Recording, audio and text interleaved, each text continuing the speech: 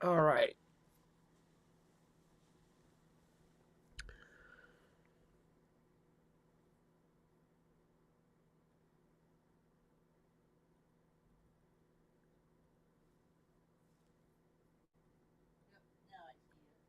Okay, good. That's what I figured as much. I figured it was apparently just after we fixed that issue.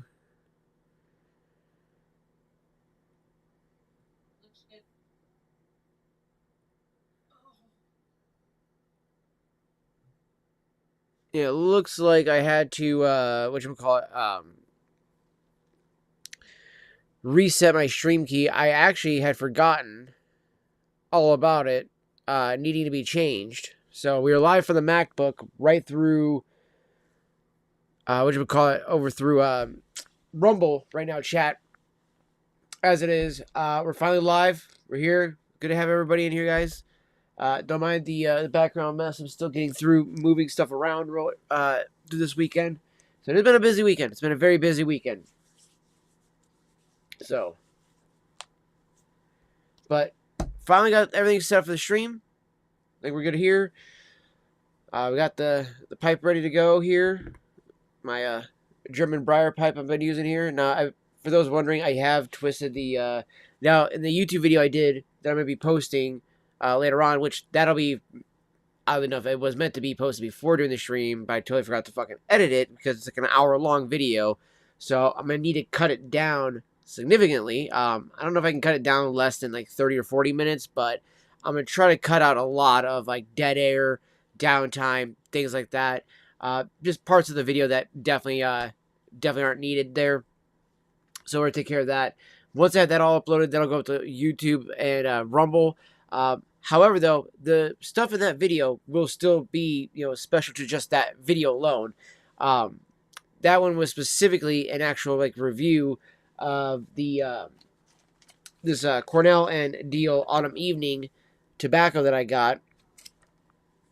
Am I hearing an echo? For some reason, I thought I was hearing an echo coming from somewhere. Tabs muted. And that was okay. Never mind. Must have been just something else I was hearing then. But a big thing though is that, like with the video, I'm not going to be going over the review of this tobacco because this is not for the live video. I figured since we already did that for the YouTube video, I still want to keep that special for the YouTube video. Now, what I do want to review live, which we'll be using, so that's that. So I have a few briars here, right? So I got 3 briar pipes up. Also, to kind of go back to what I was saying about this guy really quick, for those wondering, this is usually meant to be spent around this way. This is how usually the stem will look like on this briar pipe. But being as I'm still new to pipe smoking, I haven't fully adjusted my mouth yet or gotten it used to the heat and everything like that. One of the biggest things, and I know giggity, people are going to make jokes, but it's that the heat from the pipe itself will burn the shit out of your mouth if you don't have a filter in it, and I do not fucking want a filter in my pipe. I just think the filter is just going to take away from the enjoyment of actual smoking a pipe even more. I mean, you don't use a filter on a cigar. Why the hell do I need a filter on one of these, right? Now, granted, on a cigar, you're not hitting it hard enough that you're going to constantly, well, I mean, you actually can still do this. Hit a cigar enough times that it actually like feels like it's burning the mouth. You can do that with a cigar. You can do that. Don't get me wrong. Let me tilt this down a little bit more. Of course, my little sister's Hello Kitty stuff is off in the background. You can see all my little sister's Hello Kitty stuffed animals there. But the big thing though is that with the way I have this going here, right, is instead of the stem going blasting right at the tongue, this will actually go up to the top of the roof of the mouth, where the roof of your mouth is a lot more like able to handle heat and everything like that. Like when you burn your mouth, with some pizza or some ramen or a pizza roll, right? You're usually not burning the roof of your mouth so much as you're burning the tongue because it's more sensitive. Usually. Keyword there? Usually. You can still burn the roof of your mouth. Don't get it wrong. Like, it's not like it's impervious to heat or something like that. It's just that it's a lot more resistant to it versus, I would say, your tongue. So, that is why I angle this guy like this. However, though, I will be still smoking on some of this Cornell autumn evening because it is fucking fantastic. Absolutely love that one. But what I wanted to do a live review of was actually the one that I actually kind of had to make myself today. So this big bag of tobacco started off as a smaller bag of tobacco. However, as some of you may have known, as I've been talking about this in the last few days while I've been on the streams and stuff while using the pipe tobacco, the main one I have enjoyed has been the 1Q by Lane. Lane's 1Q has been one of my favorite pipe tobacco so far that I got from the kind of like Big Smoke is what it's called. I don't know really what kind of call of the kind of smoke shop it is. I mean, it's legitimately an actual fucking smoke shop, but I don't know how prevalent that or Tobacco Connections is in areas. But the names of the stores are usually Big Smoke or Tobacco Connections, and I think I've heard somebody tell me that actually Bad Habits is also a name of one of the stores as well too. So that is a big thing. And also might even be Fine Cigars too, because I have seen that actually on a store before as well. So there might be a list of different names that they have on there for the different stores that they can possibly come from. But the thing is, I got this all from a store called Big Smoke. Now, Big Smoke is our local, like, actual, like, as they consider, like, kind of a big smoke shop, right? Now, one of the things about that is that it's got a lot more cigarettes. It's got a good deal, a good decent selection of cigars. Not as much as our actual cigar lounge now. And I'm super fucking happy that we actually have a cigar lounge now because it has a fucking massive wall of cigars. Like, we're talking everything from, like, your tube style ones like these guys to your box ones full of, like, factory smoke bricks and all kinds of stuff. Excuse me. So they have a wide range of cigars at the Refuge, which is our cigar lounge. But they also have pipe tobacco, which, thank you, because I needed a place to buy better premium pipe tobacco. Because, unfortunately, the biggest selection I have over at Big Smoke when it comes to pipe tobacco is going to be STG, okay? Now, for those that don't know what STG is, if you're not a connoisseur of pipe tobacco or just, like, anything of tobacco in that general, STG is the Scandinavian Tobacco Company. It stands for Scandinavian Tobacco Group. And these motherfuckers are literally the monopoly of fucking tobacco companies. And not in a good way either. They are actually trying to get rid of a lot of not only just premium mom and pop shop ones, but they're also trying to get rid of, almost in a way, like pipe tobacco in itself by just making it so unappealing to people. Because a lot of their stuff, like, unless it's something like this or some of the other stuff that they've made, or I'm going to rephrase that, bought and then kept it going, most people don't like them. Now, a lot of the blends and brands that they buy out, they just literally will gut and just completely clean house. There'll be nothing left of it. They might leave you one or two blends of that company at best. Now, I'm not even joking.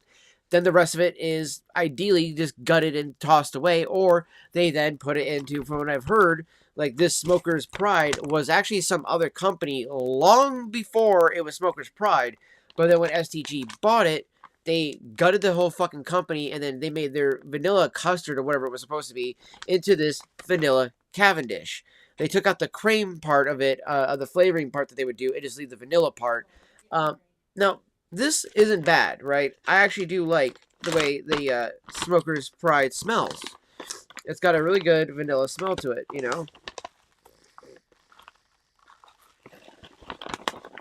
It's got a very nice vanilla smell, and it's more of a kind of like a flake than it is a ribbon. Well, it's like shreds of ribbon, I should say. It's what it looks like. Like, even though it looks like ribbon, it's definitely very cut short. So, it's good for pipe smoking in a lot of ways, but I'd almost actually argue that this would be better for fucking rolling up cigarettes, because most of my pipe tobacco isn't short ribbons. It's long ribbons. Not really like that long, obviously, but it's fairly long. You know what I mean? Like, each ribbon's got some good length to it. So it's not just like this tiny little chunk of flake that looks like a bedding to a fucking hamster cage. It's kind of what it reminds me of. But I ended up buying this bag when I first started, wanting to dabble into pipe smoking, and I wasn't really thinking about STG and what companies that they might buy. I knew that they had Largo and a few other pipe tobacco companies that they have for their stuff. So again, I wasn't really fully thinking of that when I went and bought this one. So then the other day when I was looking at this and I saw that it said, made in Denmark, imported by Scandinavian Tobacco Group, I was like, fuck. Like, I ended up supporting one of these assholes. And I don't really want to support these guys. And the reason for that, as many of you might, think it's kind of dumb, it's kind of like the whole, like, why I don't like supporting Twitch, right? Why I boycott Twitch and its dumb shit. If you're going to do something that's absolutely asinine, like what these guys do, then I really don't want to support your company. Unfortunately, I spent money, they took some money from me, and there we go. Now, if I ever want vanilla of any kind ever again, I'm not buying from these guys. I'm buying something different. That also goes, said with this guy. Paladin Pipe Tobacco is also, unfortunately, fucking from Scandinavian Tobacco Group. Okay, so STG. So whenever you hear us say, I don't want that tobacco because it's from STG, it's from Scandinavian Tobacco Group is why. And it's because they have monopolized a fuck ton of the industry and gotten rid of some of the best blends. Like, there was another brand. I was trying to say blend and brand at the same fucking time. That was fucked up. But brand called Sut Hill that had a different name apparently. There was Dunhill, I should say, as well. They had to get bought out by Peterson's. But there was another company that was around the same time as all these guys were really popular. And STG bought two of the biggest ones, which really pissed people off because at first they were like, oh, yay, it's a big company. They'll keep the brand going and they'll keep the blends and all that other stuff. Nope, they gutted 98% of each one of those lines and left like two of the basic tobacco ones and a couple flavored ones, and that was it. That was it. And gutted everything else.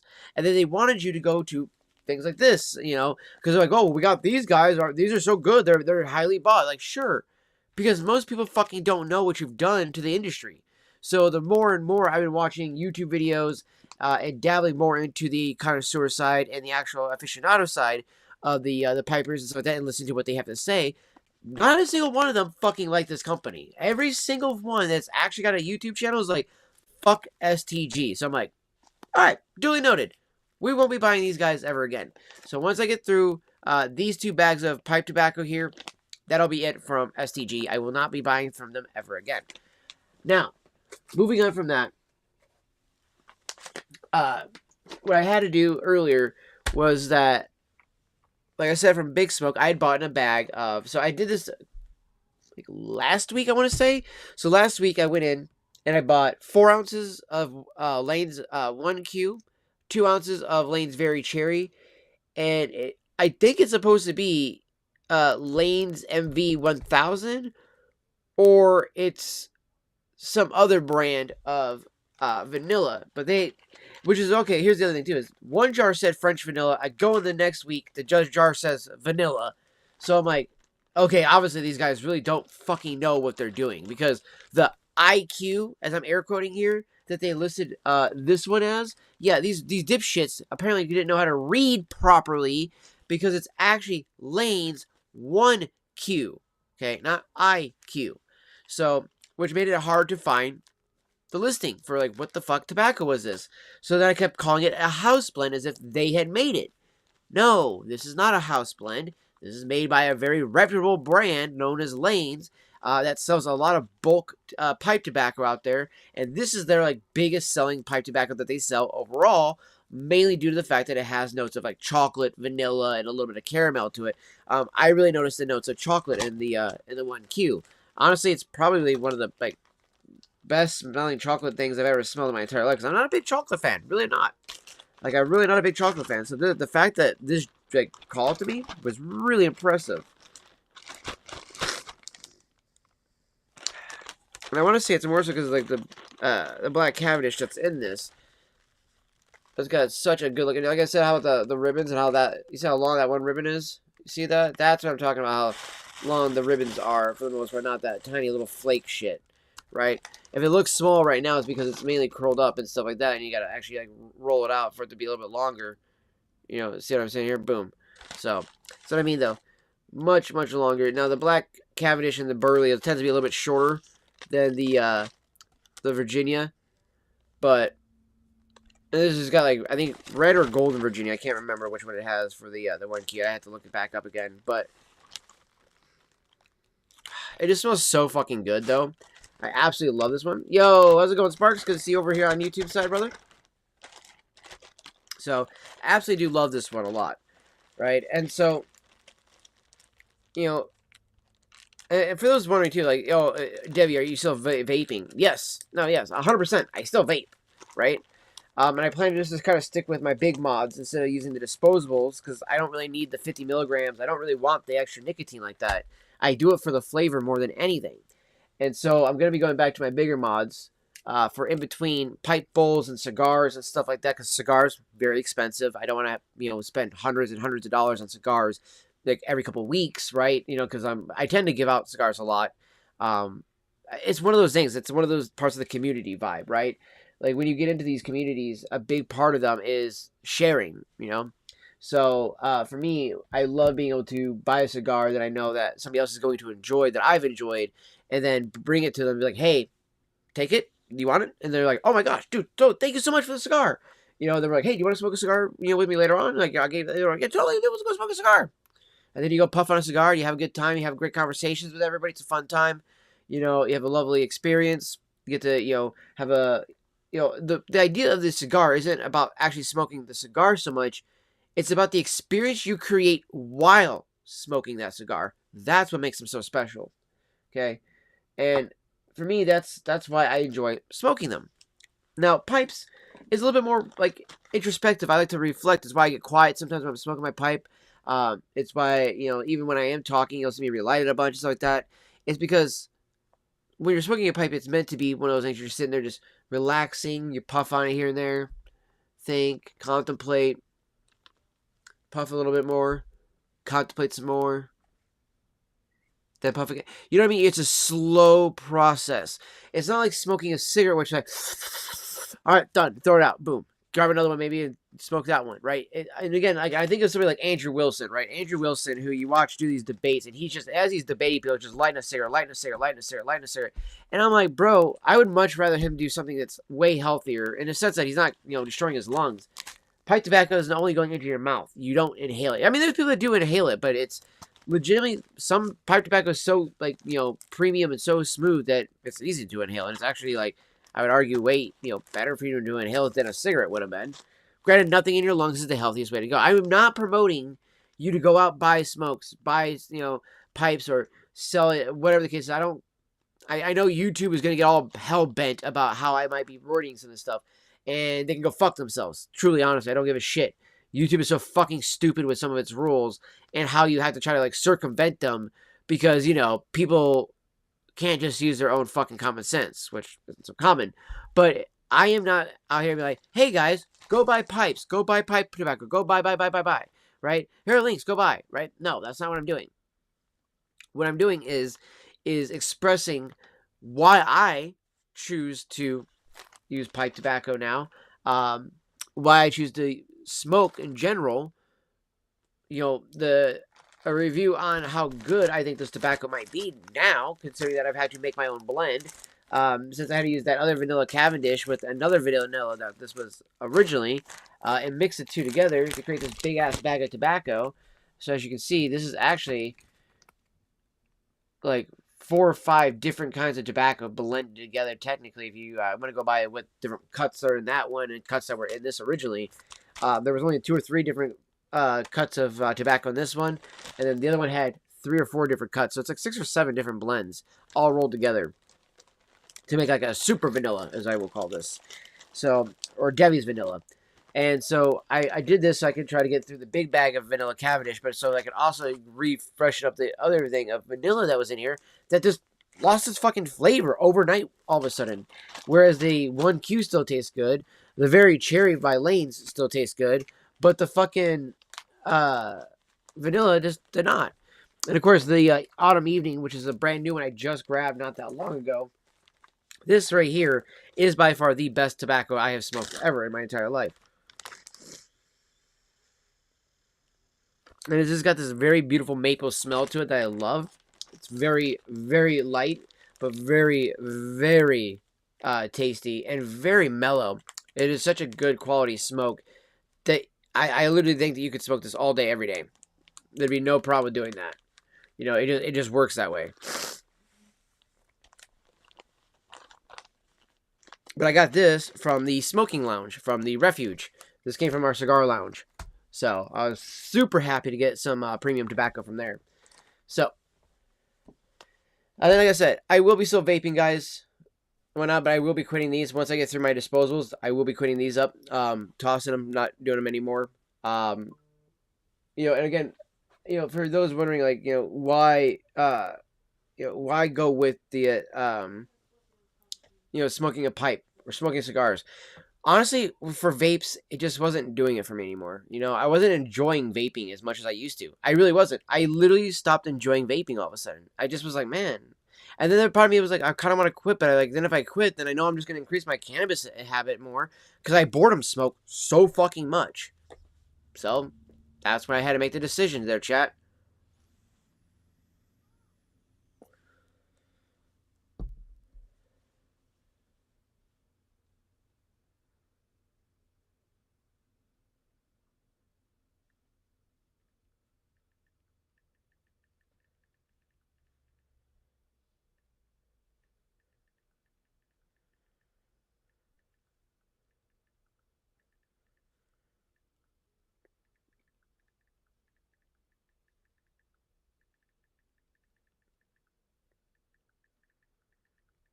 One second, just messaging the lady real quick.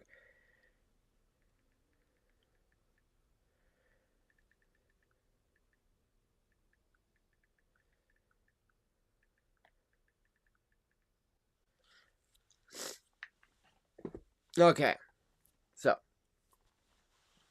but and again, for those that are coming through here, rolling through, and if you're a pipe smoker or you know or anything like that, please do not be offended if you see me using my vape. All right, I am a pipe smoker. I do like my pipe, and I have just started just recently within the last few weeks.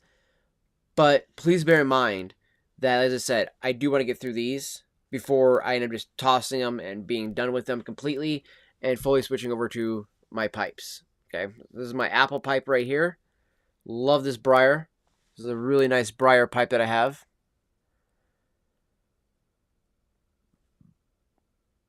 Very deep bowl. I also have a billiard style one right here. Or it might be a Dublin. I can't remember if this is a Dublin or a billiard style one. Somebody in the chat or comments, let me know down below if you happen to know what kind of style pipe this is better than I do, because I would be very happy to know whether that is a billiard or a Dublin, because I think this is a billiard, being that the walls are actually smaller than this guy's, but this is a German briar pipe. The other two are, I think, American or English style briar pipes. This one doesn't have like a coating. It has like a slight coating that was on it there a little bit. It looks like oil from my hand, but it's not. It's actually like a slippery, glossy coating right there that's not anywhere else. So it's a little weird that they have this kind of like spotted, glossy coating. I think they were going to do it on there. They were like, no, no, no, don't put that on there. And the person was like, fuck. Oh, well. And then still put it out. So that's kind of what happened with this one. As I said, too, for those that are also just joining in, too, I turn my stem this way so that I can actually have it blast the top of my mouth versus my tongue. Tongue bite hurts and actually is really painful. Really painful. So, but being as that this guy is like the go-to pipe for all of my smoking, this is what we're going to use for the vanilla to see if the vanilla is now better. So, without further ado, let's get into this live tobacco review. I'm actually excited about this too, guys. I have not done a live tobacco review yet, so this is our first one ever. So I appreciate everybody coming in and joining us for this video. Now, again, if you are 21 and older and you want to start smoking or doing anything like that, I would recommend a pipe over anything else. I wouldn't even recommend a cigarette. I wouldn't even recommend cigars. In my opinion, as much as I do love cigars myself, it is a very acquired taste, one. Two, they're very, very, how do I put this? These are something you are going to buy with your eyes, and that is not necessarily a good thing, okay? And I think in order for you to get used to premium tobacco, start with pipe tobacco first, then gradually work your way into cigars. Because cigars, again, just like pipes, you do not inhale them. You only puff on these guys, but these are designed more for social situations. So if you're going to go hang out with your friends, having some good libations, like some good liquor, or maybe a couple good beers here and there, not get drunk. Now, don't hear me out on this. You're not doing this to get drunk. You're going to have like a beer for 2-3 hours while you smoke this, right? You're going to have a liquor drink for 2-3 hours while you smoke this, right? Maybe 2 drinks, 2 to 3 drinks at most, at the very most. Do you hear me? Okay.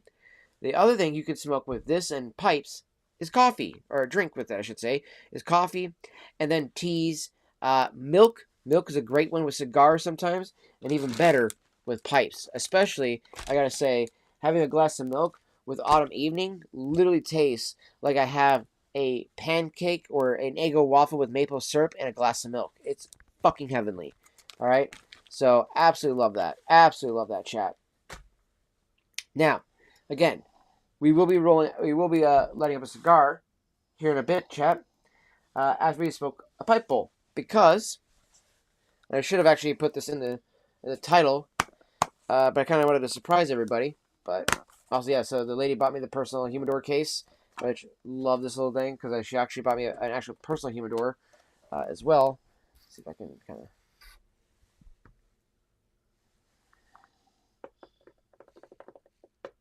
That bad boy. So that's the personal humidor that we got.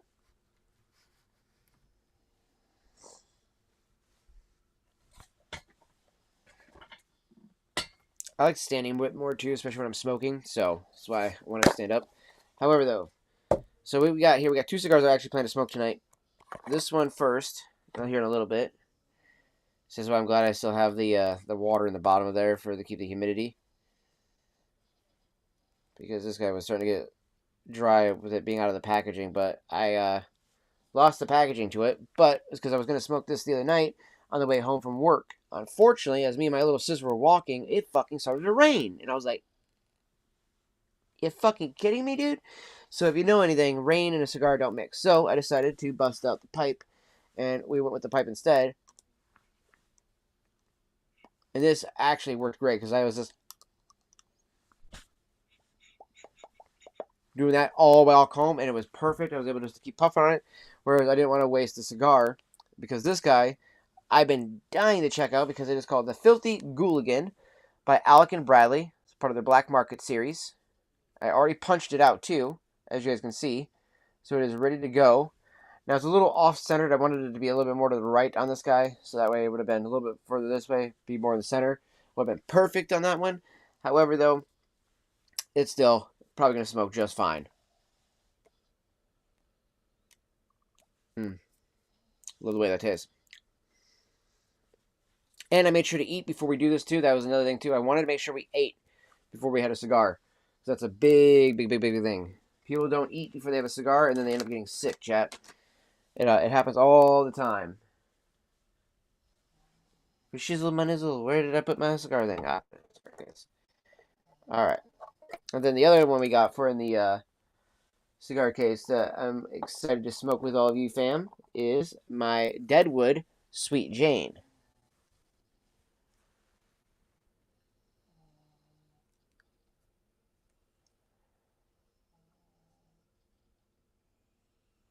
And this is a Sturgis limited edition.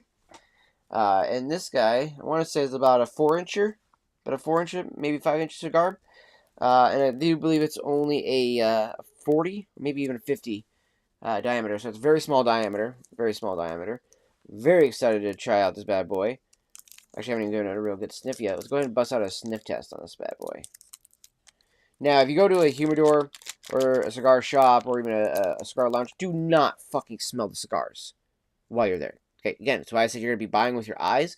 You touch these with your nose, you have better have already fucking paid for them. Because that is a no-no. Nobody else wants to go buy a fucking cigar that you wiped your fucking snot all over. You know what I mean, chat? Yo, what's up, BB girl? Welcome over here on the kick side. Appreciate you, girl. Appreciate you. So. Damn. It's got such a nice earthy scent to it.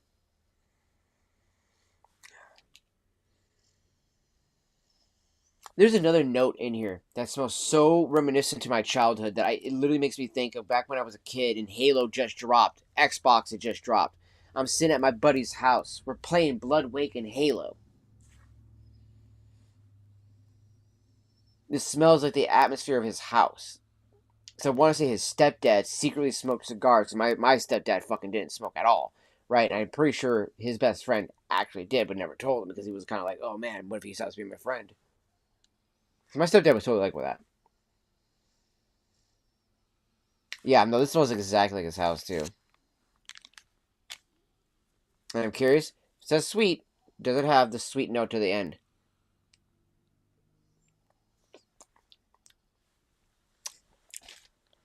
It does. Oh, fuck yeah. Oh, baby. Oh, baby. Okay, so I don't know how to explain this to you guys. For those that maybe have never had a cigar before, some of the ends on the caps here have this, like, you know, very unique flavoring to them. This has like a sugary, sweet, almost like a candy-like taste.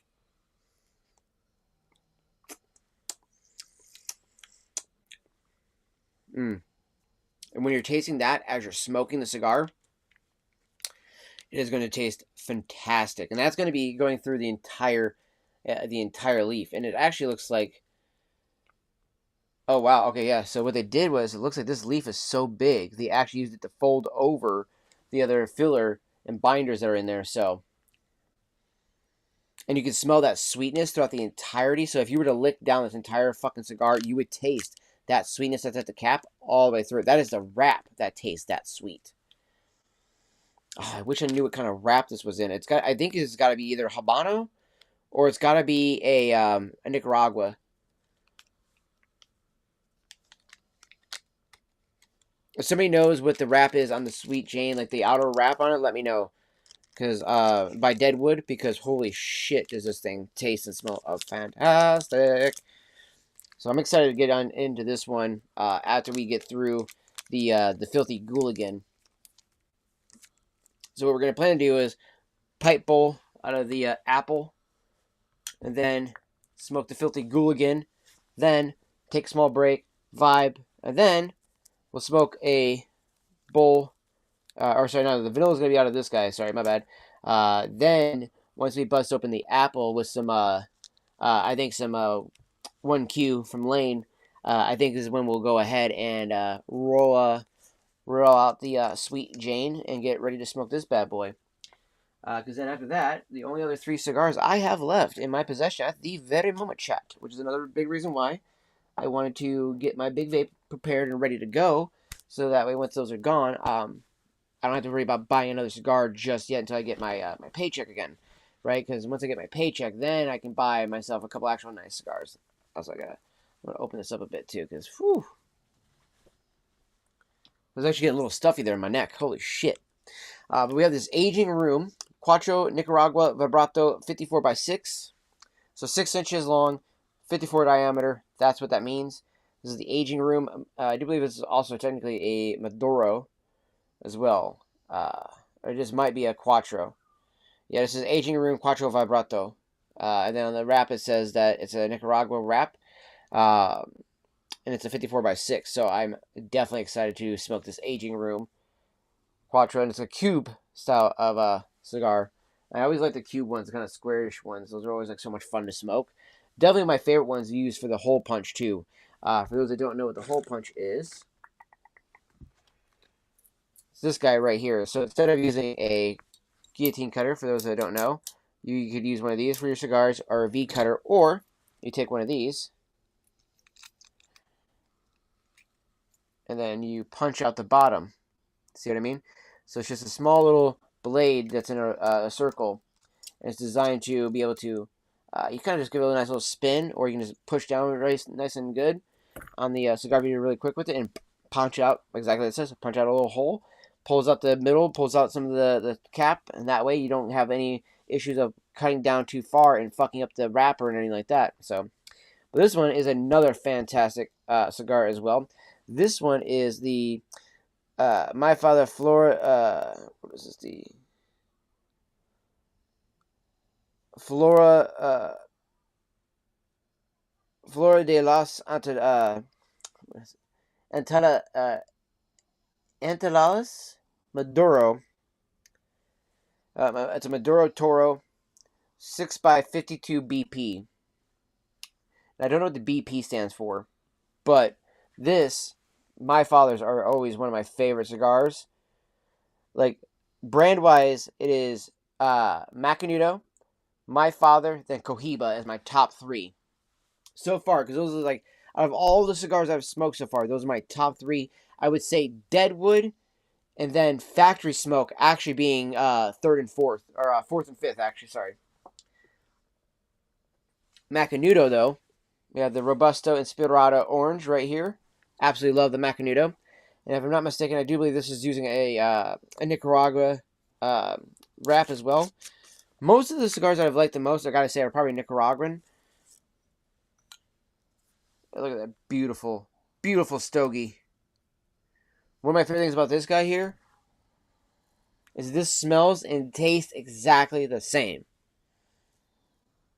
It's got a lot of like coffee, leather, kind of peppery notes there, chat. It's absolutely fantastic. Absolutely fantastic of a cigar, though. So, definitely looking forward to busting into that one. That's probably going to be, I'd say, some point down the road, maybe next Sunday, maybe? We'll see what happens. This is my absolute favorite cigar. So, I don't like smoking that one just willy-nilly. That one's literally got to be smoked at a special time and place. I'm very bougie about my cigars, alright? I'm very bougie about them. There's a reason why we have a fucking massive humidor box for this shit. Alright, I don't fuck around when it comes to my tobacco, especially when it comes to my premium tobacco. I want my shit to be, you know, the cream of the cream, the crop of the crop. You know what I mean? Like, I don't want to fucking around. If you put that shit in your mouth, in your lungs, whatever, like, I don't want bullshit. I don't want no fucking ghetto ass bullshit that anybody could fucking buy when it comes to something like that. I want it to be good, and that's something that's going to be like that legitimately only, people who give a shit about taste. Not the big, like, I only want the richest, best, the most expensive cigar. No. I just want what I think only the connoisseurs are going to like the most. Because those are the ones that everybody likes and everybody's going to smoke on, and that's fine, right? But are the other ones that, like, like, for instance, are they going to be a top 25 aficionado one, right? This is the aging room. As soon as I saw that sticker there, I was like, oh, all right, we got to look at it, give it a good examine. And again, it took me a good solid 5 to 10 minutes looking at this one and another My Father before I was like, we're going to go with this one. Because the other My Father I was looking at was a Centurion. I'd already had that one, and I was like, I already know how good it is, so I mean, I could get it, and I know I was going to like it. I'm like, or I could get that one. I'll get that one. So, alright, so here we go, chat. The moment of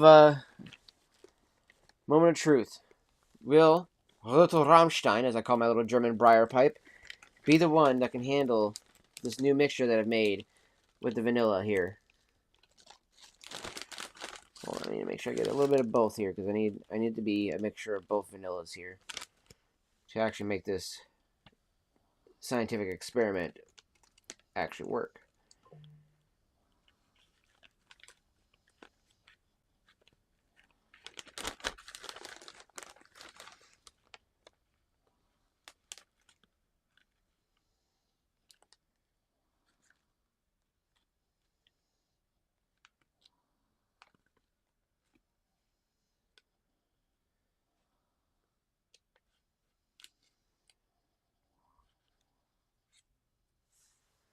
Hold on, chat.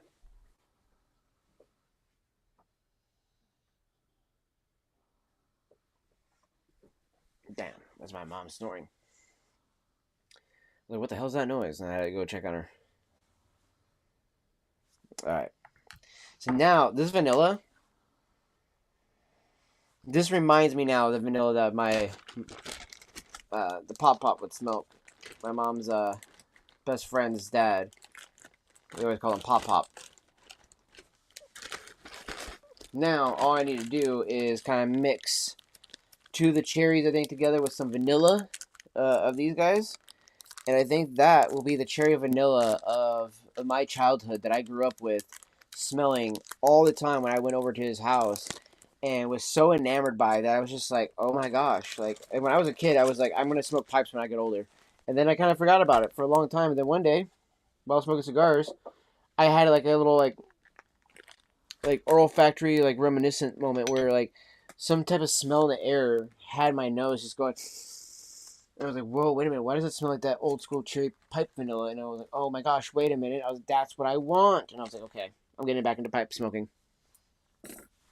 So there's that, and now I need, where is my pipe? Ah, there it is.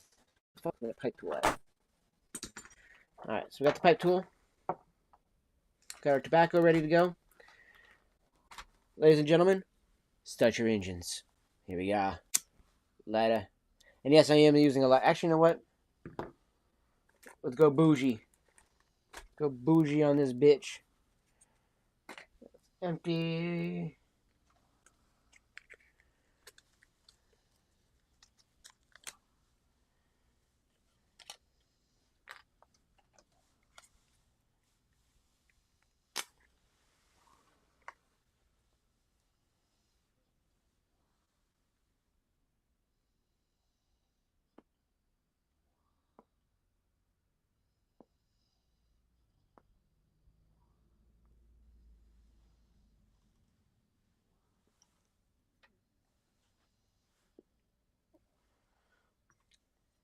Okay.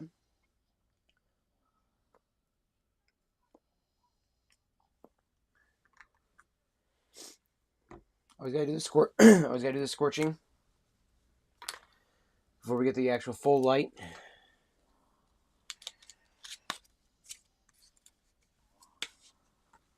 And then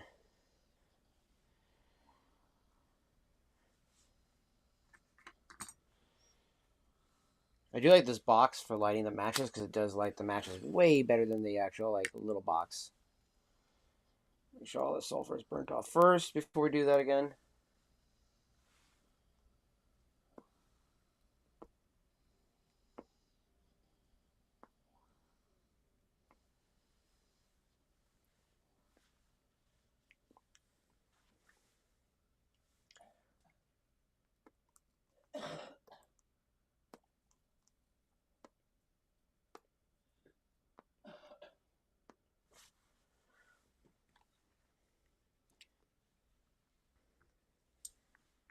The vanilla does taste a lot better now. I cannot even lie, chat. That tastes so much better of vanilla. I can actually taste the vanilla better now. Like, I'd say 4 times more stronger of vanilla flavor now.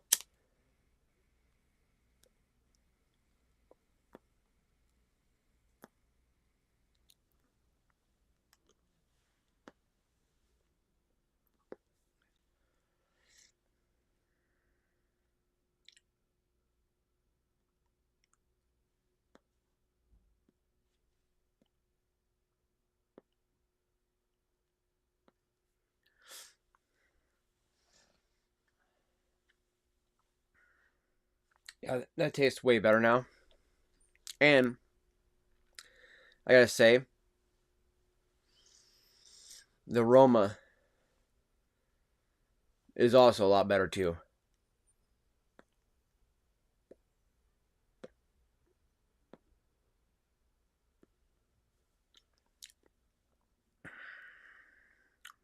Yeah. That is much, much more flavorful. Like, I would smoke a bowl of this every day, chat.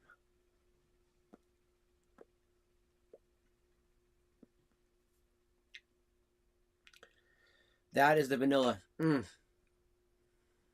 My lord, chat. That is the vanilla I've been looking for right there. That is it.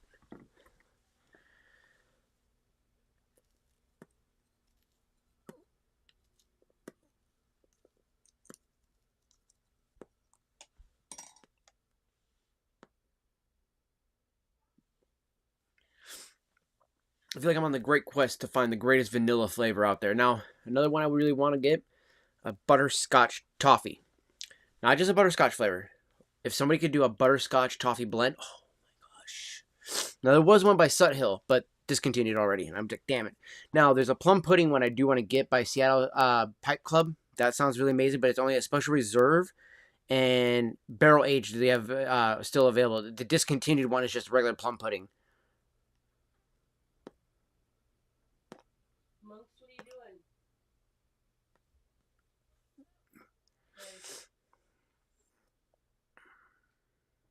Yeah, it's fantastic smoke though now. Again, I'm willing to actually smoke this now. This tastes exactly the way I wanted it to taste.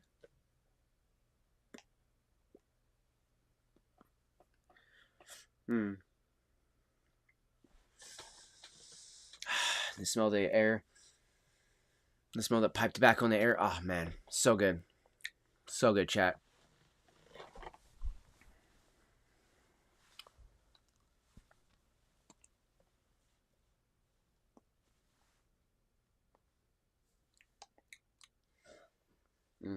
Fantastic.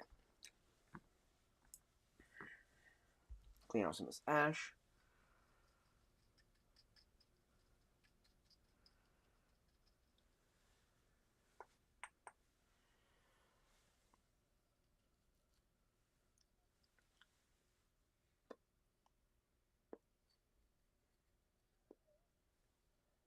Whoop, whoop. Losing pieces of tobacco here.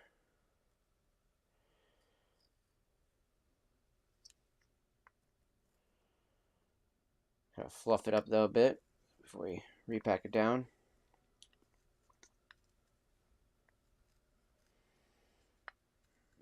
Cleaned off some of that ash.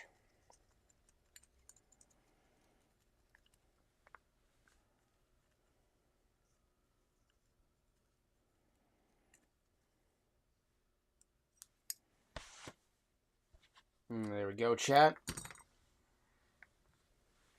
Grab our lighter again.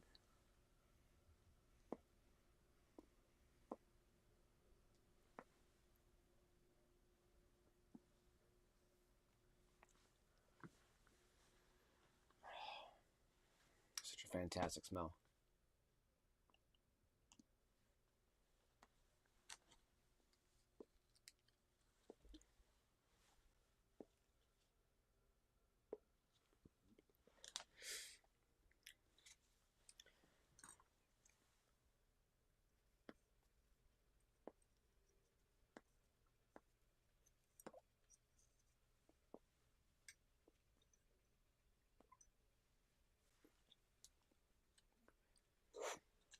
I almost drew it myself because I was holding it out too hard.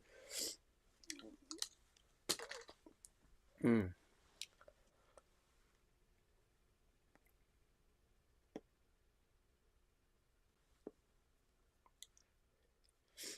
telling you guys, the fact that I was able to make that still revived by just mixing my own blends together. Or not my own, but you know what I mean? Like mixing what I had and be like, okay, you know what? Let's create our own version of a vanilla blend by just combining two vanillas and see what it actually gives us.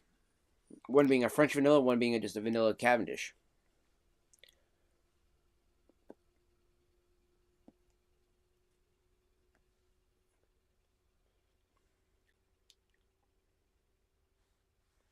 And it tastes actually fantastic, man.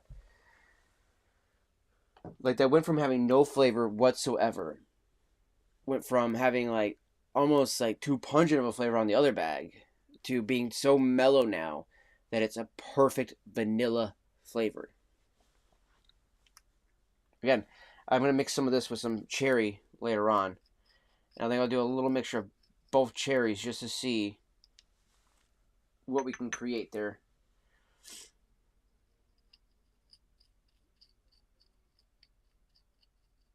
I think that's the other fun part about smoking pipe tobacco is that you can really experiment with what you have versus, I mean, like with a cigar, you can only smoke a cigar, you know what I mean? I mean, yeah, true, you could get your own kits and stuff like that for like rolling your own and then like unravel some of the cigars and then like recreate your own Frankenstein, I guess.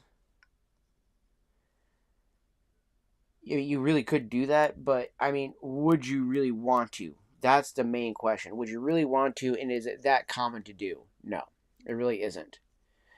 Whereas lots of time, people will have like the little bits of their bags or tins left, and maybe it's not enough for fully a bowl, or maybe it's just enough for maybe one or two bowls. But they knew if they mixed it with something else, they can make it cooler, a newer, cooler flavor, or also spread it out further. Well, then that's what you end up doing. You know what I mean? So.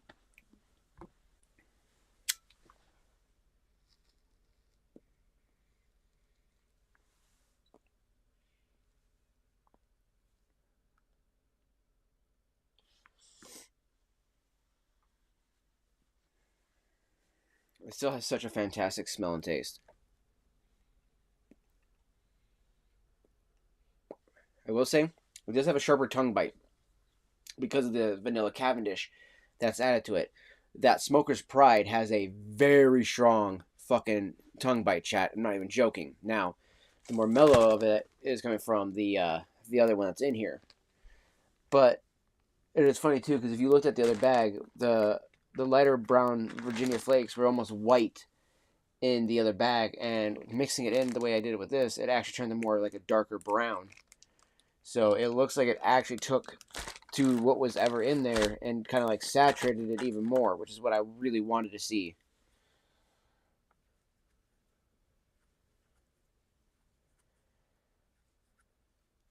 Should use my metal temper to do that, but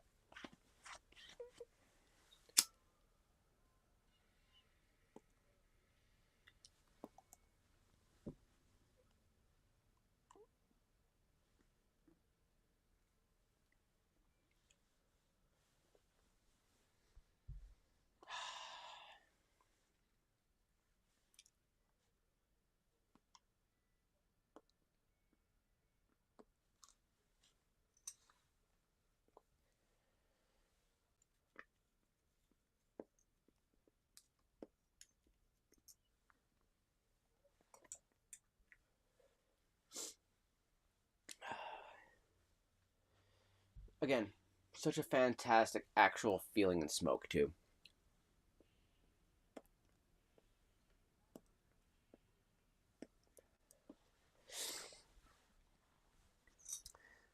I was kind of wanted to do this video as a way to celebrate all the bullshit that's going on finally with what's his fuckface, Hassan. You know, it took him finally being the piece of shit that he is and shocking his dog for people to finally wake the fuck up and see what I've been talking about for fucking so many months now. Fucking Nux has been talking about for so many months now. Like, all of us have been. Pegasus, everybody. And finally, fucking people finally want to wake up and be like, yo, guys, I think Hassan Piker might be a bad guy. No shit? Really? It took you, seeing him shock his fucking dog to find that out, really?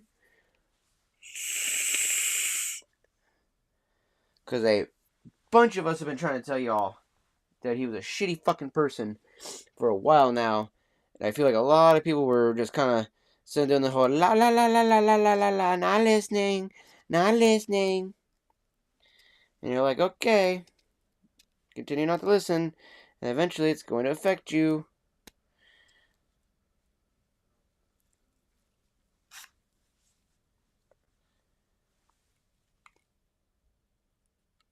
And now I got friends being like, dude, you hear about what's going on with Twitch? Like, yeah, no, totally, dude.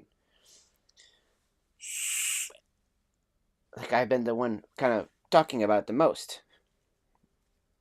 You know, when it comes to smaller streamers, I'd say, there's a lot of bigger streamers that have been talking about it, like my boy Nuxinor, who I watched, you know, religiously.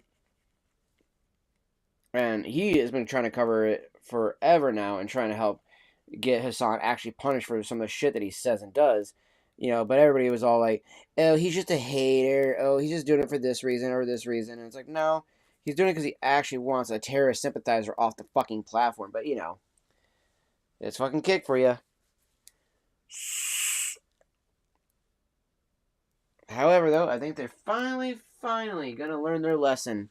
Now, it sucks how Twitch is going to have to learn their lesson, let's be honest, but, I mean, it's high time, chat. It's high time. So while we let the pipe rest for a bit, before we load another bowl or anything like that, or load one into the Apple one for the the IQ. Like I said, we're going to do our Filthy Gooligan cigar now. Now, if you guys don't know how to light a cigar, it's very simple. You want to get a good torch. I'm using a Maven torch right now, where I might sometimes use my Blink. Now, this is a single flame torch, but it's a little bit of a wider berth flame. And the reason why I use that is so I can warm up the foot, and then we're going to give it a nice hit. Now, those that have just been in the industry long enough, or even smoked cigars long enough, you can actually be fucking skilled enough. Just pop, fucking light, boom, you're done. And it can work. It can work. Trust me. You just gotta get skilled at doing that, and I'm not 100% there yet. I've done it with a few cigars, but more so with the smaller ones. Nothing like this.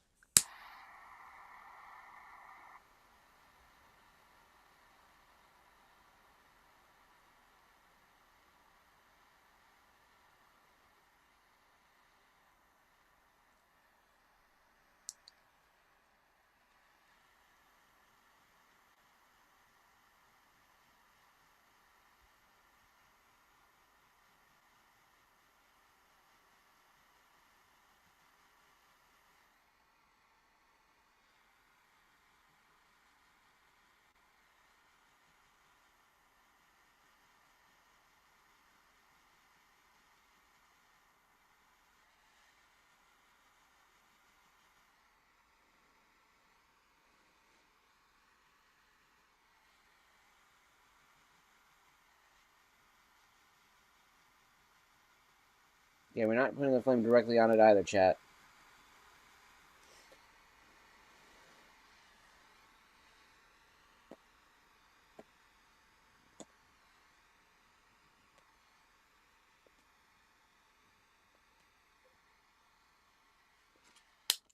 There we go. Cigar is lit. Takes a little bit to get it going, but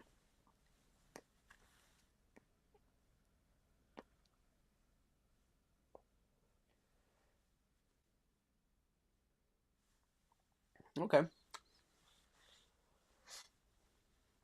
Definitely got some kind of nutty chocolate notes to it as well. Almost kind of like peanut butterish, like a peanut butter cup.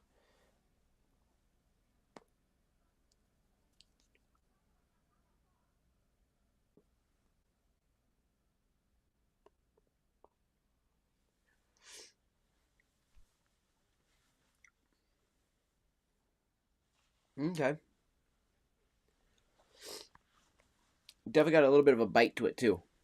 I do like that.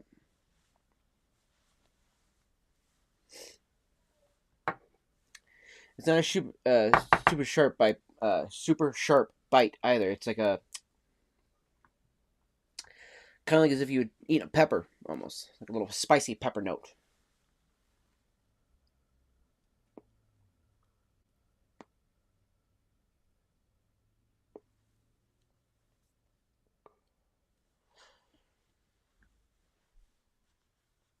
I like the smoke that's coming off of it too. It's got a nice aroma to it. Feels a little more richer, like a thicker, fuller flavor too. Because unlike over at Valley Smoke, they actually have a little like icon that goes from like mild all the way to full. Big Smoke does not, and that's where I got this guy from. So I don't know where it's supposed to lean in the realm of a cigar.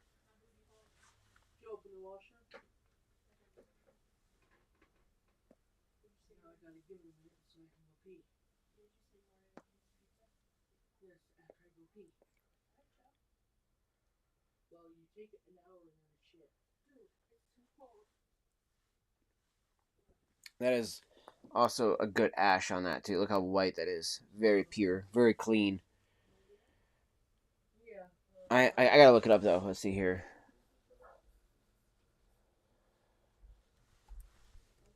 Google. Okay.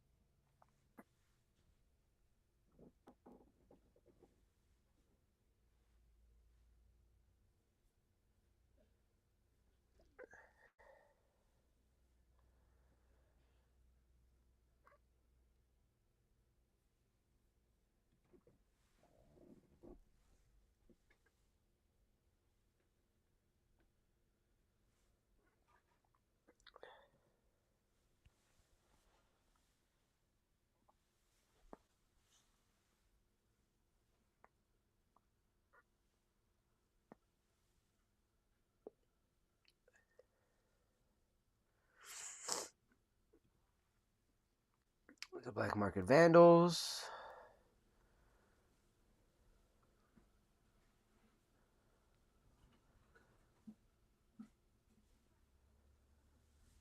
Dude, why can I not find... Wow, they actually could not find them at all.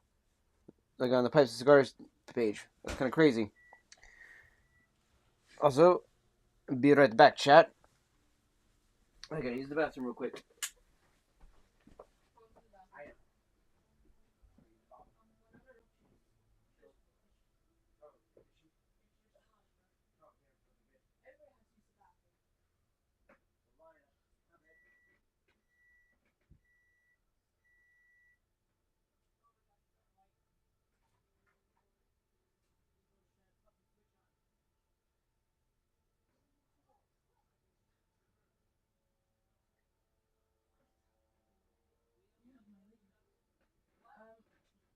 We have light bulbs for everything, but I think they're since you look down there next to the garbage bag box.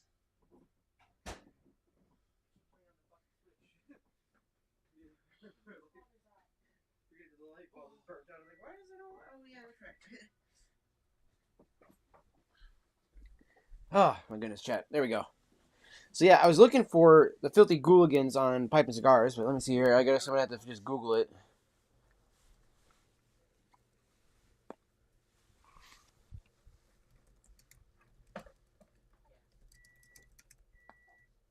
Yeah. Just take one out. Oh, so it's a limited edition. Filthy Gooligan is a limited edition Halloween-themed cigar by Alec Bradley Cigars. Part of its popular black market line, it is an annual season release with a distinctive barber pole, which it definitely has. That's a light brown, dark brown wrap, which I love that. It looks super fucking cool. In contrast to the St. Patrick's Day version, the Filthy Hooligan. Ah, okay, so there's the Filthy Gooligan and the Filthy Hooligan. The Gooligan is an eye-catching with a two-tone barber pole wrapper, which it is. Features a near-black U.S. broadleaf wrapper twisted with a lighter Ecuadorian Habano wrapper. Ooh, okay, okay. So you got a broadleaf and an Ecuadorian Habano. That's fucking a very spicy wrapper. That's why it's got that peppery notes. A special band with ghost and Halloween-themed imagery distinguishes it from the original Filthy Hooligan. The flavor profile, this is a medium-bodied cigar, is complex with reviewers describing it rich and often sweet flavors. Common notes include earth, like I said, dark cocoa, charred oak, baking spice, and a natural honey-like sweetness. Other reports of notes are natural flavors of coffee, woodsy mesquite, and a touch of pepper. Damn, I've gotten good with fucking calling out my notes on these fucking cigars already. Damn, chat, I've only been smoking for only a few months now.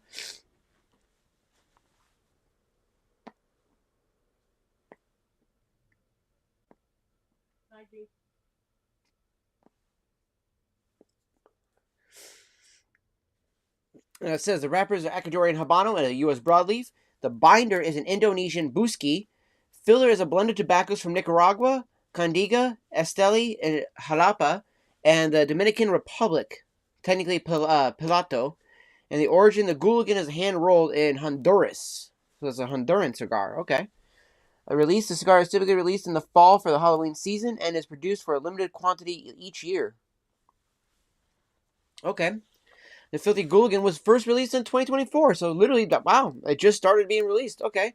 As a spooky season offshoot of the company's long-running Filthy Hooligan line, while both cigars feature a barber pole design, the Gooligan's autumn theme replaces the green candela wrapper of the St. Patrick Day version of the with a darker color palette. So that's the green wrap cigar that I see. It's the St. Patrick's Day. That makes sense.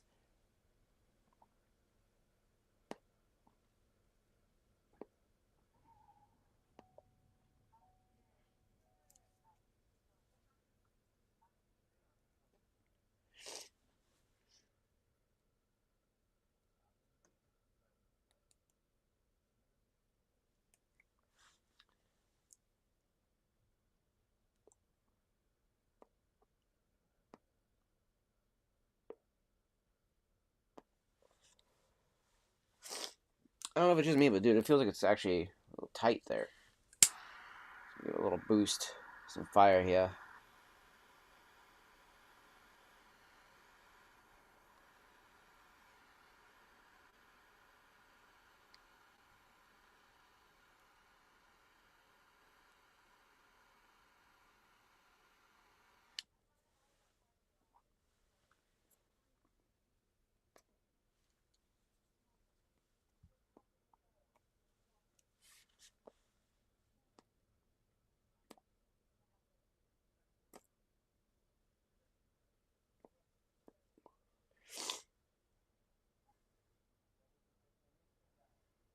Dude, that is just super tight.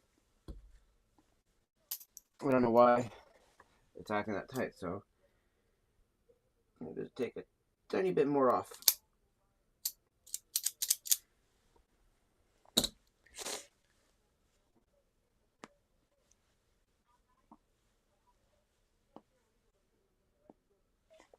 It wasn't working with the hole punch. It started fine with the hole punch, but I had to cut it in the end.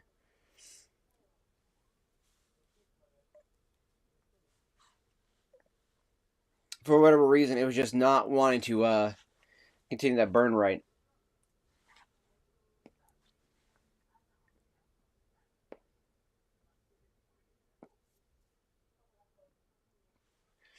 There we go.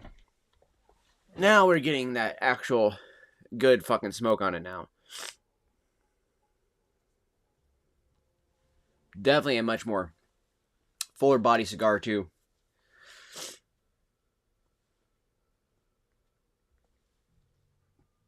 Need to grab a soda real quick too in a bit.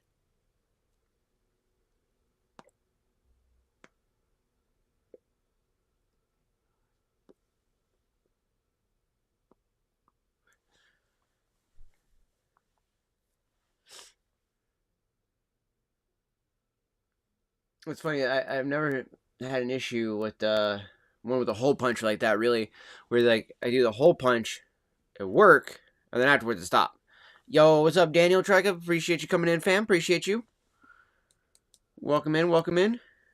Hope the day's going well for you, fam. Always appreciate the lurk.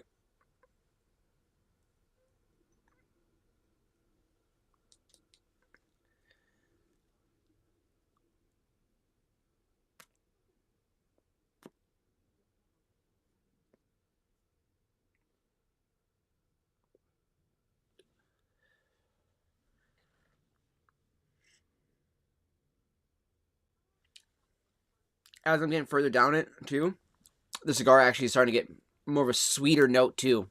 Much more of the cocoa taste. Still got a very strong pepper note, though, to it.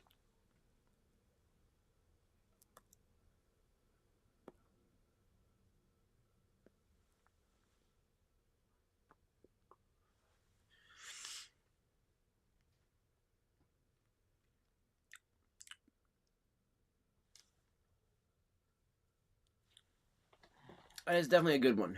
It is definitely a good one, chat. I gotta say, when it comes to cigars, unlike pipe tobacco, I definitely have that, like, okay, I'm gonna enjoy this cigar for however long it takes me to enjoy it. After that, I'm taking a small break, and I'm not smoking another cigar for a little while. Not unless it's like that Sweet Jane. Now, Sweet Jane, I don't mind because it's the Deadwood, and I know Deadwoods tend to be fucking uberly sweet. And it means that I don't need to worry about it being as peppery or anything like that. It'll be a much smoother, lighter, complex smoke, so it'll be much easier on the palate and much easier to take in as well. So I have no problem with doing one like that as well, too. So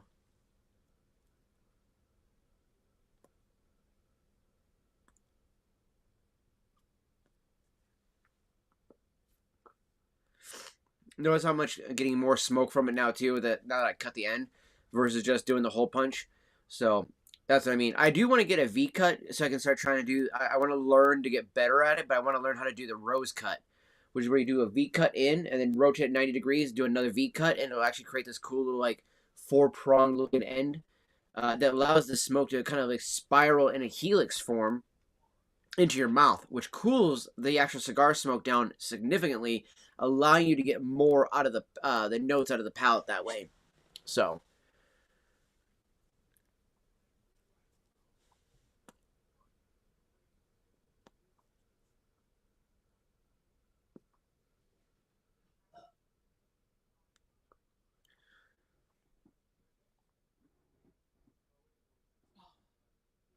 and again, they're more meant to be relaxed. It's about slowing things down, enjoying your time with everybody, enjoying a conversation with you guys. You know, with the chat, going to like a cigar lounge and having something like this, and just talking with a bunch of people and stuff, and not thinking about like, oh man, I really got to plow through this thing here because I got to get going, I got to go. You know, again, pipes and cigars are about getting back to something that we as a society have very much lost. And that's slow the fuck down, right? Take time for yourself. Just slow down everything. Just relax. Enjoy life. Enjoy the moment. Because it's so fucking fleeting. And everybody gets too caught up in the rat race of life. And what ends up happening? We all get to the same spot. We're all going to the same destination. You know what I mean? So then you end up being like, man, I regret that I didn't spend more time doing this, or I regret I didn't spend more time doing that.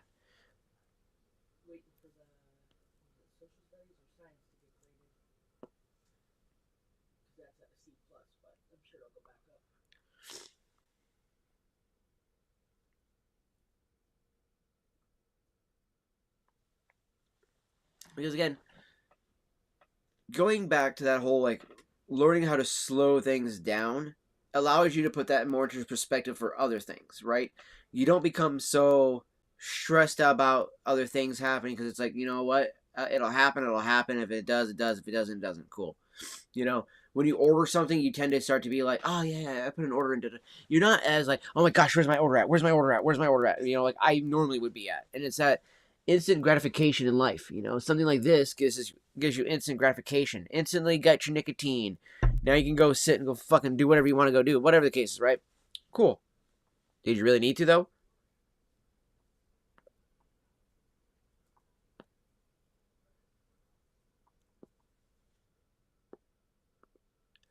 Like, did you really need all that nicotine? Probably not. You didn't really need 50 milligrams of nicotine. You know, a cigarette really doesn't even have that much nicotine in it. A cigar actually has less, and so does a pipe. You know, there are going to be some that have a stronger boost of nicotine, and granted, they're not going to be stronger than this, but they're going to be such a strong, and it's in a way, though, your body's absorbing it that is completely different than that of, let's say, you know, doing a, you know, just a regular, you know, a vape or, you know, even doing like a lozenge or a pouch, right? When you're smoking a cigar or, you know, a pipe, the smoke that's swirling around in your mouth, it's not just in there because of the nicotine, like I said, it's about the flavor. It's a growing, and it grows on your palate, right? It's to each their own. Not everybody's going to enjoy a cigar, just be honest.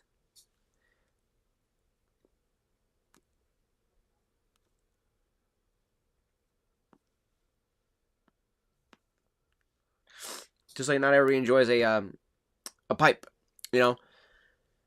But the point too of enjoying a cigar or a pipe is about just taking that time to ride. Even again, you know, even though a cigar is very social, right? And you're a lot, you know, it's meant to be this thing that you share and talk. You know, not really share the cigar, but you share conversations and experience with other people. A pipe is meant for you to kind of meditate, be more reflective upon yourself, and have more personal time to yourself. However, both of them deliver nicotine in a way, in my opinion, that's far superior than one a cigarette or even a vape.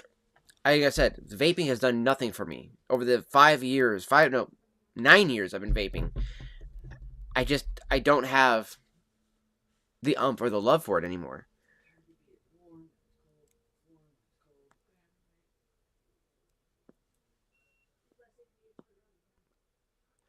Like, I think one of the other reasons why I have also kind of lost a little bit of love for vaping is due to also my boss, right? Uh, there's no room out there.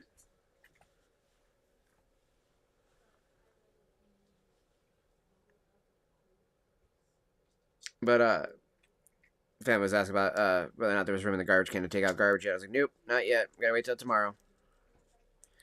But it's just one of those things, you know. When you when you're smoking, right? When you're smoking a pipe or cigar, there is something that hits you in the head. It almost feels like you're stoned, right? That's kind of what I equate it to. You feel stoned. When you hit a vape, you don't feel that. You hit a vape enough times, you're gonna get nicked out. You get nauseous, get a little dizzy, you get a little shaky. You don't need that.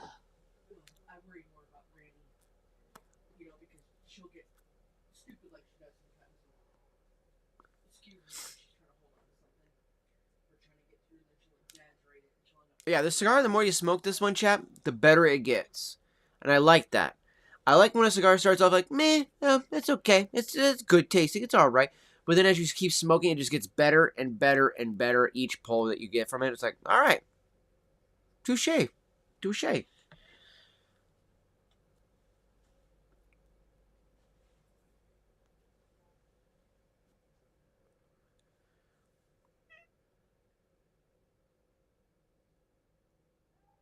So you have a light, we'll go put it in.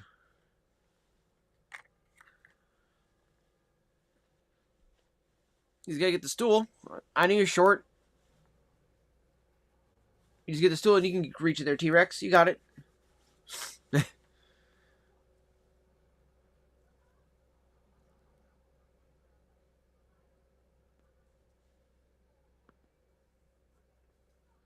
that's what I said. Get the stool. You got this.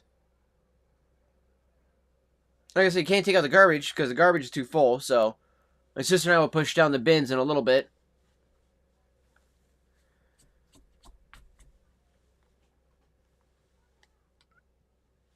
Actually, empty out my ashtray. It's already a little full on the ashtray.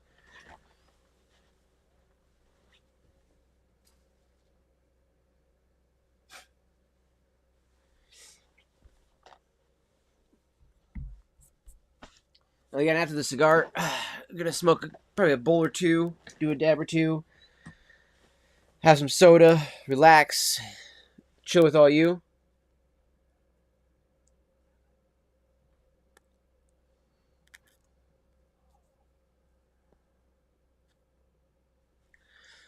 Sounds good there, Madre. Sounds good.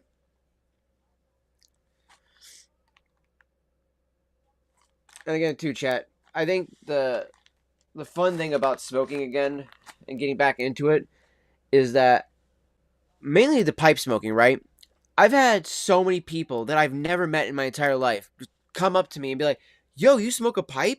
Yo, that's awesome!" And then start talking to me, and I'm like, "Who the fuck is this person, dude? What? Where the fuck did this person come from?"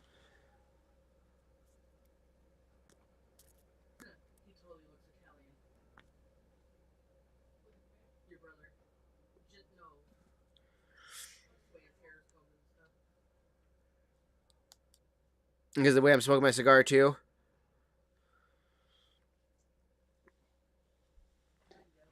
Like one of those old mob bosses.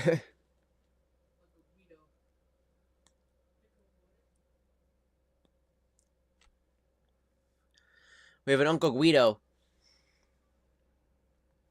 Every Italian family's got an Uncle Guido or an Uncle Vinny. Looking like Uncle Guido.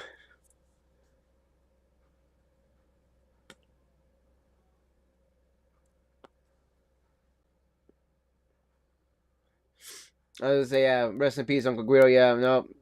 Yeah, I'll take that. I'll take that as a compliment.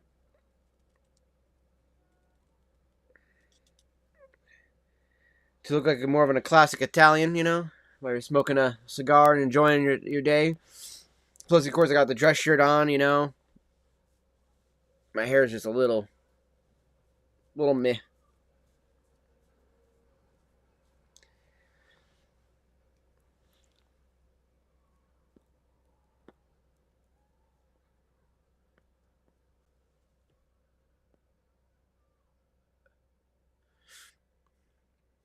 Again, too, it's one of those things.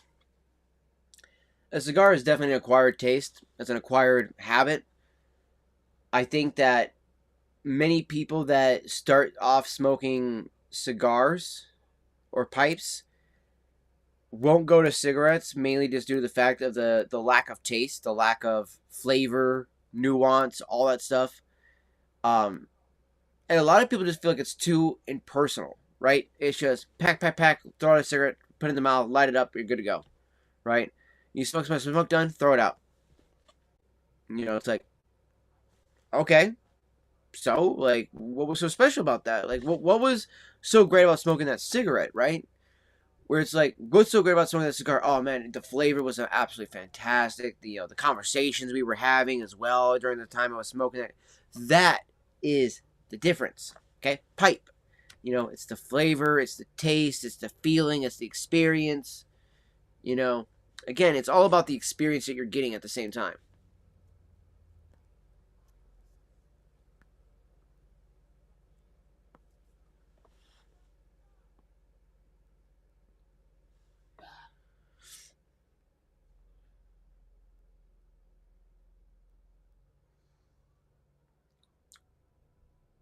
You know, a lot of people like to enjoy a cigar with like their favorite libation.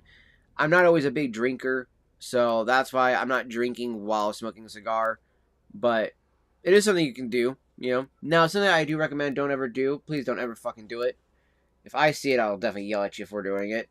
Don't dip your fucking cigar in your. I mean, do what you want to do, but at the end of the day, you're ruining your cigar. You're absolutely ruining your fucking cigar. Okay, you're ruining the wrapper. You're ruining the filler, the binders, everything like that that's inside the base of the cigar, where the cap is at, right? And it doesn't enhance the flavor. You dipping it into a brandy doesn't also make your cigar taste more like brandy and all that stuff. Now you just get liquor all over your lips constantly, and you're technically breathing in and like smoking at that point alcohol, which is bad for you.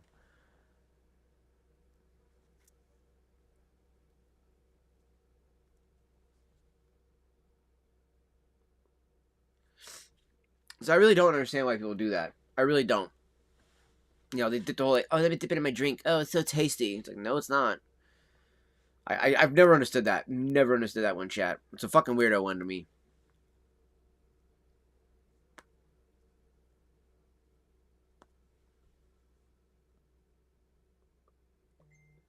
Like, a cigar already has a fuck ton of flavor as it is. You don't need to dip it into an alcoholic drink to give it more flavor in some fucking weird way.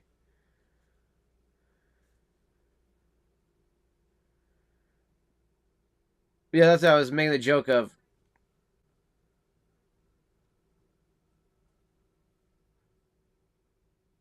That's how it looked a little bit to me as well. Also, by the way, chat, one of these, what you call it? One of the fucking pipes I've been looking at that I really want to find a way to save up. It's this Savinelli pipe. It's a Tortuga 207, straight apple smooth burgundy finish, turtle shell effect, stem, and fireproof cap.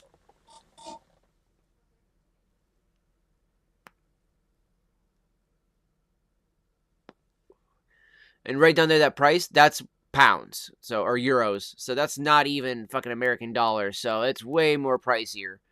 But that Tortuga 207, if I could save up some money from a few paychecks, I would buy this bad boy in a heartbeat.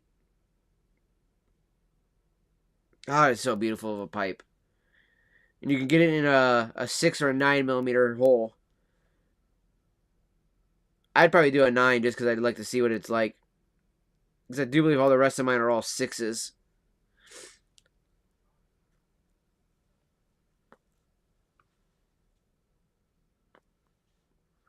And it's got an acrylic mouthpiece too, which is nice. I like that.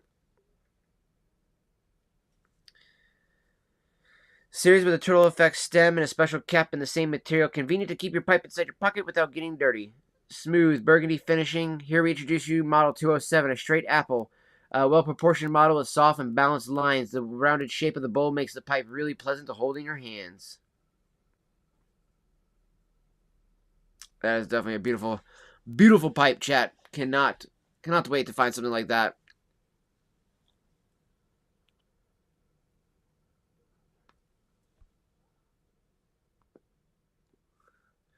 I also want to get a church warden and a Gandalf. If I could get a church warden, I might not get a Gandalf just because it's just a smaller version of a Gandalf. It is a little bit shorter, not as arced as well. But I would love to get either one. The only thing though is I would want to get a two-piecer. I don't want a one-piece church warden or Gandalf because then problem with that, especially if it's an all wooden Gandalf, over time it will sour and get bad. It'll rot the wood. So you need to get a two-piecer so you can clean out the stem and everything like that, the shank and the chamber, all that stuff.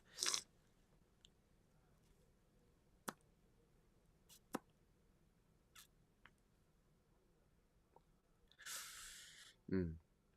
And for those just joining us, we did just do the pipe tobacco and the pipe smoking review. We'll be doing another portion of that here in a bit. We're right now smoking this Filthy Gooligan, a Halloween-themed cigar from Alec and Bradley, part of their Black Market line. Now, this is normally the Filthy Hooligan that they do for St. Patty's Day, but they changed it up for Halloween and did it as a Filthy Gooligan with a little ghost on it and stuff. So, I absolutely love that.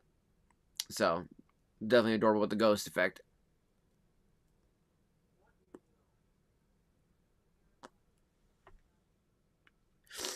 It is definitely a solid cigar so far. Now, it started off very mild, I'd say, like, in terms of like flavor and how much I enjoyed it. I was like, okay. And then as it's been going, through the cigar, finally, it's just been like, no, this is absolutely fantastic. Actually, it's definitely a fantastic cigar. It grows on you more and more you smoke it. The more the cocoa notes come out, the more some of the pepper notes, some more of the I feel like the autumn spices, kind of like a nutmegish kind of like cinnamon spice I'm feeling.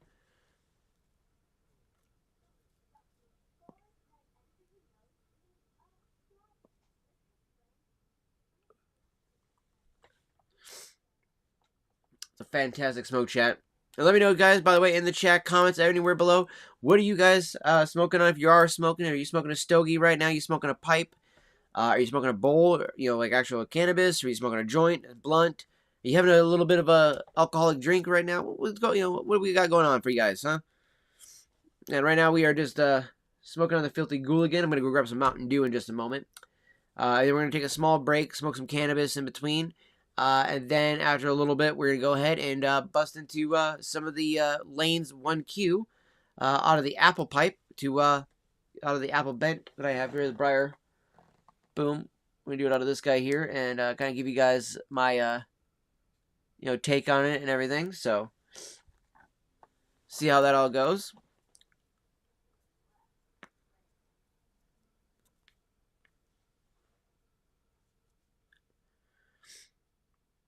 Now, I'm not going to smoke too far down past the band, but I will take off this band, I think, now.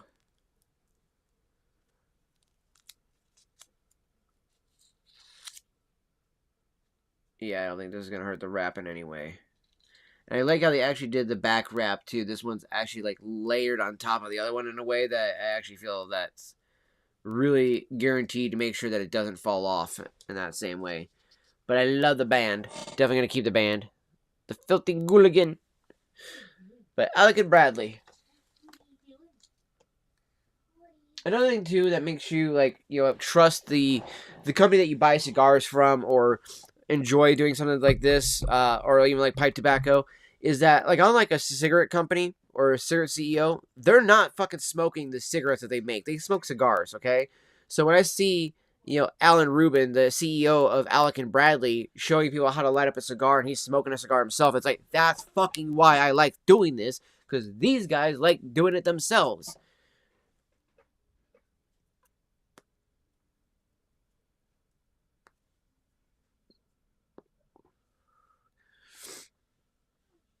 It gives you that more sense of, like, okay, obviously they take pride in it so much that they enjoy the stuff that they're making, right?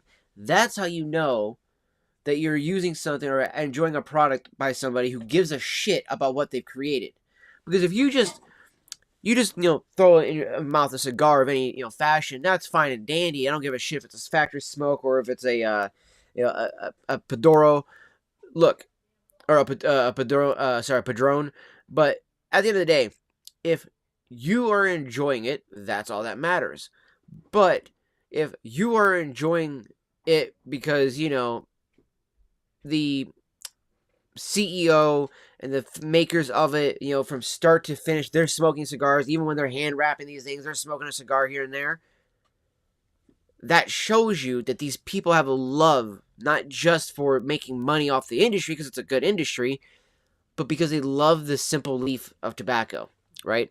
As much as I used to be a very big proponent of being like, oh, anti-smoking, all that stuff like that, I am primarily just an anti-cigarette person. And I'm not saying that you can't smoke cigarettes. I just think that people shouldn't smoke cigarettes when there's better tobacco products out there. When you could literally be smoking a pipe instead of a cigarette. When you could be smoking a cigar instead of a cigarette. Yes, you can't do a cigar in a 5-minute span, or maybe even a pipe bowl in a 5-minute span. You can take a couple hits off your pipe within that time. Totally doable. You could wait till the end of your shift after work and then smoke the cigar, or smoke a breakfast cigar and then smoke an evening cigar. There you go. There's all kinds of ways to do it.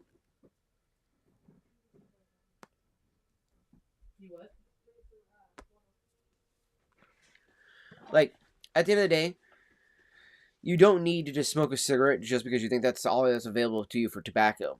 There's so many other great actual opportunities out there. And even some pipes have filters in them. You know, some cigars you can get with the ones with those little cap parts on the back, so you have that little filter, so you don't actually have to get, you know, your mouth right on the end too. There's all kinds of ways for you to do this.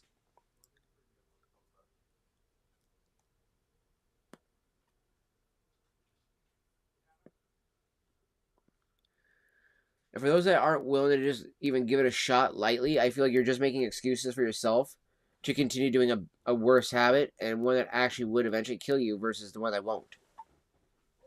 And that's what I think bothers me the most, is when people will deliberately do something that will eventually kill them versus do something that I'm telling you won't kill you.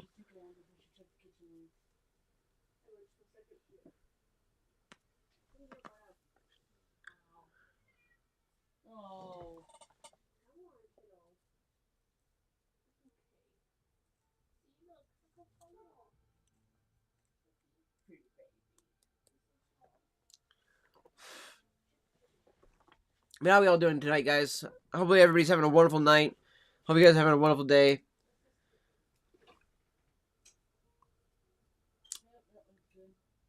Again, big shout out to the lady for all the cigars, pipe tobacco, pipes, humidor, all that stuff like that. She got all this for us, along with also the dabs and cannabis too. So we got all that to owe to her.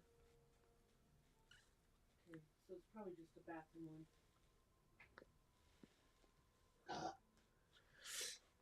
I'll check it later.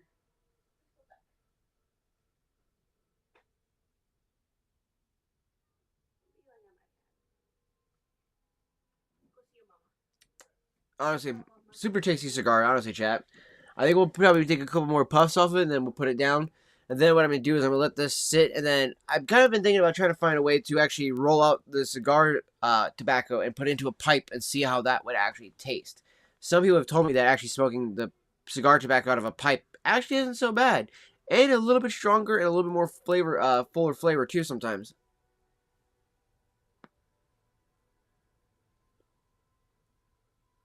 Is your bedroom window cracked? No? You might need to. Is it getting smoky out there? Yeah. I thought with the fan on it might not be so bad, but you're all good. There, open up my window. Kind of more than a crack because it really has to fill out the smoke. There we go. Thanks, bub. You're welcome. It was getting smoky out there, chat, so I had to open up the window.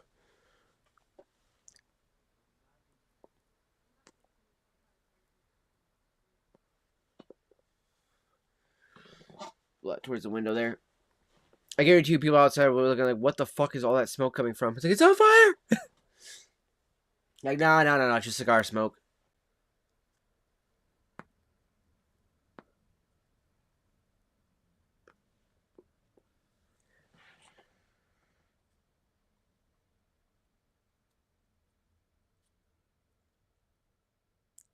Again, too, if you guys haven't heard about all the stuff that's going on with Twitch, you got the whole Emiru thing going on. Which, dude, I feel so bad for her. Like, I'm not a big fan of hers. I really don't give a fuck about her, really. But I'm sorry, no women needs to be fucking harassed at a fucking, convention. And then the fucking company itself be like, you're the fucking problem, not the guy who tried to sexually assault you. No, Twitch. Pretty sure the dude who tried to sexually assault her is the problem, not fucking Emiru. Just saying, she's a problem for other reasons, but, you still let that shit go on there, dude.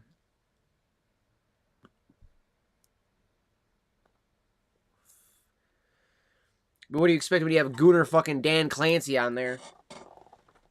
80-year-old man said, It's all he's fucking doing to all these girls, man. It's fucking disgusting. Like, may they finally shut Twitch down. I know some of y'all are like, why would you say that? Well, because, I don't really see it getting fixed, and I think a lot of y'all need to learn a lesson that that platform fucking sucks. Like, some of you are too fucking, hard up on the dick of Twitch, sucking it so hard that you're like, I can't leave it. I can't leave Twitch. Like, dude, get the fuck out of here, man. Twitch is so fucking retarded, dude.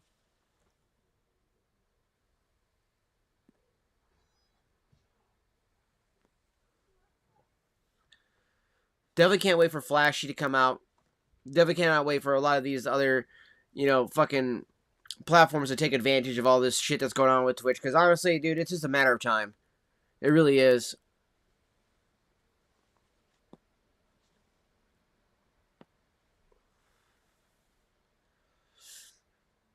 I don't have to let the lady know that she did a good job picking out all the cigars too. Because again, like I said, guys, she picked these all out, picked out all the pipe tobacco, everything like that. So get a big shout out to her. She paid for all this shit. So again, haven't had a paycheck since August, so it'd be great. Actually, since before August, actually, it'd probably been around fucking July. Yeah, I think it was July when I last cashed a check, chat. It's been a while. It's been a while. I got 5 fucking paychecks. Soon to be 6, actually. Tomorrow I will have 6 paychecks. Isn't that not fan-fucking-tastic? Can't cash any of them. But, you know. I got 6 paychecks. I owe a buddy of mine $500 fucking dollars. That obviously pisses me off because I still owe him fucking money. You know, so it's like, you know, definitely be nice if my boss would get through his fucking head. Because the other day he sends me a message. Oh, hey, man. So we make a couple $100 in the next couple of days. We can totally get an order in. And then I could possibly pay rent. And then we'll catch up your checks again. You realize you only let me do one way back in July, right? So you still have like 5 or 6 checks, right? Because he tried to do the thing the other day, like, oh, I feel really shitty because you have so many checks stacked up, and I never feel like we're ever gonna get out of this hole. No shit, dipshit.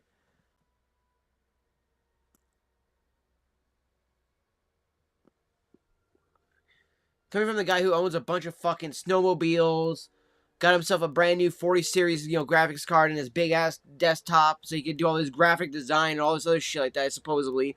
Like he really needs a 40 fucking 60 to do graphic design. The stupidity of people, man. My boss is a complete fucking idiot. He has no idea how to actually run a business. His thing too is, right, this is the problem I have with the guy who runs the shop. His idea is he wants to tell customers what they should buy.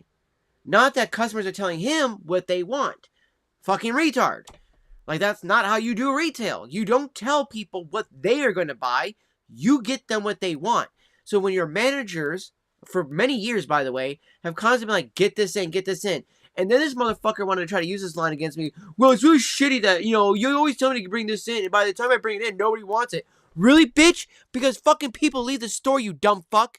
So then what happens? They go to other places. They buy it from somewhere else. They don't want to come back, you idiot. And he's like, I don't understand why we're losing customers, because you're a fucking bad boss. You're a shitty owner. That's why. He won't admit it. And I get it. Nobody wants to admit that that they've been scammed or that they're the shitty person. But it's easier to warn somebody or prevent that shit than it is to admit to it.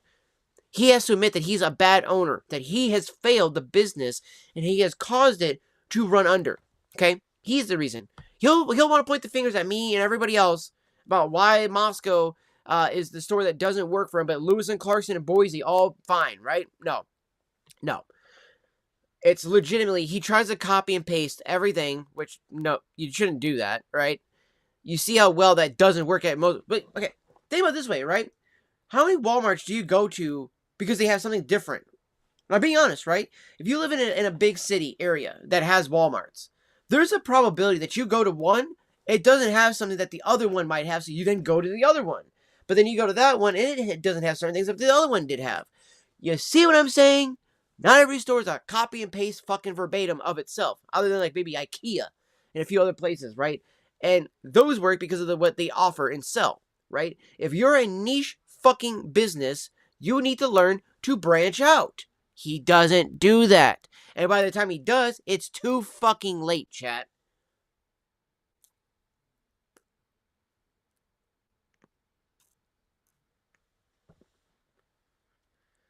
Like, I got people that I've been hanging out with, right? In this area that are fairly, like, predominant, like, I'd say, really respectful people in this area. They won't go to my store. They won't even go to the other store that I might potentially get a job at, just because their cigars are a little bit pricier. But then, literally, if I was working there, they would go then. That's literally what I've been told. But the reason why they won't go to the store that I work at is because we don't sell cigars. I have tried for 3 fucking years to tell this man, bring fucking cigars in. Even brings in some cigarettes and a few other things. Nah, I don't want to do that because we're a vape store. We're trying to get people off of it. I get that, motherfucker. But guess what? Sometimes those people don't want to do it. Sometimes maybe they just want a cigar. Maybe they just want a pack of cigarettes. Why are you trying to tell them what they should buy? look, if you ever work in retail, you ever open up your own store, chat, any one of you right now listening, do not break the cardinal sin or the cardinal rule of do not tell a customer what they want. You are their server. You are the one to respectfully get them what they ask. If you do not have it, you tell them, I do not have this. This is what I have to tie you over until then. But fear not, give me about a week or so. I will get you that product in. That is what I would tell people every time we ran out of something. Then I'd be asked, hey, what are we out of? Give me an order list, blah, blah, blah, blah. Give them an order list, right? 2 to 3 weeks later, it's, oh, hey, I'm putting that order in. The fuck do you mean you're putting the order in? And this is, by the way, chat, this is way back in the day when we actually had like $2,000, $3,000 days. What the fuck was this retard doing with all that money that he couldn't just do what we asked, put a small order in, keep shit fucking fully stocked, so when customers are like, hey, yeah, I got this in, we're like, yes, or it'll be in within a few days. But no. And this motherfucker wants to act like I don't know how to run a business. Bitch, I know how to do the business better than you do.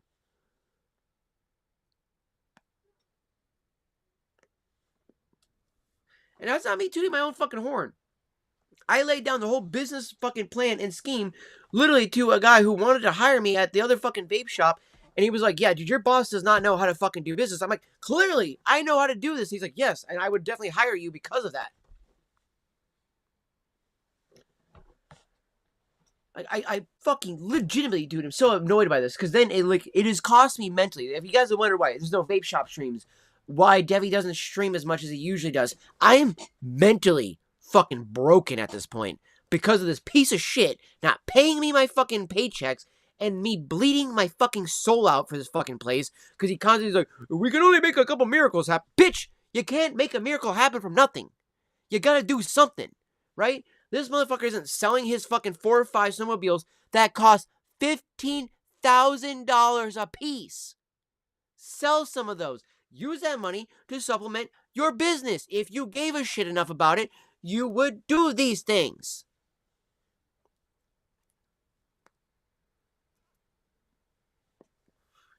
Look at the guy who fucking ran Nintendo during the pandemic. He took, what was it, a 10, 20, or 30% cut to his fucking wages so he could afford to keep all of the employees so that way they didn't have to cut anybody during the pandemic. That's a good fucking boss. My boss is like, oh, sorry, I'll go ahead and cut you because I need to make money. You know, she claims, I haven't taken a paycheck since blah, blah, blah, blah, blah. I'm doing all this out of my pot. Bitch, you can't be. Right? You have another kid. Right? You literally now have 2 children. Kids are fucking expensive. And then you're going to keep lying to me and tell me that your wife is making all the money. I am going to fucking take you to court. And I know you watch my videos sometimes, asshole. So please, take into account, I am really prepared to take your fucking dumbass to court.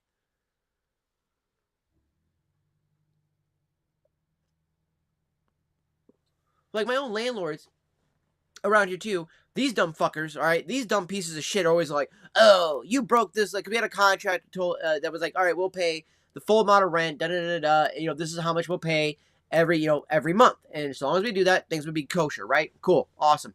Yeah, couldn't do that because why? My fucking checks haven't been in. And so then you go to tell these retards that they're like, oh, he's probably lying. Oh, well, how do you afford this? Like I said, well, girlfriend bought all the other shit like that, including like games. The family has money put aside for food and other things like that because they're in charge of taking care of, like, you know, electricity, internet, groceries, other things like that. They do all that. I'm supposed to be in charge of the rent. Can't fucking pay it because of fucking boss not paying me on time. So yeah, little fucking mentally stressed out here, chat. Definitely a little mentally stressed out. So that is why I just had to let that out. You know, why we haven't had a stream at the shop as predominantly as we normally used to. Or why you don't see me streaming after work or even sometimes before work as much as I used to do. And I've been trying to do it here and there, a little bit and whatnot, because I'm not giving a fuck about the store anymore. I just want to do it because I want to relax and hang out with all of you people. I just want to enjoy my community. I want to enjoy the fun that we all had. You know? I am tired of fucking feeling ran ragged by a dude who gives no fucks about this place anymore.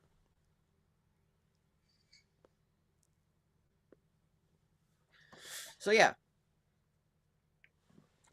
So if you guys have ever wondered in the last few, weeks or months, where or why has Debbie, been, gone, missing, AFK, whatever, there you go. That's the big Gahuda reason, right? And like I said, I know my boss watches these videos from time to time. So again, asshole, Wake the fuck up. Pay my fucking paychecks. We're not saving the store. Let's close the fucking store. Pay me my 5 to 6 paychecks. You can deal with paying the rent later on with the fucking supposedly thousands of dollars you make from fucking Clarkston all the time. Suck a dick and pay me my fucking money, you piece of shit.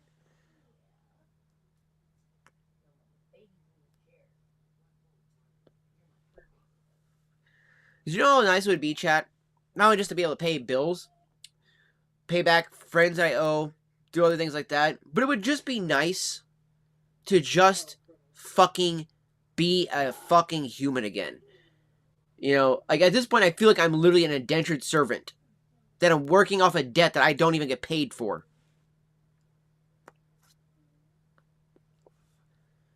And no other place would do this to you. No other place would do this to you. Yet I suffer and deal with it. Why? Because, you know, if I don't, who's going to fucking take care of the store? It's like, honestly, guys, I am the only person that's there. So yeah, it is why that, again, you know, I used to constantly like ask you guys to help me out with like reviews for Cafe de Vapor. Also, like, look, if you ever go through like Lewiston, Idaho, Clarkson, Washington, Boise, Idaho, or Moscow, Idaho, don't go to fucking Cafe de Vapor. Just saying, right now. If you ever need any vapor, don't fucking go to there. Seriously, I don't give a fuck about it anymore. The fucking store, because literally, I mean, it already had a fire once at the Lewiston one, but the whole business could burn to the fucking ground at this point. I would not fucking give a shit about it anymore. And I used to love the store. I used to love what I did. I used to love where I worked at every fucking day. I don't do that anymore because, yeah, I haven't been paid in fucking, you know, I don't know how many months now. And fucking, after a certain while, you stop giving a fuck.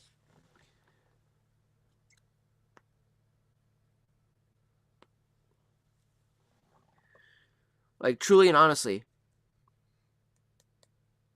And I think what makes me more mad is that he constantly makes this, like, bullshit act of like it's all again everybody else's fault but his.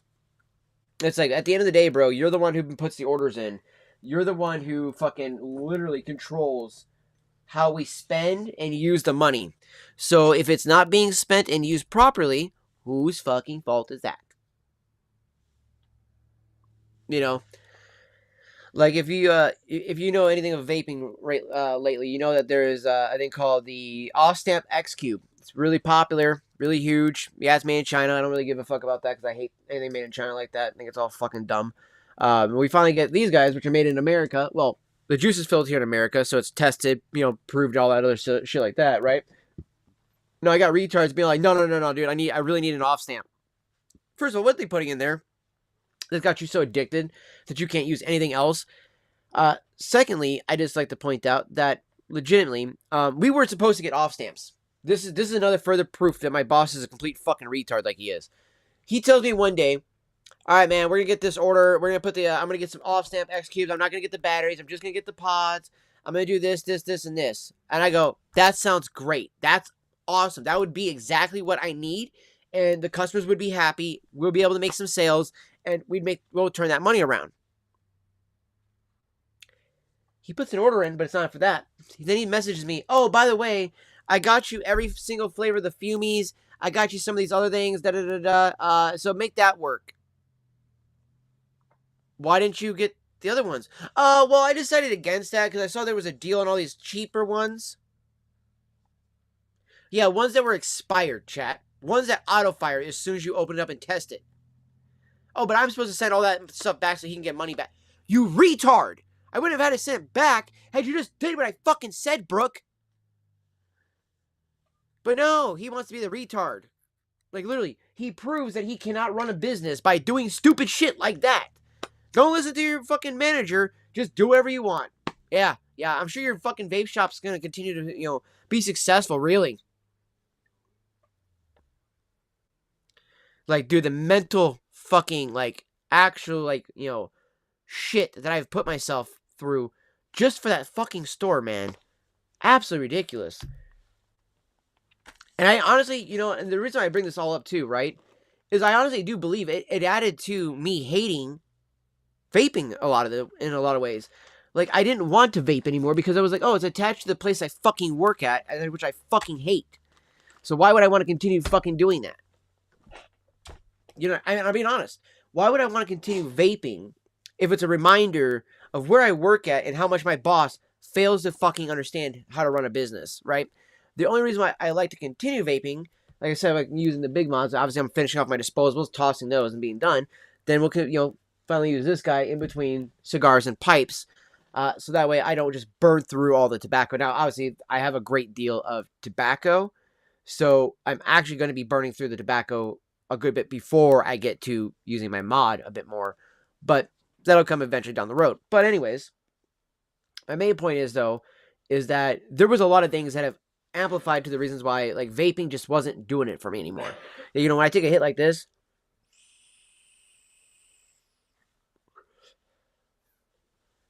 yeah, it tastes good. You know, tastes like strawberry banana. It's like a smoothie. That's tasty, sure. But it's not doing anything for me, not mentally or anything like that, right? So it is nice that when I grab out some tobacco, which I'm chat. I am so ready for somebody. Like, okay, I already had somebody. I can say this. The other day, I had a cop get called on me because somebody thought I was smoking weed, smoking a pipe. So I'm waiting for somebody to like see me walk around with my big bag of tobacco, bust out my pipe and bust out the bag. And they go, "He's smoking weed." Fucking call the cops on me. Cop roll up and just be like, "Sir, are you smoking weed?" No, just this is what it is right here, sir. Just hand him the bag like, "This is what I'm smoking on." Like, that's literally how I will handle the situation. Not even joking. Oh, stand back up again. Load the pipe. I don't know why, but I like to stand up when I'm pipe smoking and then when I'm loading the bowl. Again, I really do like this IQ. I like to jokingly call it now. The Lane's 1Q, as it's actually called. But, again, Big Smoke's so retarded they can't fucking apparently read English. They named it IQ, which is what they even wrote on my bag, too, especially, which is even funnier, too. Like, that's on the bag. Like that's... You see, okay, this is what I was trying to describe to you guys the other day, right? So there's a dash on the jar. But this, right here, the I, it wasn't like, where they do the fancy one where, you do like the whole like flick off of it and the little bottom piece, right? For the one. No. They literally, on their jar, have it written as I-Q. You go look it up online, it's Lane's 1-Q. So again, people can't fucking apparently speak English or read English. It's fucking hilarious.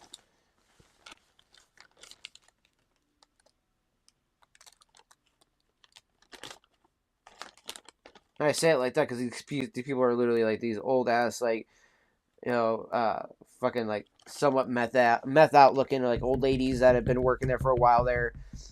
Like the one girl looks like she has literally done so much meth in her day that like I think her brain is just permanently a giant stone of meth now. Like she's done too much meth, guys. She's done too much. Don't do drugs, kids. Don't do drugs.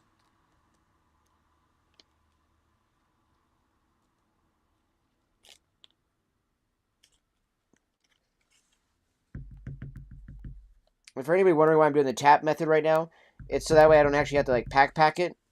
And what you're doing with the tap is that you're shaking it down so it stays loose in the bottom, but then the top will be a little bit tighter. We do a little child's pack on the top, then we'll do the woman's pack next. So the packing method that they claim to use, right, for a pipe, it's called 2 packs as a child, 1 pack as a lady, 1 pack as a man. And it's the amount of pressure you're applying to the tobacco as you're packing it down.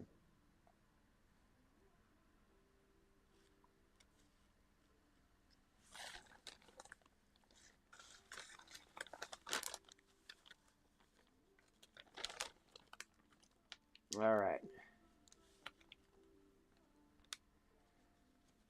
Now give it the manly pack. Again, we're using this out of the apple pipe here. For those wondering, this is number 2 out of my favorite pipes that I use out of my briars. Number 1 is actually the smaller German one that I call Little Rammstein.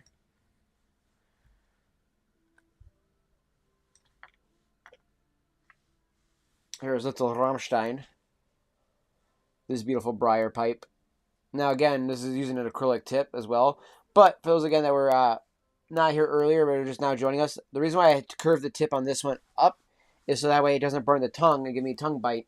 Like this one can sometimes do if I end up just resting against my tongue like that instead of angling it up towards the top of my mouth. It will legitimately burn the shit out of my fucking tongue.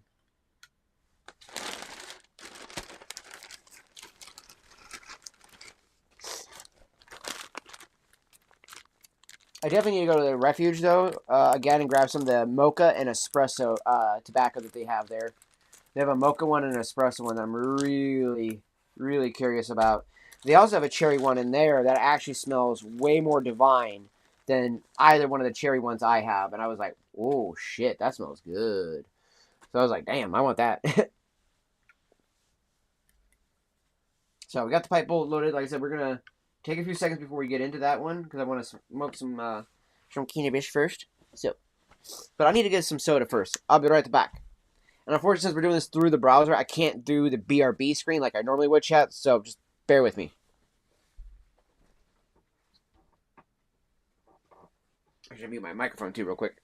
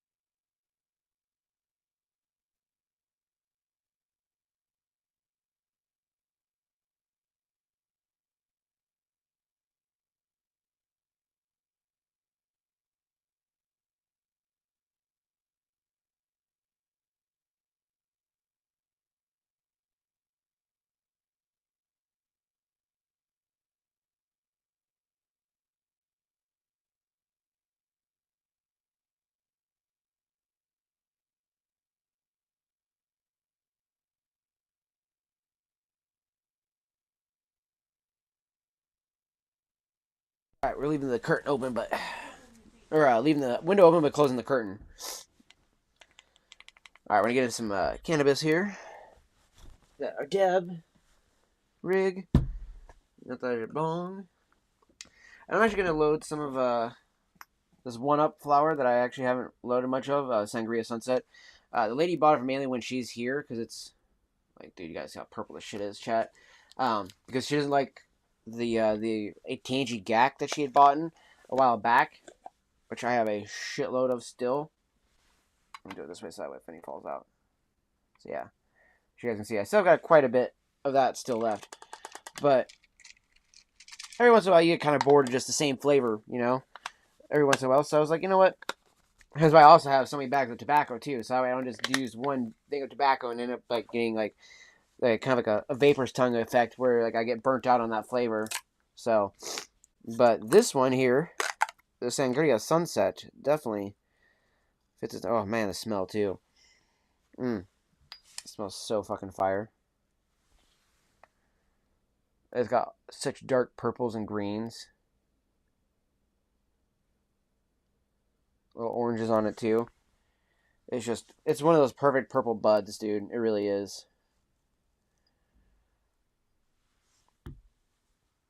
And I just want a little bit.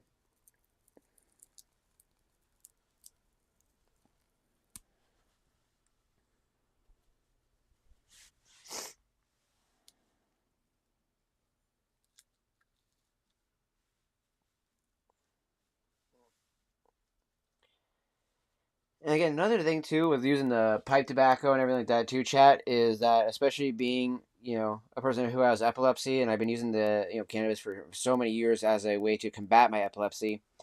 I gotta say, pipe tobacco has been the only way that I have felt actually mildly content in between having to smoke, right? So when I'm having to go for hours and hours on end, because I just like habitually smoking, right? And so obviously I use the cannabis for medicine, but there are times that when I'm using it, that there's that, oh, like, man, I just really want to smoke. So sometimes it's like, well, that's all I got. Well, fuck it, I'll smoke that then. And then after a while, you do it so much that the effect doesn't even hit you anymore, and you're like, oh, that's not good. And then you're just doing it to do it, and that's even worse. And then it's like, then I need it as a medicine, and it's not doing its job as a medicine then. And that's a big, big fucking problem that I was starting to get into as well, even with the whole vaping thing, right? Because again, I'm vaping in between doing all this stuff, but again, the vaping doesn't do anything. It's like, oh, cool, I'm getting all this nicotine. So in between it, I'm just feeling nauseous at times. And again, it's just not doing what I want it to do. I have not yet, smoked so much out of my pipe that I felt nauseous, or I'm like, oh god, I'm gonna throw up. Like, no, instead I'm always like, okay, I can use another pipe bowl.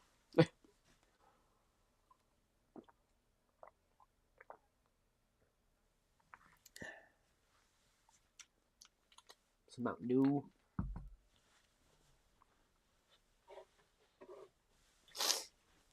Ugh.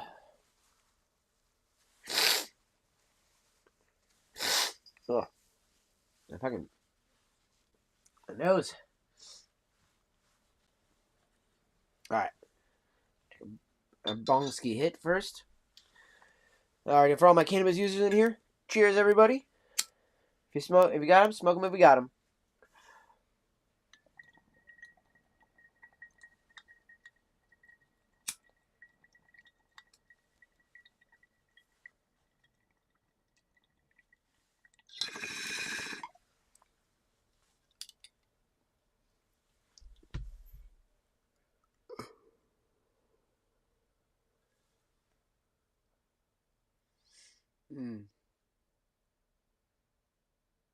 Such a good smoke. Such a good smoke, chat. It is honestly fantastic.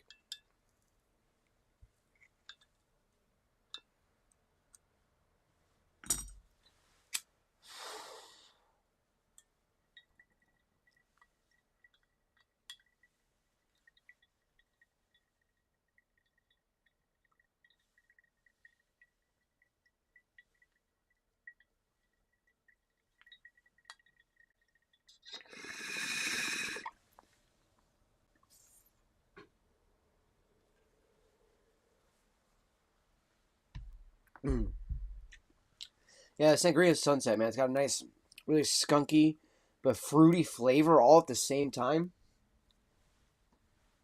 That's a solid one. That is definitely solid right there.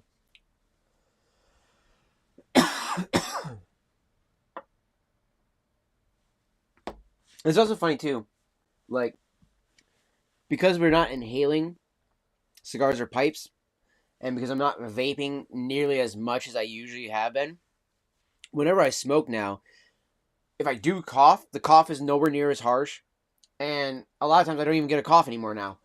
So I found that absolutely fantastic as well too. It's like, oh man, not even getting a cough anymore. I don't have to worry about like feel like I'm dying and like just getting shorter breath and be like, oh man, oh no, am I gonna die from coughing too hard? Like, I mean, which granted, most people forget that can legitimately happen. Like, you can have that happen. So it does become a fear at times. Like, am I really that much of a bitch? I'm just gonna cough myself to death. Like, that's literally what I fear of sometimes. Oh, my fucking knee just popped. So my fucking knee lately, chat, has been like, every time I move it, I feel like I dislocate my knee. Oh, fucking hell, dude. I really need to like start doing stretches or something so I can start getting limber again, because I swear if I just stand for too long, my knee locks up and then it doesn't want to move. Like right now it's popping as I'm just doing the bending it back and forth. Like, holy shit. And every time it popped, it was hurting too, like lightly. And I was like, okay. So there's something there pitching a nerve, I feel like. Ah, Bubba's. What's up, Zeffy boy? You want to say hi to everybody on camera? Come here. Come say hi to everybody on camera. Look at this handsome man.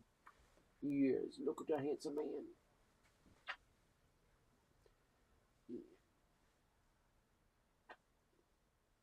Sound like a son. We don't have a shock collar on our cats or any of our animals, huh? Even if we had a dog, we wouldn't have a shock collar on them.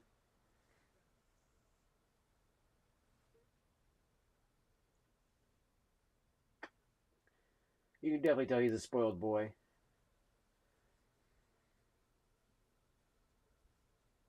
Oh, baby. That's my buddy. Huh.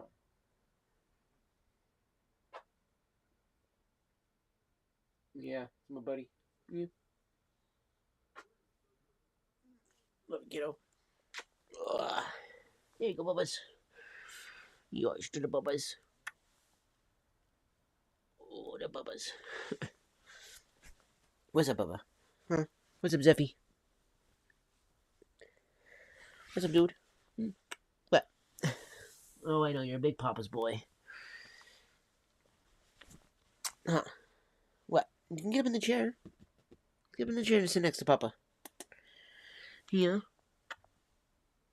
He's staring up at me. What? What, Papa? Huh? Oh, yes, get the chin. Silly cat. What's up, dude? What? To look like, oh, love me. Oh, big stretch. Big stretch. What's that? Huh? What's up? Yeah, purring over here. Yes. Oh, come here. Oh, yes. See? You can come back up here. Yeah, the purr. I love you. Such a handsome man. Yes, look at that face. Look how handsome he is and happy he is. He's all like, yes, look at me. I'm so handsome. Oh, yes, the purr. The little motorboat. Huh. The little motorboat. Silly dude.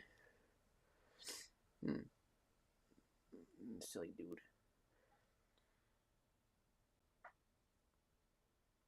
Oh, yeah, I know you're looking at yourself in the camera. He's literally looking at himself on the TV screen. Yeah, is that the handsome boy? Do you see yourself? Do you see yourself on TV? Yeah. Look how handsome you are. Come on, buddy. Huh.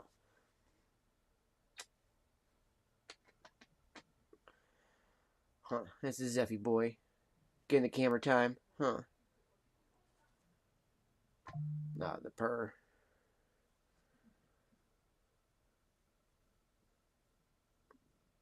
Oh, yes.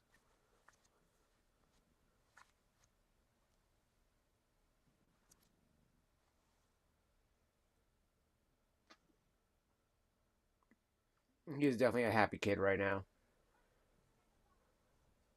It's funny enough, this is the most he's let me hold him, too. And he's just purring away.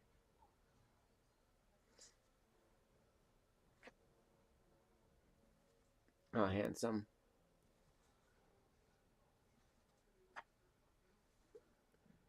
Yeah, you Papa's boy. Ooh. No, Papa's boy. No. My buddy.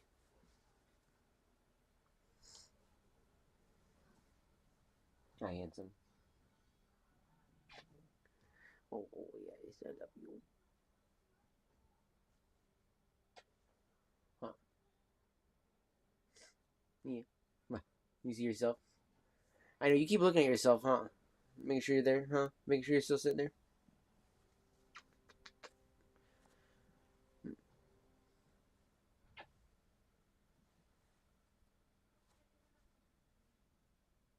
Come on, Bubba.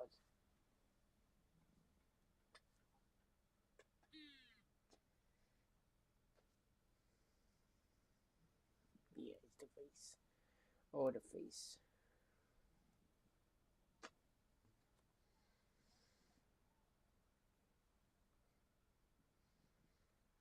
He is definitely a happy kid right now, chat.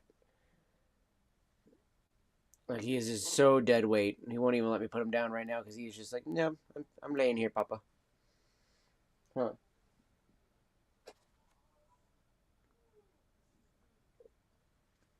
Yeah, he normally doesn't let me hold him like this long.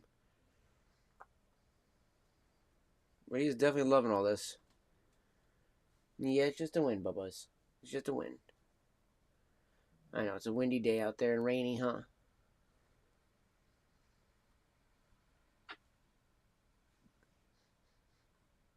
He's like a little baby. That's what he's like. He's like a little baby. Oh, a big baby, aren't you? Huh. You're a big baby. His happy face. I love it. He's just so content. Like, you can literally see it on his face, chat. He's just like, yeah, I'm good.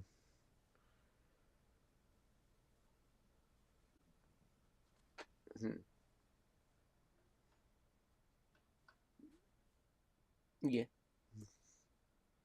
He's got to keep looking at himself in the screen, which is adorable. What's up? Oh, yes.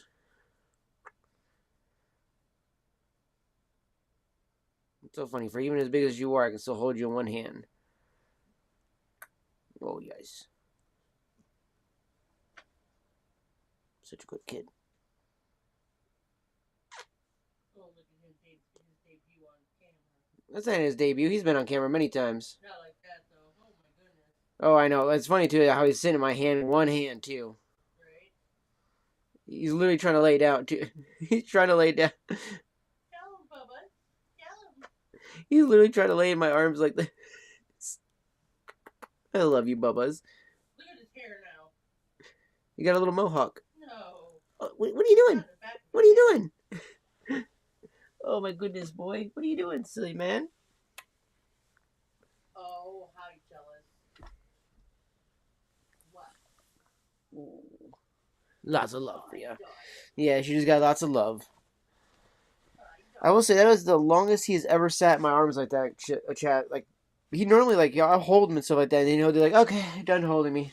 He'll do like the push away, want to go lay down or go run around. Yeah, tear up the carpet. Tear it up, Bubba's. Tear it up. Gotta replace the carpet anyways.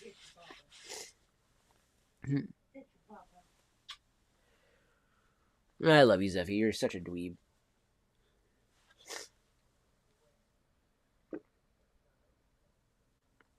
He's a good cat, though.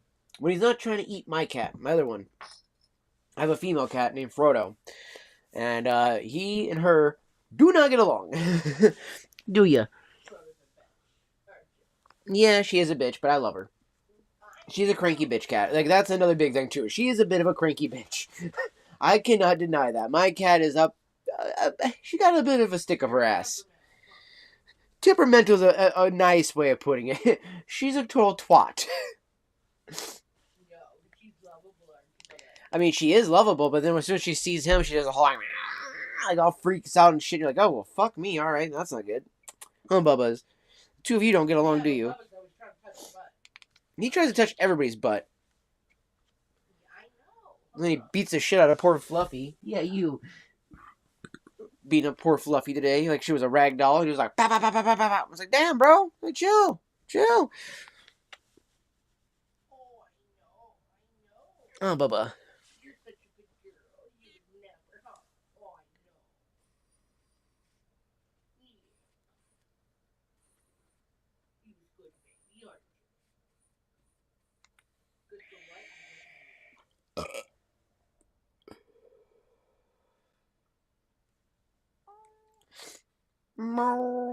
What's up, Bubba? What are you bowing at me for? He doesn't meow, he bows. He just bow. Like he howls at you almost. Huh. Brrr. Oh, that was a sweet one. What, Bubba? Oh. What's up with the kiddo? What's up with the kiddo today? Huh? What's up? Silly boy. Yeah. It's the windy here, silly kid. Yes. That's the windy here. Probably close up the window here in a little bit. I figured I'd leave it open for just a little while longer since it is a little windy outside, and I figured since I'm still smoking technically, I wanted to make sure that it ventilates the house enough. Especially after smoking that cigar, that was a pretty heavy cigar. Huh, Bubba? What do you got in your eye? Ew, you got an eye oogie. Yeah, you gotta clean your eye out. Yes. Yes, we gotta clean your eye out. Silly boy.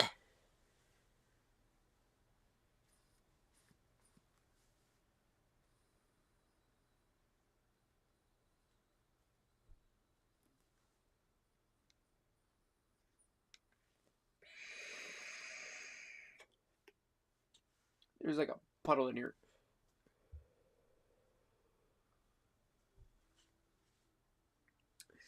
Also, I think later on, probably either tomorrow night or so, I'll probably do some Silent Hill F on stream. I'm gonna start up a new game, so that way I don't go further than where I'm at with the ladies. That way, I'm pretty far now that I don't think I would be able to in one session like for like 2 hours or even 3 hours of a stream get to where I'm at right now. I'm pretty much like 4 or 5 hours into the game. So, which I did finally fight my first real boss, I think. Because I keep thinking that it's a boss, and I get told, no, that's not a boss. And I'm like, yeah, it is, but I mean, I guess you can consider that not a boss? I don't know. I guess you consider like mini bosses, I guess, but like in my opinion, they are in fact bosses. Um, but then there's obviously like an even bigger boss that you'll fight later on in the game. But I've gotten pretty far into the game, I gotta say, and I've gotta say it's been enjoyable. Very much a mind fuck. And I think if I'm gonna do it on stream, I'll do the English dub since I've been doing it in Japanese sub, which is how I normally watch anime and everything else like that. But I'm kind of curious to see how the voice actors and everything like that did for the characters with Silent Hill F on the American dub side, or English dub side, I should say. So curious on that side. So I think it'll be fun to play it through and to see how they performed and what changes are done, what kind of variations to the tonal change might happen. Um, because like I know like one of the biggest problems that people have with Kojima is that he doesn't do well with translations of like cultures where it's like, oh, in a culture we might say this differently, or we might do this differently, or we might have a different tone for this or that, and it's like legitimately that's why he used to hate David Hayter, and I hated that because like David did a great job of what he did for holding Solid Snake. Appreciate you still being in here, Trika.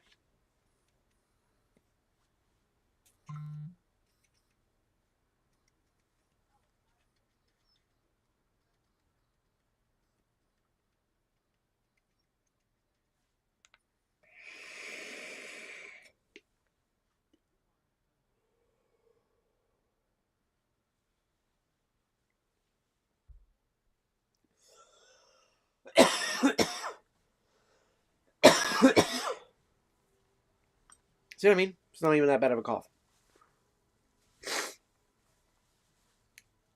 And that dab was at 525 too. Woo! So it was a bit of a hotter dab. But whew.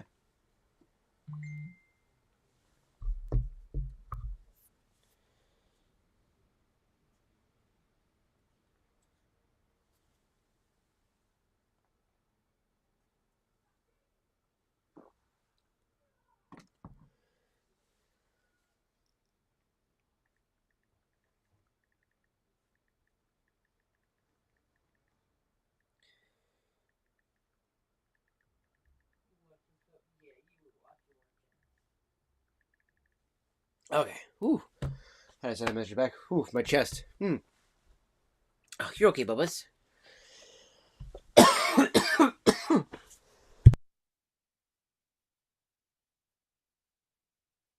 Oh, damn. Oh. That was a creeper cough. Like, I wasn't coughing at all for a little bit there, other than that little tiny one, and all of a sudden, whoo! Oh, it got me. It got me, chat. Oh, right in the chest. Woo! Alright. Now we're finally going to do that bowl of IQ, as I keep jokingly calling it.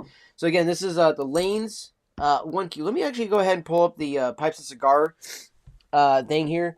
They had a profile for it on their site here, and I wanted to pull that up again because I want to get literally one of the top rated searches here. I want to make sure I get down the notes properly for this here, chat. So Lane Limited 1Q is a blend of Golden Virginia and Black Cavendishes that delivers a smooth flavor complemented by an aroma that everyone loves. This Lane mixture has been the largest selling bulk pipe tobacco in the United States for decades, by the way. 1Q is a quality everyday tobacco to get behind for its pleasing aroma, easy smoke, and affordable price. I mean, it's actually really cheap, even by the standards on here. Like, it's literally okay, so where I bought it from at Big Smoke, the bag of tobacco right here.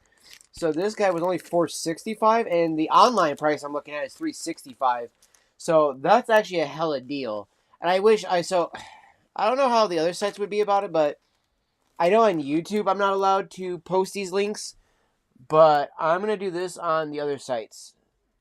So if you guys want to, even if you just want to see for educational purposes, right? I'm not posting this on YouTube, So again, when he wants to see this link and you're on YouTube, you're gonna have to go to Rumble or Kick. Sadly, I am sorry for that. It's legitimately because YouTube has some strict guidelines about what I'm allowed to post when it comes to links, and because technically this link does go to a site where you can buy tobacco. And but again, before anybody goes like, well, what if they're not 20? Dude, you literally have to show ID when you buy tobacco products of any kind. Even like online, if you bought a dab rig and something like that, or even like a bong or a pipe or whatever the case is, you're gonna have to show ID when the mail person comes to your house, because they won't just put it in your mailbox, right? Now, I shouldn't say that, because there are gonna be some fucking really shitty fucking postal service people that will do that. And I can't say that I wouldn't put it past somebody that like some kid calls up a postal service, some dude who's fucking like not loving his job or anything like that, and he's totally willing to go and do the delivery of the package. And when he does so, instead of asking for the kid's ID, he just scans his own and fucking does that. I mean, don't get me wrong. I could totally, see somebody doing that, like for like an actual thing like that. What do we call it, for like different purposes. Sorry about that there, Jordy. I did not see your messages. Um, I did not just see your message just a moment ago until just now. So I have two different screens where the chats are coming on. And sorry, my attention was to the one other screen for the most part there. So I do apologize for that. Um, but yes to the first question, and technically yes to the second question. I do read chats. Again, I just did not notice the chat over on Kick. It is a much smaller window than the big ass 32-inch screen that I have sitting over here that I'm able to look at. Or actually, it's bigger than 32 inch. It's a lot bigger than that. So, but still, it's a lot bigger of a screen with chat. Probably about that big. I'm not even joking. It's about like 6 inches by about 10 inches wide or long. So, literally can see that screen way better than the little 2-inch, actually about 1.5 inch by about 3-inch screen that I got over here for the chat, where the camera's at and everything like that. So it's a little hard for me to constantly bounce back and forth. So I do apologize for that. Um, but the thing though, like with the whole idea of like the somebody totally using like the mail service to get somebody to buy like or good buy the fucking ID system, I could totally see that happening. I could totally see something like that though being used, like I was trying to say, for like somebody who's like disabled, elderly, things like that, but they bought something like that and maybe they couldn't get to the door, whatever the case is. I could see that being the case, but I feel like there needs to be some way to like actually, I guess, like verify that more so, right? Um, because obviously they're going to check your ID and everything like that, but there's got to be a way for them to prove that you did it for that reasons. It's really hard to, I guess, to describe. I guess it would have to be like, if you did it for an elderly person, um, when they do the thing, you got to be able to know like their age, of their birthday, da da da da, and it's got to match, the like. I think like the best way to do that would be to set up an account online, and the account has the ID on file, right? And the what do we call it? Then if like let's say somebody else was to sign for it, and somebody could see that that wasn't the person, then I could see that working out, right? I could see that kind of working out in that hand, that people actually do see that way. Um, kind of see like, okay, this is this person, they all the dates and data, all this stuff like that matches. We're good to go. We already have their ID on file, so we know they're legit. All that stuff like that. That's fair.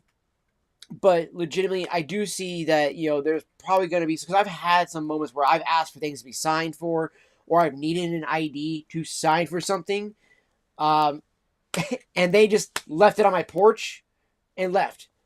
So I'm not saying that every fucking male guy is gonna do that, but there's a fucking probability that that fucking happens. I'm just saying.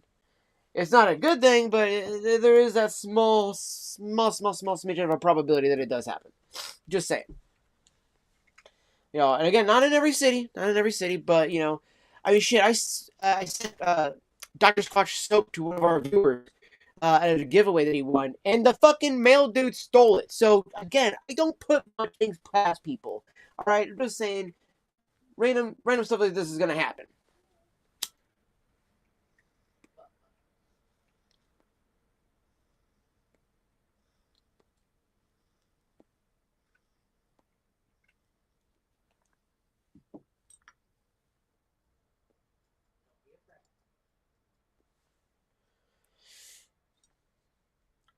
Mm. I really do like that 1Q. Ah, as I was saying though, so the other partial bit of that, because what I was saying from the price, that's where I stopped at by accident. Um, However, though, enjoy great tobacco for a great deal. Da, da, da. What does it say? When is so popular? Oh, so it doesn't actually say what it is for like the actual like the notes, but there is like I feel like a flavor that's been added to it. Um, it doesn't seem to say that it is.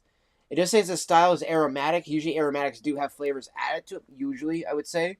As far as I've noticed, let me put it that way. As far as I noticed, most aromatics have something added to them. Um, on the profile, it's a 2, but it says tobacco is black Cavendish, Virginia, and then regular Cavendish. Room note is a 2. It's a mellow. So,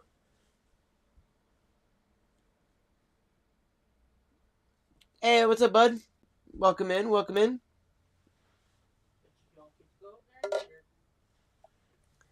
How we doing today, there, buddy? How we doing? It's good to have you in here. It's good to have you in here. Let's see the some of the gifts here that I got from ironically enough, Sean of all people. She bought me quite a few gifts. And so to kind of make up for one, take care of Zephyr, and two kind of like the biggest thing too is like late I guess birthday presents I guess in a way. So I will gladly take them.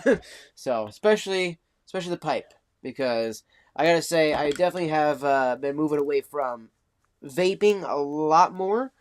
The only thing I will be doing, like I was saying earlier, is probably using the mod, but that won't be until I cut through more of my tobacco. Just because I got a shitload of that still, because she did go a little heavy on that. She went a little heavy on that. But that's okay. At least I got plenty of that. So, like, dude, like, to put it in perspective, right? Because, like, again, she realized how cheap it was when we went into, like, Big Smoke and stuff. And then the other day, she gave me a couple bucks afterwards to go grab some from the cigar lounge. So I grabbed some more of this one here. But this bag was not this big originally. It was about, like, maybe this big right here. But she got me one of these. And because again, like she was letting me pick out stuff, and I was just picking it out and whatnot. I do feel kind of bad buying these ones or having her buy these ones because the fact these are by a company called STG, Scandinavian Tobacco Group, and unfortunately, these guys are like the monopoly of like tobacco companies. Sadly enough, so they've kind of wiped out a lot of old school like brands and blends that were back in the day that people loved. So unfortunately, I ended up picking these guys up because I wasn't paying attention to what like the companies were on the back. I just saw the front ones and I was like, oh, that'd be great, and I grabbed them. Wasn't really thinking about it. So the reason why I don't really like giving them money, it's not that again like the whole like oh they're a big company type thing. It's that legitimately they wipe out so many brands and stuff like that a lot of apparently the pipe smokers that I've been watching over the last few weeks on YouTube that they've been doing for this for years now have been like I used to smoke this one and this fucking guys came in and they bought it out and they fucking wiped out the entire line except for maybe two blends or even just all of them in general. And you're just like, well, why would you do that? Like, what? Why? And there's a huge conspiracy theory that I've seen that runs rampant to the pipe smoker community, which is that they firmly believe that this company is purposely trying to like eliminate pipe smoking because a lot of people actually don't like their stuff. They find it either too like I guess artificial or all whatever the case is. They all have a number of reasons why they don't like it. So I'm just throwing out one of them. But unfortunately, because they don't really like that one a lot, it happens to be one of those things where they tend to like more like the small batches or companies like like Lanes and other ones that are if they're going to do bulk buys, they're not owned by STG. And I'm like, okay, fair enough, understandable.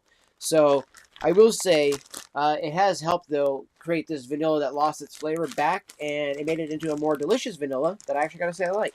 So, but now I have a lot of pipe tobacco because, again, it's like $4 for fucking pipe tobacco per ounce. So if you buy a couple ounces, you know, you can get a few ounces of tobacco. You know, like the most she spent on tobacco wise was the this guy. Like even this one was fairly cheap as well. I can't remember how much this one was, but it was also fairly cheap. Um, this one was like the most expensive out of the ones because it was at the cigar lounge. Uh, and like she'd give me like $20, and this was 25 technically, so I had to pitch in $5 that I made from tips. So I was like, yo, can I get some of this? Because as soon as I smelled it, it smelled like maple syrup and like pancakes, and I was like, oh my gosh. I was just like, yes, please, that one, I want that one.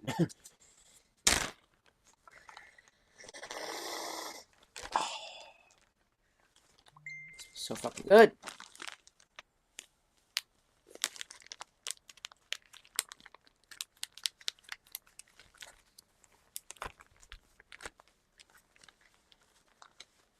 I do love that one a lot. That is definitely my favorite one so far. Okay, I'll check that in a second here. But right now I got the Lane's 1Q loaded in this apple bent briar pipe. And I gotta say, man, I really have taken to liking pipe smoking a lot more than I thought I was going to. I actually had this fear that I wasn't going to enjoy it as much, and I was, that it was going to be those things that somebody invest in, and then you're like, oh man, I really hope that they don't invest in this thing, and then I don't like it. Especially when it's a gift. You know what I mean? It's like when it's a gift, you really feel like an asshole if you don't like it. You're like, I hope I like this. So going on a limb there. Now, mind you, though, I had already had a smaller pipe that I'm not letting my buddy Joel use, which is it's a form. I thought it was a Liverpool pipe, form of Liverpool. It's not. At least as far as I know so far, it's a Dr. Gabro pipe, which apparently is actually a pretty good, like like basic. Hey, you gonna take my chair? Take it. But oh, I was moving it for you. She's got clear by that loud noise. She's like, no, runs.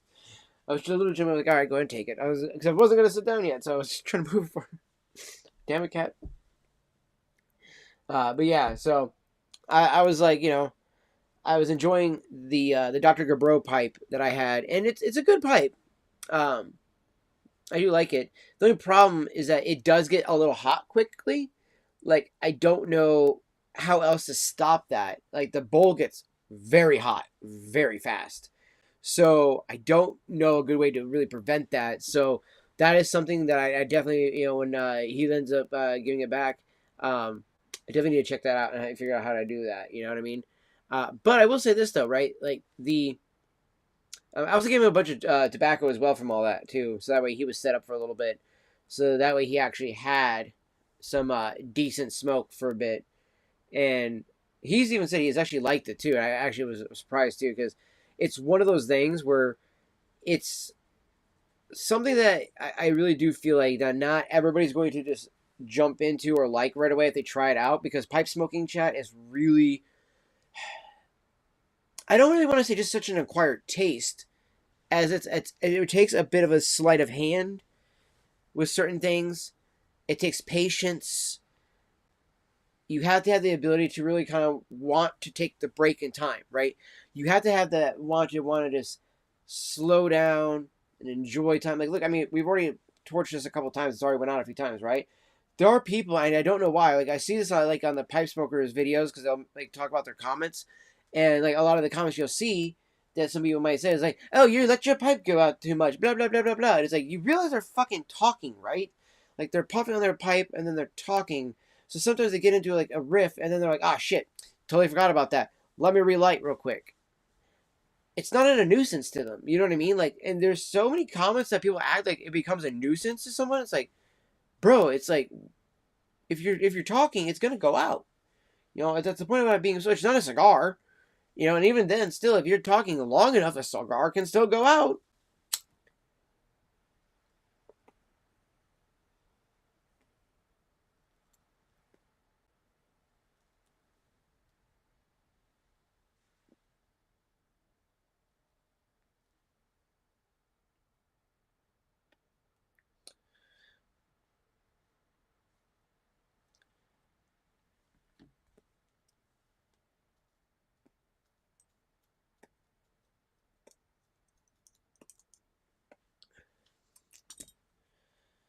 Now it's evenly scorched, but still just went out.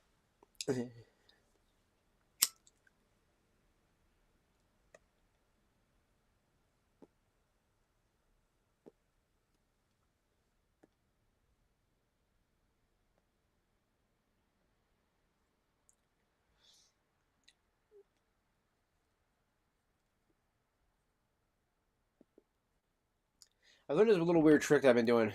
I just rub my finger over the top while I take a hit. It actually creates like a little fan suction to it. Works pretty well, actually.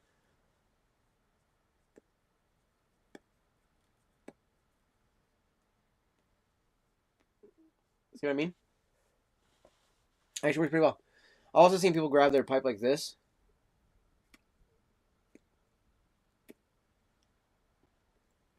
And use that as like a billow.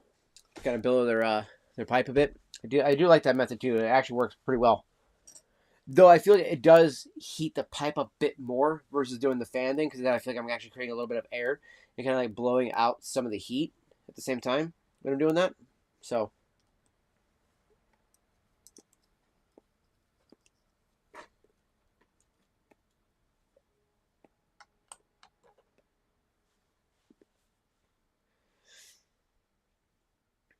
had to restart that up a little bit there.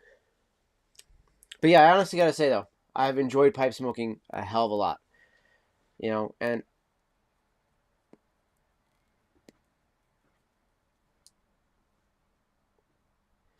the whole point about like I just had, uh, like I said earlier, I was like vaping just not doing it for me, as much. Like it doesn't give me that pizzazz, and it's just bam, I get hit in the head. But I'm like, that felt good. That was nice. Just like, oh, that made me just feel fucking stoned. All I'm doing is smoking tobacco. I ain't gonna lie, I do love that when it happens.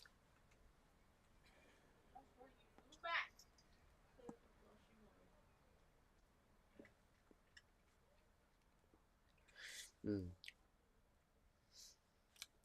It is really good. So what I find that the 1Q has the strongest note of is chocolate. I don't know why. I don't even think that's supposed to be there. Again, I don't know if it's a flavor that they added into it, or if it's just the way that the black Cavendish works out with the flavor. So I feel like it can either, from what I've noticed, it either goes like vanilla or chocolate with the way they do the blends, right? So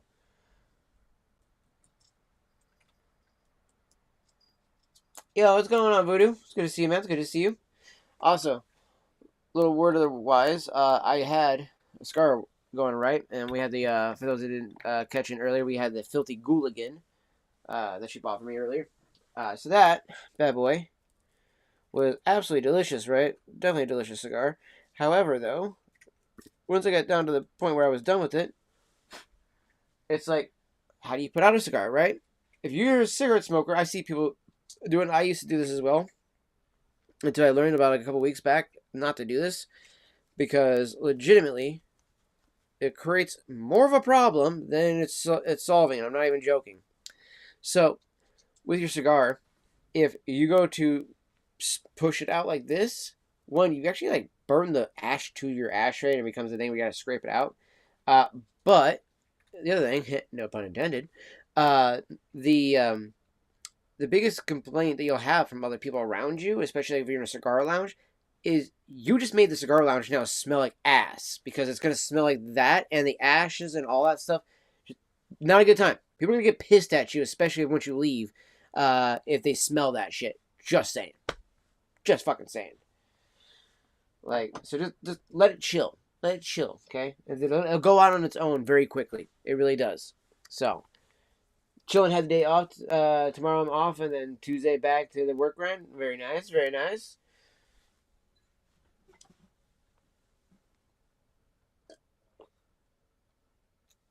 How you enjoying your new computer, man?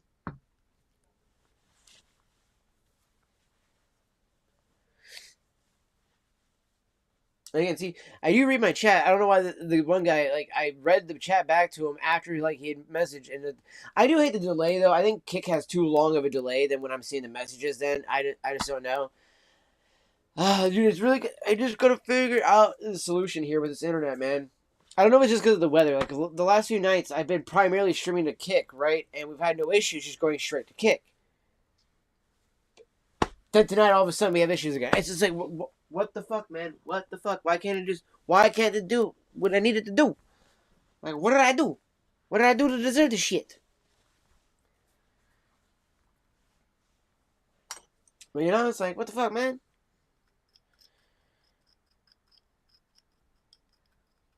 But I also did make a pipe smoking video also as well about why I started pipe smoking, all the other stuff.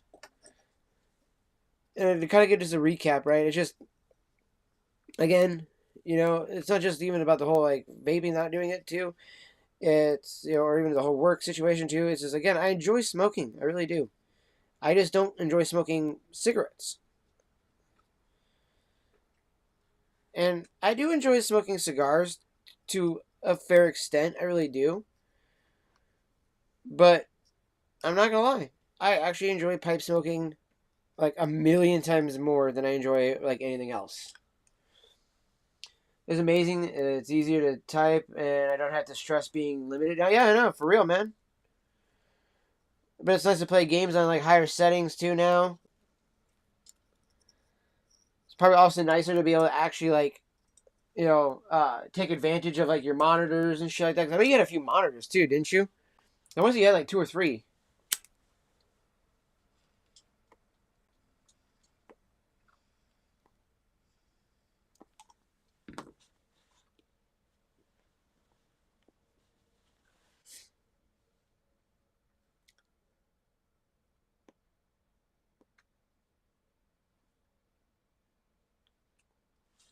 Gotta pack it down more.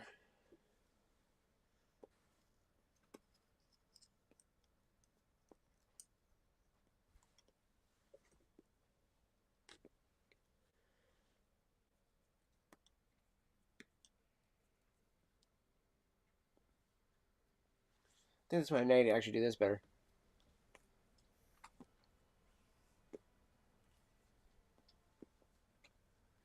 Oh, you got your top one, which is a TV. Oh, okay. I thought that was a monitor. I don't know why, but I always thought that one was a monitor, I guess.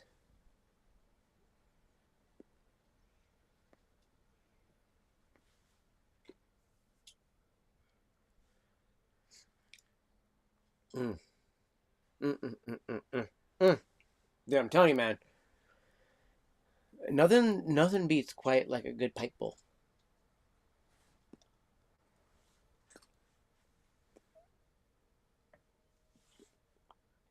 I'm trying to also make sure I balance between both chat windows here, guys, so that way I make sure. Because again, we had the person over on Kick that thought I wasn't reading chat, and even though I'd read the fucking chat, I just feel like there's that fucking delay, man. I swear.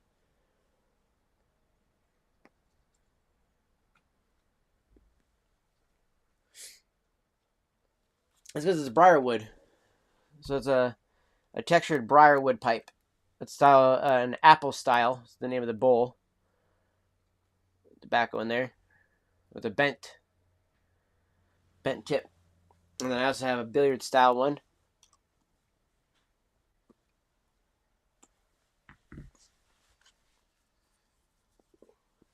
Then I have a German wood one with an acrylic tip too.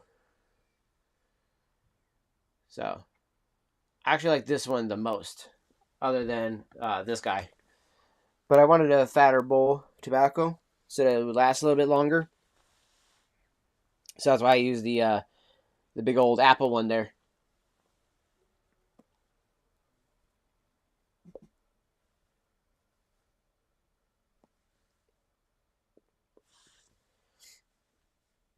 Oh, why you say Uncle Ruckus too? By the way, I don't think Uncle Ruckus smoked a pipe in the show. Does he fucking smoke a pipe in the show? I don't think Uncle Ruckus smokes his pipe.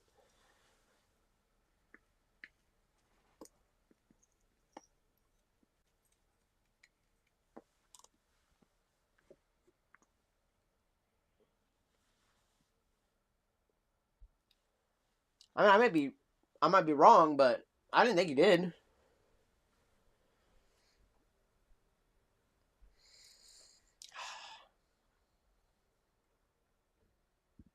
The other thing too, I do love the smell of the tobacco when it's burning too. It smells so fucking good. The big thing that I do need to do at some point once I get my fucking paychecks from my boss is I need to buy some not big mason jars. I want to get like I don't know how many ounces they would be. They'd have to be bigger than, obviously, because this right here is 12 ounces in this big bag total. So, like, I don't know how much I've now added to this guy because this was originally 4 ounces. I want to say maybe I've added another 4 ounces to it, even more. So, this I feel like is going to be a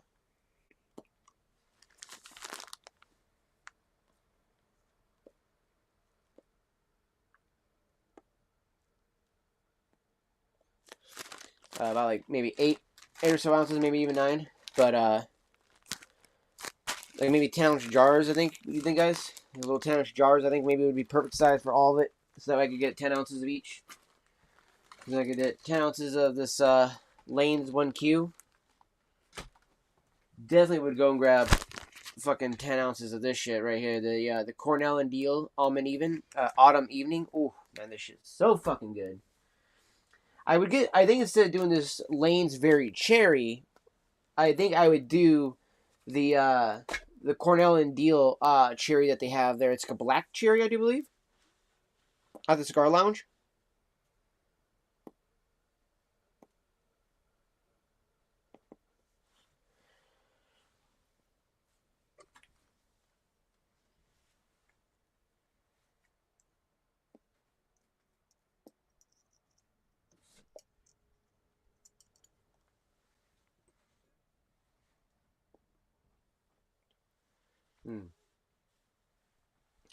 Definitely would. I would love to be able to get like a good couple of tins of it. And that's why I'm going to do the jars for right now, because I'm going to be doing this order, because the site that I'm looking at here is just Pipes and Cigars. Give me 1 second because I can't see the chat on whatchamacallit,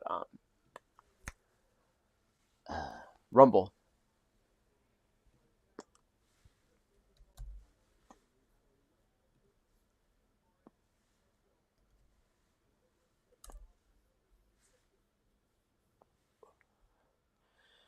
So if you're on Rumble or if you're on Kick, you'll see the links for the. I can't post them in fucking YouTube, man. I really hate this shit. Can't post them in YouTube.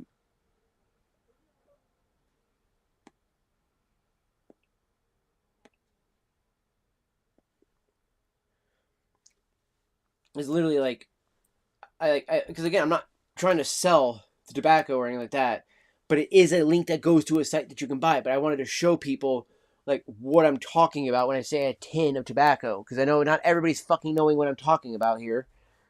But like, because some of the shit that I'm really looking at, right? There's this one called by Seattle Pipe Club.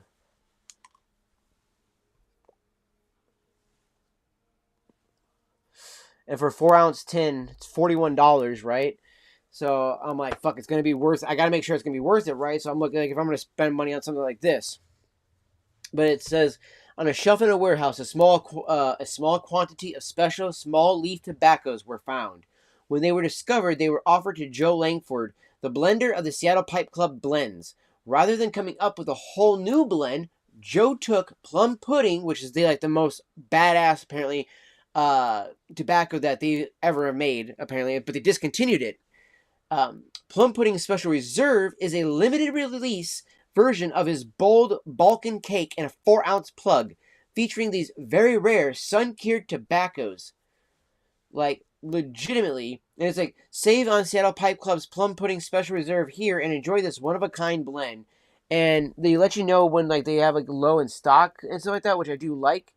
It doesn't say how many like if you get more money in bigger quantities. Some of them will tell you if you save more money that way, and I do like that. But I would drop the $41 on this thing, dude. Like I would totally do it, just because it sounds so good.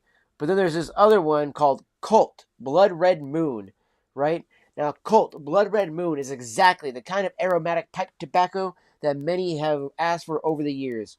A smooth, easy smoking blend with a cherry flavor that is vivid but not artificial tasting. This exceptionally gentle tobacco, produced by the boutique brand Colt, is a mixture of burley and black Cavendish with a lush, deep cherry flavor, made even rounder with a dark chocolate note and a hint of vanilla. With the chocolate and cherry combination in this blend, Colt Blood Red Moon resembles the flavor of a cherry cordial. While some cherry tobaccos of the past may have soured you on trying anything new, you'll be sorry if you pass this one up. Expect a sweet smoking experience with this tobacco for sure.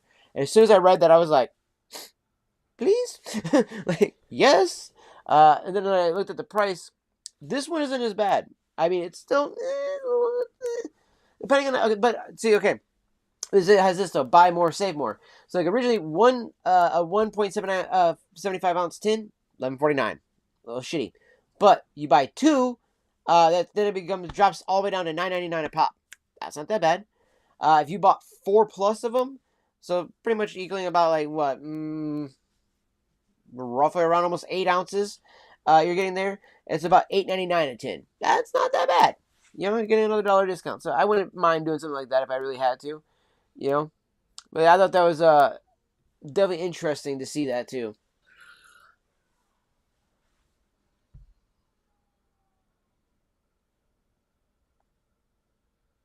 Well, yeah, he smokes, but I thought he smokes a cigar.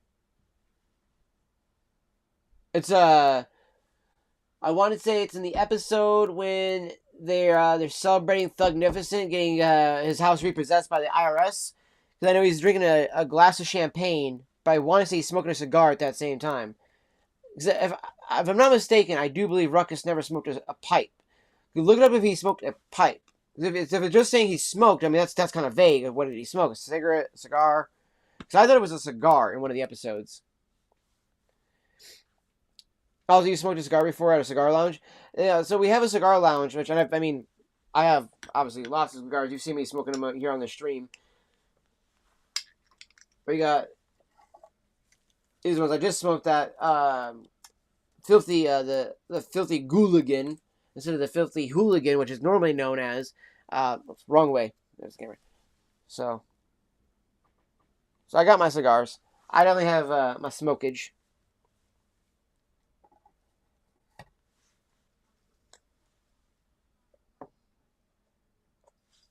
My favorite one though is this cigar. This is my all-time favorite cigar right here.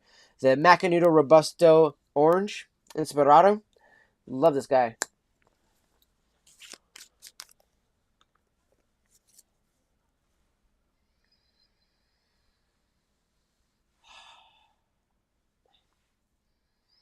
Mm, that is absolutely fantastic. Love the smell of that one. I do always like these My Fathers. This is the first one that's a Maduro that I haven't tried yet. This is the My Father Flor de los Antonellis Maduro. It's a Maduro Toro 6x52 BP.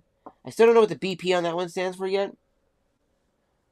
And then we have over here an aging room Quattro Vibrato 54x6. So for those that don't know, 54 is the diameter, 6 is the length.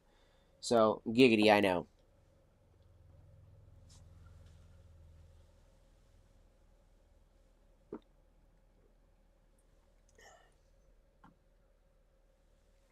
Oh man.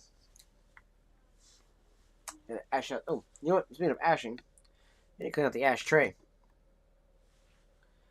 Also, so we got plants. I'm actually gonna start throwing the cigar butts in the plants, because cigar ash and the cigars themselves are actually like good for fertilizer for the plants and stuff. So give me 1 second here, actually.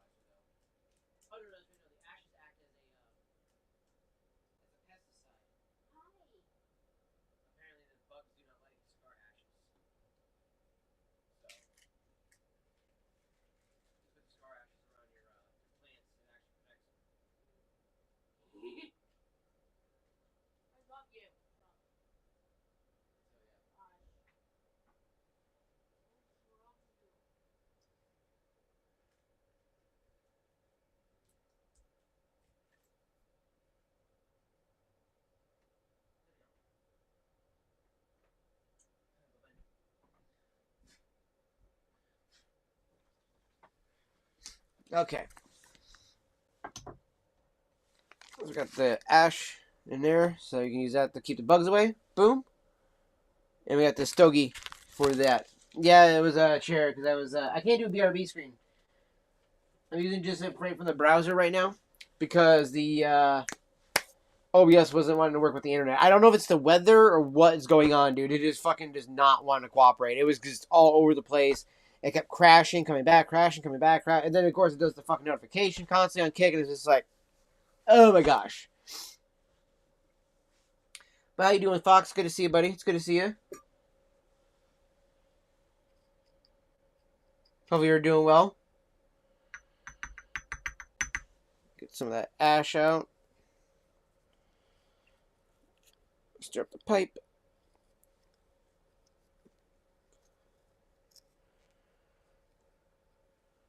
And repack down the tobacco.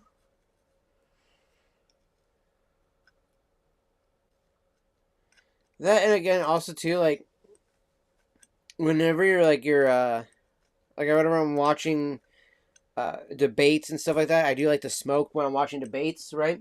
And then if you're watching somebody like Andrew Wilson, man, you're watching him just like bam, bam, bam, bam with the cigarettes like every fucking 5 minutes, dude. That dude is just like, bro, chill the fuck out, man. Like, just calm down. Just calm down on the cigarettes a little bit. I mean, I can't say much because I smoke a shit ton of pipe bowls, but dude, it's like, dog, I mean, I'm not inhaling the pipe bowls though, dog. I'm not inhaling them. I'm only puffing.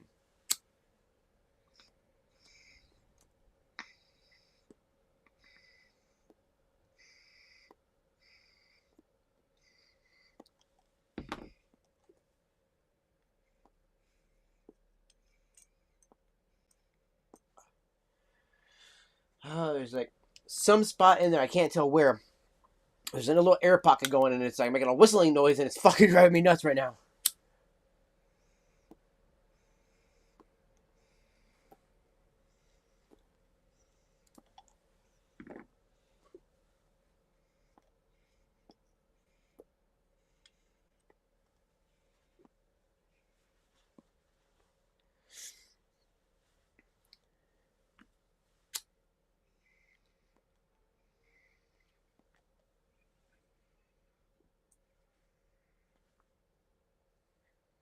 There we go.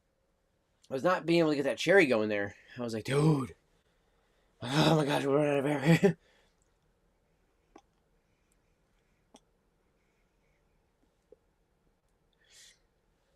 Yeah, apparently, I think it was just a little too moist there because it was from the bottom of the bowl when I had to stir it up and all the tobacco, like, the juices from the tobacco finally, like, saturated the bottom. I was like, all right, stir it up. Now it's all wet on top. Now we gotta dry it all out.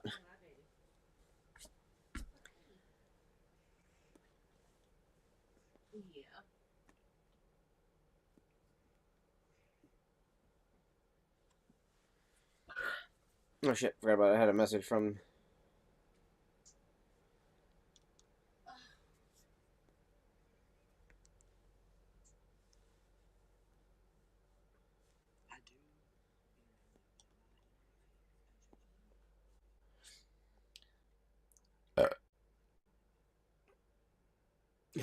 Fucking cat video. What the fuck?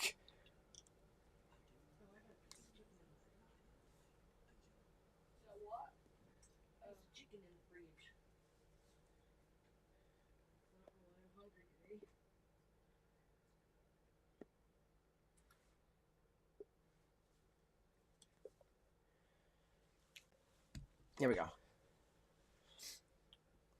Honestly, I see how it is, Fox. I come back and now he's fucking gone. What the fuck is this? I said hi to the little shit and he hasn't said hi back. Little asshole. Just kidding.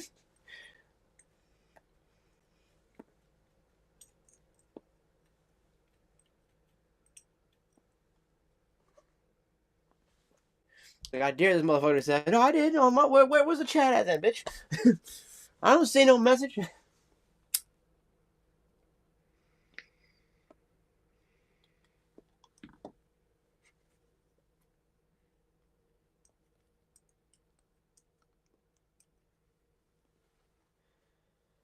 gotta stir that up a bit.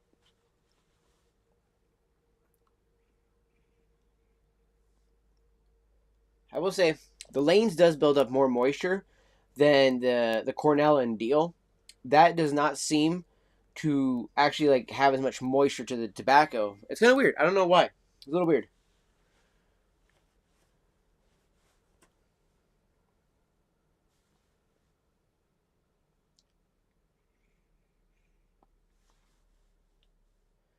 So much for complaining on you not seeing your chat. Wait, what do you mean?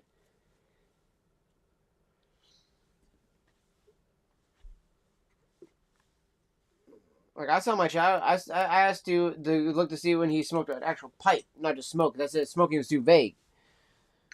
Like, bitch, did you see that, or are you talking about Fox? Okay, be be specific, motherfucker. I don't know which one you're talking about.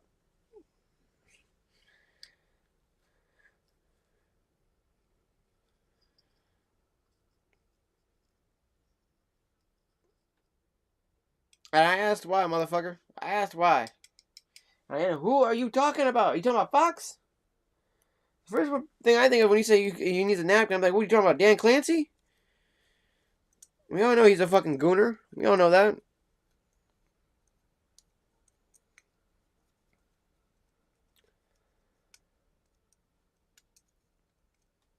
Oh yeah, the Joe. Oh, you're talking about the guy over on Kick. Yeah, that was so random, dude. I don't know why the dude said like, "Oh, are you not reading chat?" Like, I had missed it for half a second. Looked back as he typed the second part, like, "How do you read your chat?" I literally then said yes to the first, and yes to the second one, and then he said "poos and wheeze, man," and I was like, "Okay." Like, I was reading the chat though, dog. So yeah, you know how people be.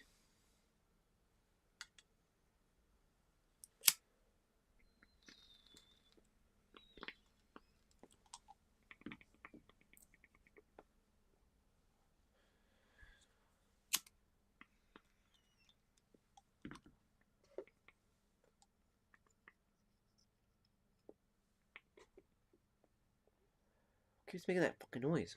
It's like a gurgly noise sounding.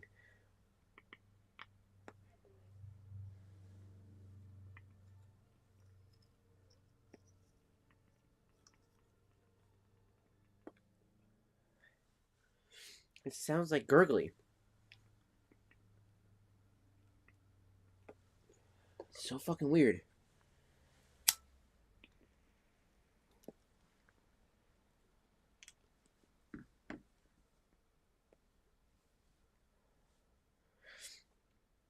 I don't know why it's sounding gurgly. Again, I don't ever really get that issue with the German briar pipe. It's so weird. I always get this issue with the Apple one. Sometimes I get it with this guy too, but not as often actually. I will say. And this does have a deep bowl too. I might end up using this guy a bit too. We'll see.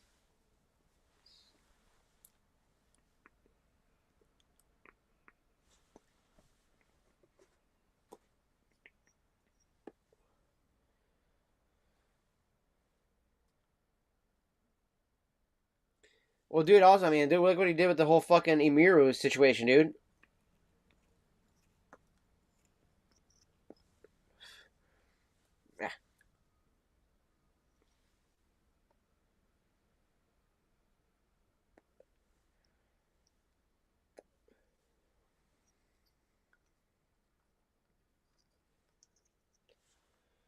Like, legitimately, to see how badly he handled that whole Emiru situation, like, Twitch is gonna get fucked hard. And I am loving every fucking second of it, man. Because she's suing the fuck out of them.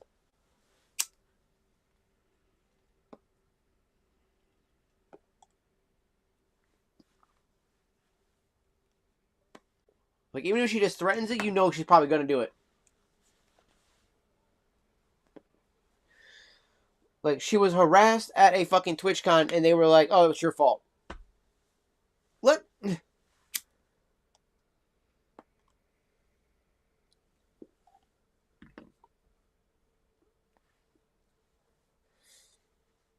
Like, the company's already not looking good, and they're just making themselves look even worse and worse and worse day by day.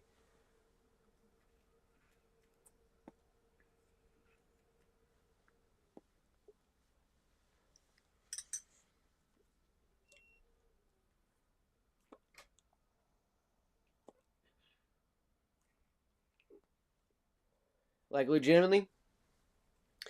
Like, anybody in chat right now, let me know what you guys think. What's going to happen to Twitch, you think, in the next, like, I'd say 7 to 8 months?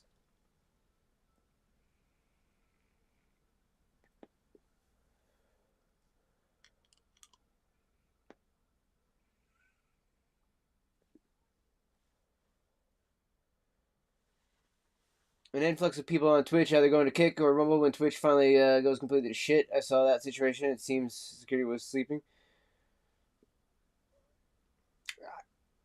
Dude, it wasn't just security was sleeping, bro. I mean, there was like multiple times when this happened too.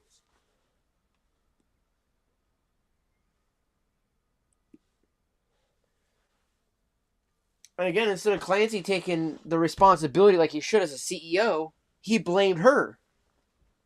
That's fucked up on his part, dog.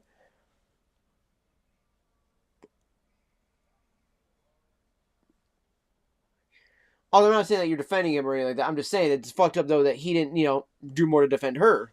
It is really, really scummy to see.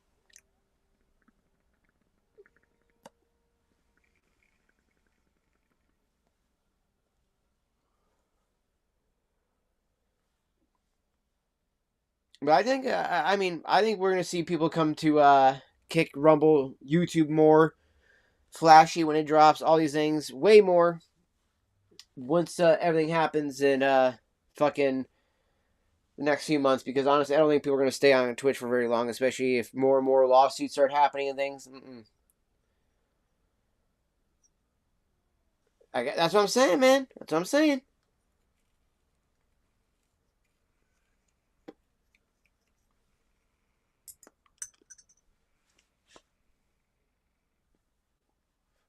Everybody's favorite grandpa fucking Gooner, fucking, of course, isn't gonna fucking go against sexual harassment. Look what he's doing daily, dude.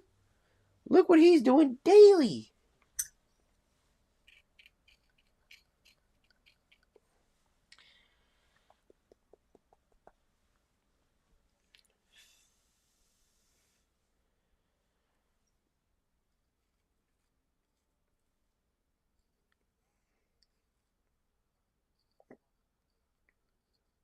I mean, look how many times he's been caught being a fucking straight up Gooner and just totally following and stalking like all these fucking like young girls that are on Twitch and shit that are like 40, 50 years younger than this dumbass. Right? So, of course, that guy, yeah, I don't expect him to do much about sexual harassment. Like, I know, fucking shocker. Lo and behold, the 80-year-old Gooner, fucking, whose favorite streamer is fucking Hassan. Well, his favorite male streamer, because let's be real, any woman in an itty bitty bikini is his fucking favorite streamer. For real.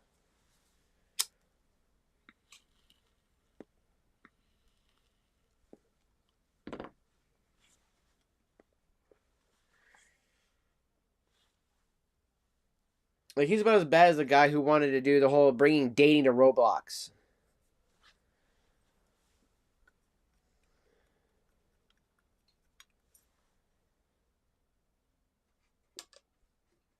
Again, man, I mean it. Some of the things I say, I might do it in tough love, and I might not say it always in the best tactful way. But at the end of the day, the fact that you are literally saying that you felt safe not being on that platform anymore is my point of why I'm doing the boycott. It's why I constantly still tell people boycott fucking Twitch, because at the end of the day, you hurt them with the wallet, right? You leaving, making more notice, making more people say, "Hey guys, I'm leaving. This is why." And the more and more and more and more people we get, doesn't matter how many small fucking streamers, eventually we become a fucking actual like loud voice, and then they start going, "Oh shit, we're really losing people, aren't we, guys?" It's like, yeah, you are, because you're a shit platform. Like, get your shit together, bro. Like, get your shit, get it together, get it all together, get your shit together, all right? Because your shit is not getting together very well. Let's just put it that way.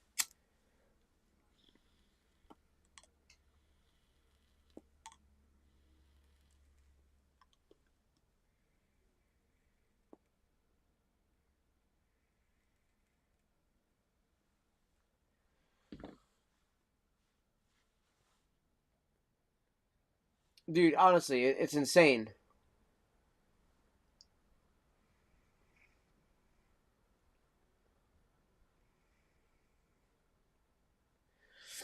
Like the amount of actually like not even pushback on the whole boycott thing, right? That's annoyed me. It's more so the fact that people would constantly be like, but it's not gonna affect me. It's not gonna affect motherfuckers. Eventually, it's going to affect you.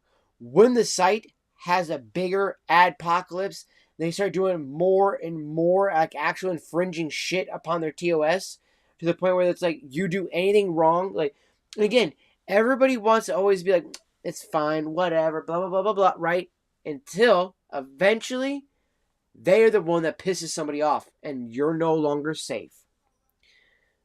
Like so many people over there are like, I'm fine. I'm just gonna keep sucking the ass of the LGBTQ and all this other shit, and it's all gonna be fine. It's gonna be great.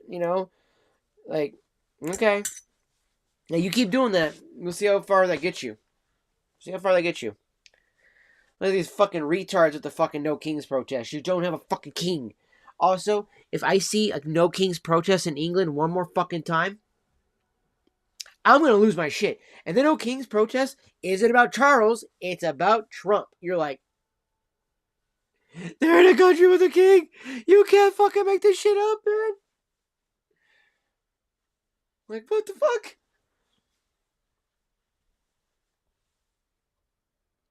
Dude, it's going to bite every person who does not leave ahead of time. Yes, in the ass, 100%. And especially anybody who isn't multi-streaming, anybody who's put all their eggs into the fucking Twitch basket, and they're like, I'm not going to do anything. There's nothing going to happen to Twitch. They didn't survive this. They've not survived what's coming. They've never had what's coming come at them before. I mean, it's cute that people think that they're going to fucking do anything, but, it's fucking Twitch. The fuck do you really think they're gonna do? Other than just literally like blame more on the actual like victims, and then also not only they're gonna victim blame, but they're gonna play the victim because it's really us hating them, man. They're the minority. They're the purple people. That was a bad joke. I'm sorry. Bad joke. Bad joke. But it's fucking true and you know it. You fucking know it, damn it. Every one of you is like, he's not wrong. Like,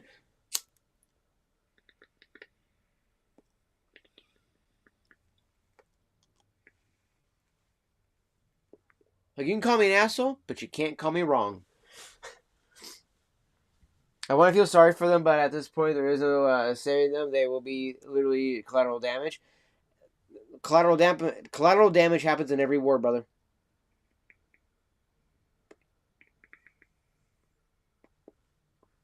Does it suck? Yeah. But it happens.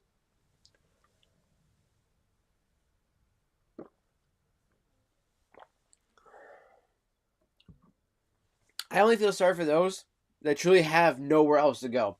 That have no ability to move a community or do all this other stuff like that. But there's so many that can. So many that can, and they just refuse to do it. The ones that can't, I feel sorry for. Those I do. I truly do. Like, there are people maybe in other countries and other places, maybe they can't go to some of these other sites. Maybe they're just restricted in that regard. But let's be real. If you can stream on Twitch, you can stream on YouTube. Just fucking saying. YouTube's in how many countries? Yeah, exactly. You made your bed, now you lay in it. Exactly. And it's always the same excuse for every single person, too. You know what it is? Oh, I went back to Twitch because my fucking followers didn't leave Twitch to come follow me. Yes, so you were requested then to go make new followers. They don't want to do that, so then they go, I want to go back to where I feel safe. You were never safe. You just didn't piss off the wrong people yet. Again, and being is that how temperamental and fickle the left is, again, it's just a matter of time. Eventually, you will be the bad guy to them. Because, again, the way they work is like a cult. You have to be indoctrinated 100% in order for them to allow you in. Because, like, again, I used to be like a center person, slightly leaned a little bit left, and then every fucking time I disagreed or made a disagreement with the left, oh my god, I was called so many horrendous things. And I'd be like, wait, whoa, whoa, whoa, whoa. Like, aren't you supposed to be the tolerant side? But of course, the moment I made, that chance to like, maybe I do want to go look at the right, they were the most open-armed, welcoming people I have ever met. Next to maybe Mormons, just saying. Mormons are pretty fucking welcoming, I'm just saying. Though it's a fake welcoming, but it still fucking works, okay? It's a shitty thing, it's manipulative. Alright, they do it manipulative. Whereas the Republicans are just kind of like, hey, yo, man, we gotta understand. We're not all gonna agree on everything. And you're like, wait a minute, what? You fucking get the basic common sense that there's no fucking way that every human being is gonna agree 100% with every human other being? Not gonna happen, bro. It's not. It's a lot of ignorance in this world. A lot of ignorance. And again, and somebody might be like, well, how does that play back to Twitch? Twitch is ran primarily by a bunch of liberal fucking pussy ass soy boy fucking feminist bitch fucking twats. Alright? Literally, they all suck so much fucking dick. And they just need to take the giant stick out of all their asses, grow the fuck up, get rid of fucking Clancy. I don't mean that in like a violent way. I mean fire him. Fucking maybe put him in jail. Maybe put him in fucking jail. Just saying. He's probably got some fucking material on his PC that maybe the FBI might want to go look at. I'm just taking a gander at that. Alright, I'm just gonna take shot in the dark. Alright, just saying. Just saying.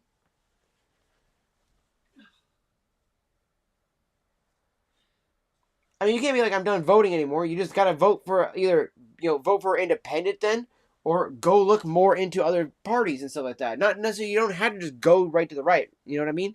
That's again, this is something I've always been about.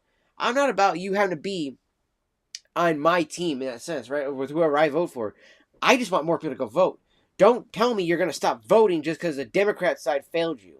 There's other people out there who are trying to make a difference. Like, I'm not gonna lie, yeah, the fucking next election season for presidents, I'm voting for a fucking JD. Most definitely, right? We have a city council thing coming up here in November. I'm gonna be voting at that time. Always go and vote. There's tons of stuff to be voting for. Tons of stuff. You guys got the whole mayor thing going on. You got a fucking communist about to fucking come in there. And again, the whole Democrats thing, it's not even so much shady things. You saw how much they are literally a tribe of demons, a fucking cult, alright? When they can laugh and celebrate a man's death the way that they did with Charlie Kirk, I'm sorry, I have no respect for that. Dude became a fucking straight up, inspiration to me and a role model. And then, literally, it made me mad too because I worked during the turning point that they did at the WSU campus that I missed. That was actually one of the heartfelt ones where he did with the girl where he told her, like, hey, can I pray for you and everything like that to the trans person, which I thought that was pretty badass of him to do, right? I thought that was really cool. And that person actually was very accepting and loving of it. And that was actually a really cool thing, which, again, I was like, oh, man, I got to miss that. And I was so upset. I would have loved to go see that and, maybe get a hat and do all this stuff, ask questions, do whatever, dude. I would have loved to do that. But I worked that day. So I was kind of bummed out. I missed that chance to go see him. But I was like, oh, it's all right. I'll see him the next time he comes through. Yep, nope. Not going to have that happen now. Never will I, be able to have that happen. Nobody else will have that happen. His fucking family was robbed of him. It's just for a fucking beyond a fucking stupid reason, dude. Beyond a stupid fucking reason. But if you're going to say you're not going to vote anymore, I still urge you, go out and vote. You do not need to just go out and vote Conservative, Republican, whatever. Like I said, go vote for some, not liberals, but independents. Go vote for a libertarian. And again, there's so many other people out there. When I stumbled upon Charlie Kirk shorts, what made me stay and watch was him throwing straight up facts. That's my point too. You can never call him wrong. You could say, oh, you're this, and that, but you can't say he's wrong, right? But he was never racist. He wasn't hateful. He never really did these things out of a malicious way, right? Like, so many people misquote him or fucking interpret things that he says, And it's literally like, how the fuck do you misinterpret when it was clear as fucking day facts? You know? And that's the thing, is I've always been a proponent of that. And then the man just argued and came from a place of faith, which then made me more, open about my faith. And yeah, again, I may not be a perfect Christian or anything like that. I do fuck up a lot. I stumble and do all my things, right? And I try to do, every day to do the whole, like, live better than the next day, all that stuff. But there's a great deal of certain things that you can change, and certain things that will take time, and then there's certain things that maybe never will change, but you're willing to answer for your sins when that time comes to your maker. That's my point, right? But to be like, oh man, you hated this man because he was arguing from faith because you don't like religion, and that's ultimately why they didn't like him. He was a man of God, man. He was a true man of God who spoke his heart, spoke his mind, spoke nothing but facts. And when you have a not only a wife that says it, but other people that I saw echoing, like, even like JD and others, who said that the fact that he never raised his voice to his wife blew them away, and that made them wish that they could be a better man to their wives. That takes a real man to admit that type of shit too. Just saying. And that was impressive as well. That's why I was like, okay, yeah, man, like, as much as the fact I love JD just being able to rip apart people for all the memes they do, and he just doesn't give a fuck, that was already getting my vote for that. But when he said that, I was just like, that right there earned my vote right there, dog. Like, you just showed us how much of an actual, not only a man, but an adult and an actual human being that you are, And again, it's that point too, right? It's like when you see somebody arguing facts versus just arguing like opinions and emotions and stuff like that, Hassan, it's refreshing, And it's like one of those things, that, speaking of, yeah, his chat, when they're like, oh, I guess you dodged that debate. Like, what a piece of shit, dude. What a piece of shit. And again, like, Hassan sat there and, again, the nephew to the fucking inbred offspring of a fucking, literally an incestuous couple. Dude, like, admits that shit like it was just fucking totally chillaxed. Like, yeah, my grandparents were, incestuous first cousins. What? My guy, why would you fucking say? Nobody wants to admit that shit. Who the fuck is like, yeah, my fucking grandparents were incestuous? What? Like, I mean, I know you're retarded and all, but fuck me, I didn't know you were that retarded.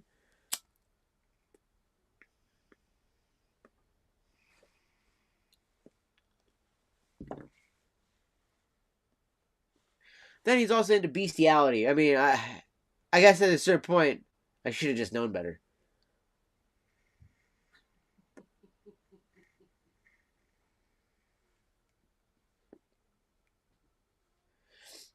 I mean, again, he is Hassan's uncle.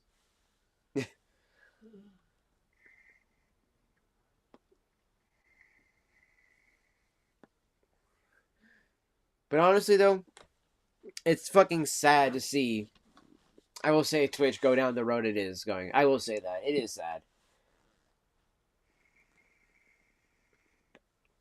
Only because of the fact that there was a lot of good memories there. Again, I can't say there wasn't good memories on Twitch. Can't say that I'd have good times on Twitch. Or I didn't meet cool people over there, like my boy Mike and everybody. I met a lot of cool people over on Twitch, too. But I met cool people on LiveSpace, Kick, fucking Mixer, YouTube. Fuck. There's a lot of cool people everywhere, man. But that should not be the main reason why that we let a toxic relationship keep going on, right? That's why bad things happen to girls like that, or guys even, but they'll be in that toxic relationship that, but remember the good times we had? Oh, that's why I'll stay. That's what's happened with Twitch. People go, but I had all these good times, so I'm going to stay on Twitch. Twitch can't leave me. Twitch can't go away. Because, they might abuse me, but they're still always there. Yeah, until they beat you to death. When let's put it this way: fucking Twitch has been raping the fuck out of everyone for how long? With fucking literally just be like, yeah, we have a TOS, but we only apply that to our favorites. And if you're not our favorites, you can sit down it and spin, bitch. And you're like, oh, that sucks. Well, I guess guess I'm not gonna be on Twitch for long. Start going against the grain, and they're like, oh, we can cut you down.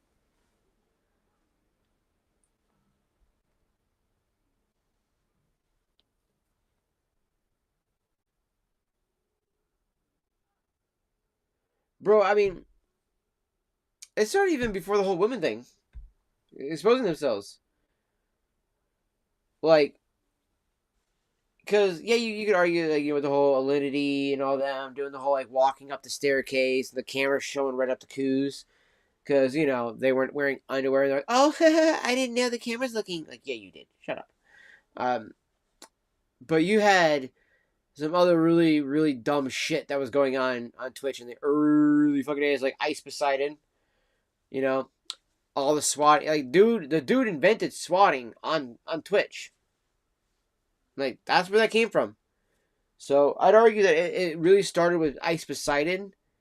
And as they would try to course correct, they started to not realize that, or let me rephrase that. Was that they didn't realize? They did realize that if they kept course correcting the way they were going to start doing, that it would start costing them even more money because they would have to hold true to the TOS against everyone. But if you could pick your favorites and then just give them a little slap on the wrist here and there.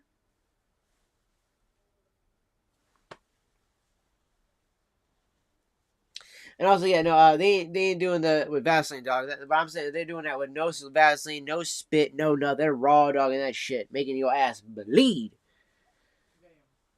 That is what Twitch is doing to every single one of us. All right, whenever it comes to the whole TOS shit, no, Twitch is not stealing money from you with the whole way they raise this stuff, like prices wise, and all that stuff like that. What I think that they do is they inadequately spend the fucking money on actual things that they need it to be spent on, and they also make up a lot of excuses why they always need more money. It's like, dude, you're a loss leader company. That's literally your job, is to burn money. Like, that is your job. You're literally a company that was bought with the idea and premise that you will never make a profit because you're just there as an advertisement agency to funnel people to Amazon. Simple as that.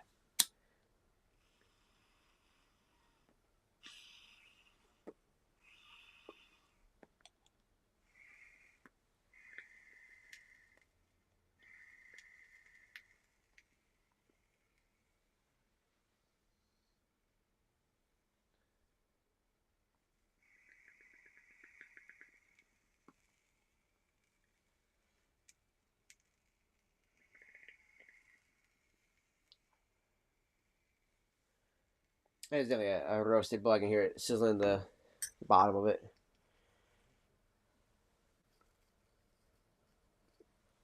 That was a solid tobacco bowl. I mean, look how long that lasted too. That's what I mean, though, guys. You know what I mean? That's why I do like the Apple one, because it does last a good long time when you're just sitting here talking with chat, vibing with people, or whatever the case is, and you're smoking a pipe bowl like this. It's just so nice. Again, it's good tobacco too. That Lane's 1Q is pretty good for being a bulk tobacco like that.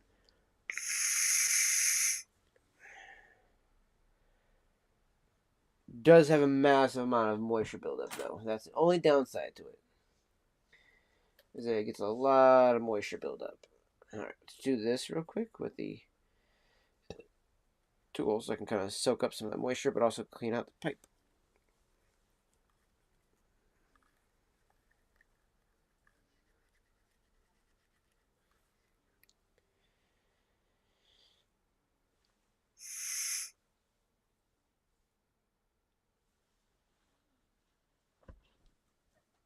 What I do like about these pipes too, or that these specific type of briar ones I have right here, is that they are designed so you can actually clean them while they are still warm.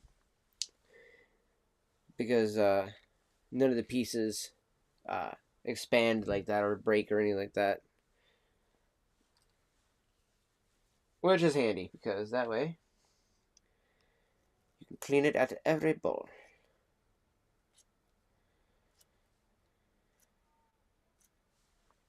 Let's see. All that gunk out.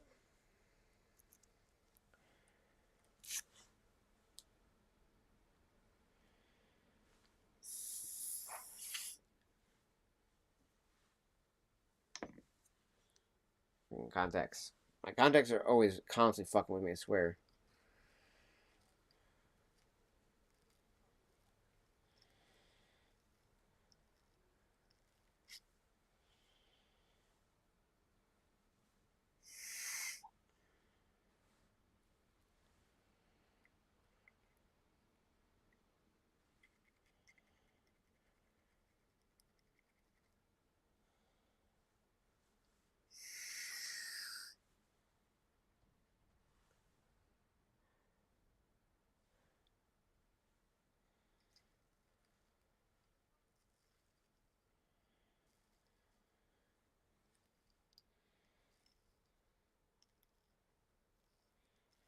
Yeah, I'm trying to clean out the pipe here, chat.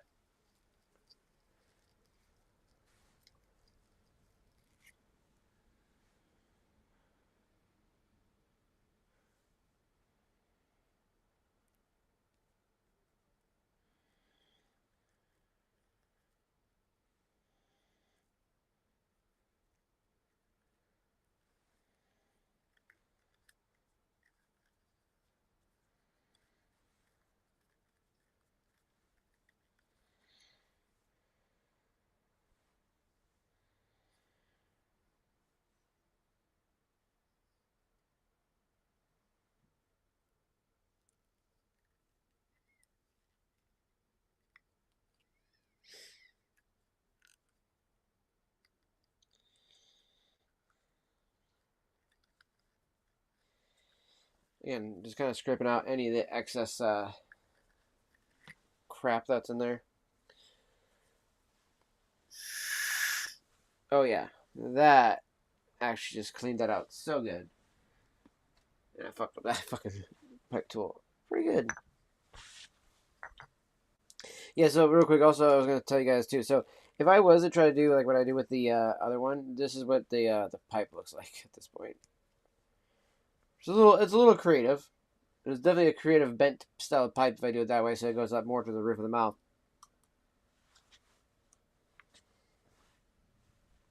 Becomes the eyebrow trimmer at that point, or the mustache trimmer. I actually feel like I've seen that in a cartoon somewhere. I'm not even gonna lie.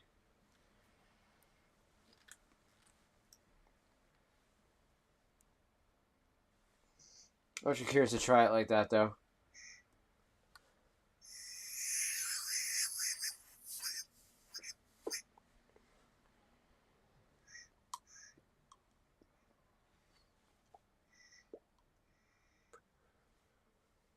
It's so hard to actually hit like that too. Actually, I can't even. For some reason, it's actually like backwards, or not backwards, but reversing the pull and suction. If I blow it, actually sucks in. If I pull this way, then it sucks through the bowl. It was weird. That was so weird because when I had it face the other way, I was blowing. It was actually sucking into the bowl.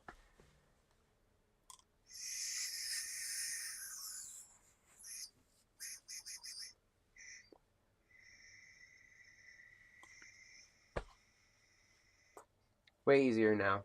Yeah, it's crazy. It's crazy. It's crazy. I wonder how this one would be if I did it like that too.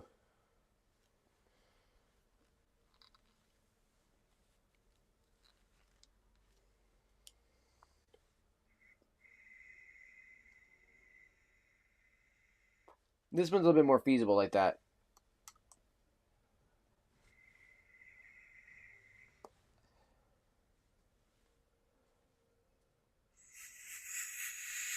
Yeah. That's weird. This one's more feasible like that. That's funny. That is kind of funny.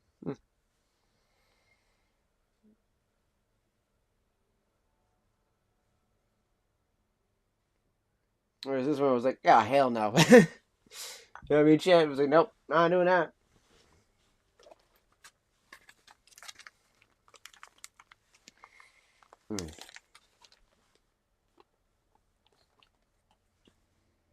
I think I'm gonna do another mixing before we end the stream so we can see how this looks and goes. So be right back. I need another Ziploc baggie.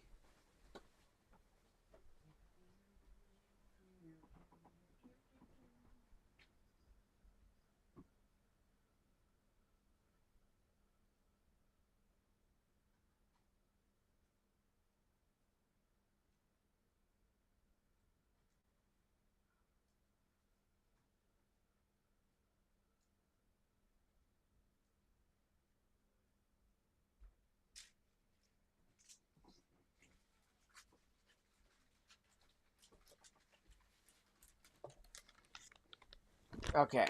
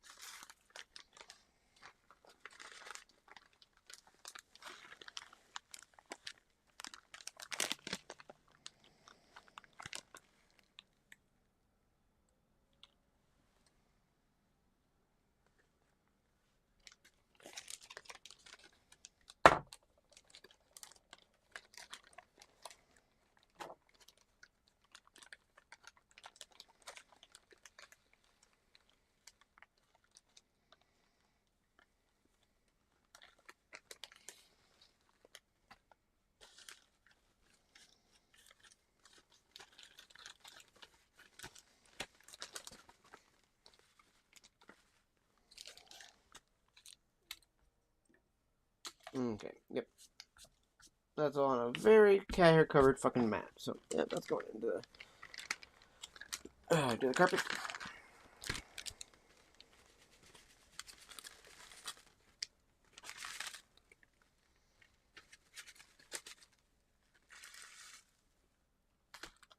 Okay. Got some of this one in there because this has got some Virginias and Burleys, I do believe, or some black Cavendish. I can't remember. And the lane's very cheery again. Then I'm going to take some of this one.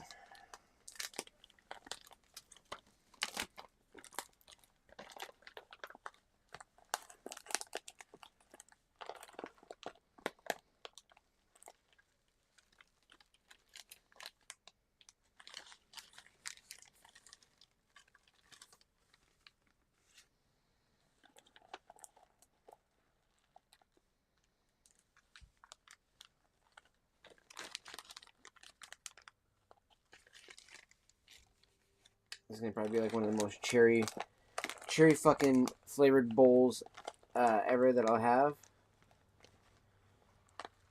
Or even just so much the cherry flavored tobacco I will ever have too.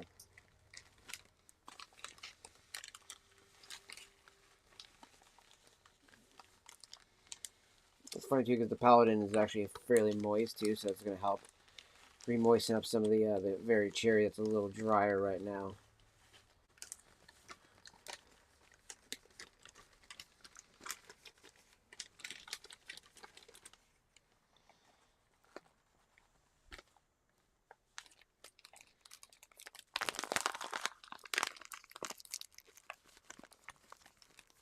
There we go.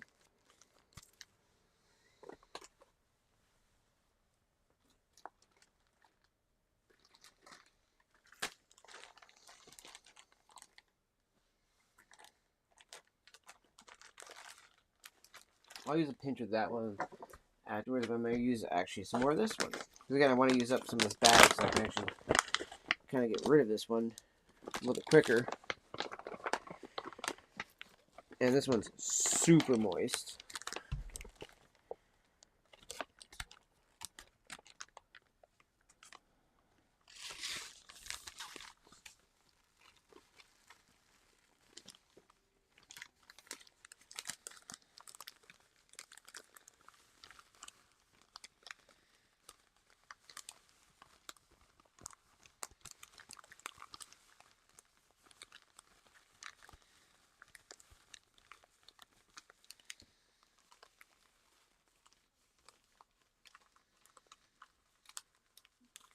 There was quite a bit of cherry in there too.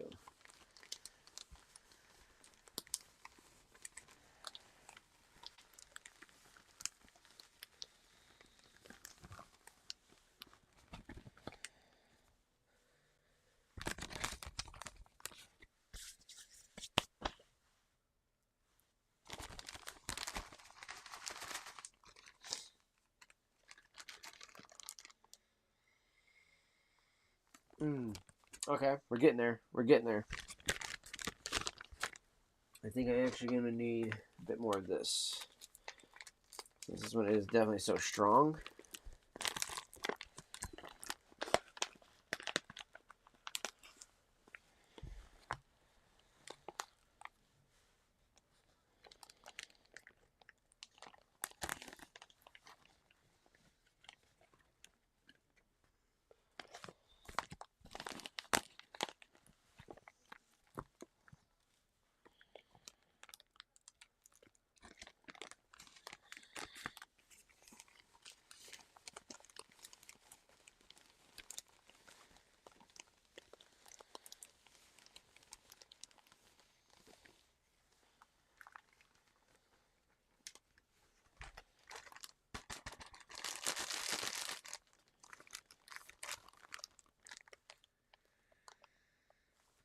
Okay, I think now we can finish topping it with some more of the vanilla Cavendish, and I think we should have a cherry vanilla there.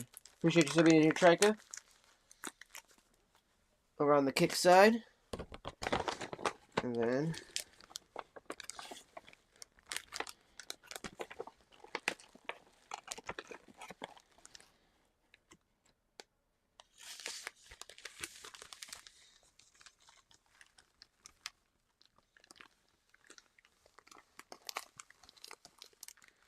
it's so funny how much the black Cavendish comes through. It makes it look like it's all the vanilla Cavendish there.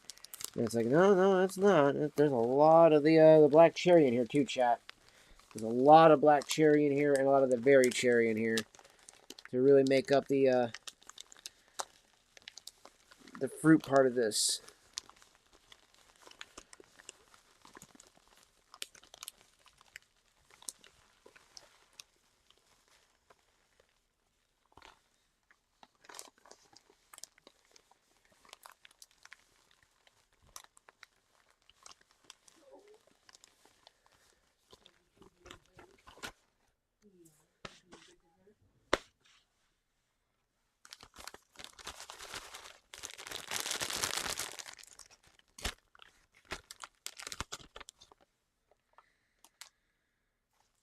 Alright, I think that was about as close to a cherry vanilla as I'm going to be able to get making my own wise, chat. So, again, pretty impressed that I've been able to do that. And being that I brought back to life that vanilla one, by doing this, I actually have high hopes that this is going to turn out to be a really solid cherry vanilla. And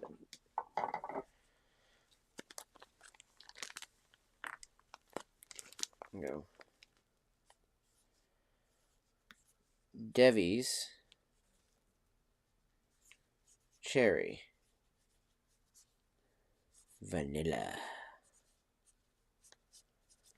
Bam!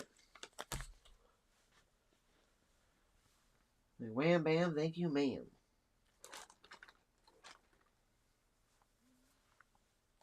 There it is. Where the fuck is it? Okay. That bad boy.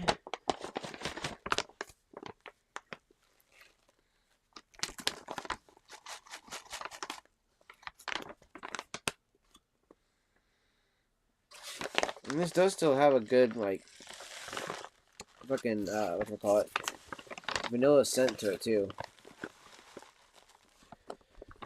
Ooh, when I get the mocha, chat, what I might do is add the rest of this to some of the mocha. Again, make another blend. This way, too, again, like, this is why I can go a little bit heavier on the tobacco, chat, instead of having to vape so much, as I can just, using this guy here, I can literally make so many different blends And I still have some of my regular just very cherry left if I just want some cherry too. You know what I mean? So, like again, chat, I got some high hopes that we just made a really solid blend. Again, I'm gonna just let it sit for a little bit, kind of marinate in those flavors for a bit, so that way, also that the what you call it, the very cherry and the black cherry kind of have a chance to hydrate, or the black cherry and the what do we call it? Sorry, the cherry, the vanilla cavendish can rehydrate the very cherry, because the very cherry was a bit dry feeling. So I think that will be good for this guy here. So, and we got it labeled, so this way I know what it is, and that's why I called it the Debbie's Cherry Vanilla. So that way I know that it is actually mine. And that way, if somebody asks, like, who the fuck is Debbie? I'm like, oh, yes, that's my moniker on stream. I do these pipe videos, and people are like, wait a minute, what? And then boom, we get some more viewers that way, I guarantee you. We'll have some new followers and new people that join the community, and they're going to be awesome, and they're going to be pipe smokers, and it's going to be fun. That's how I see it already, chat. Alright, put this in there.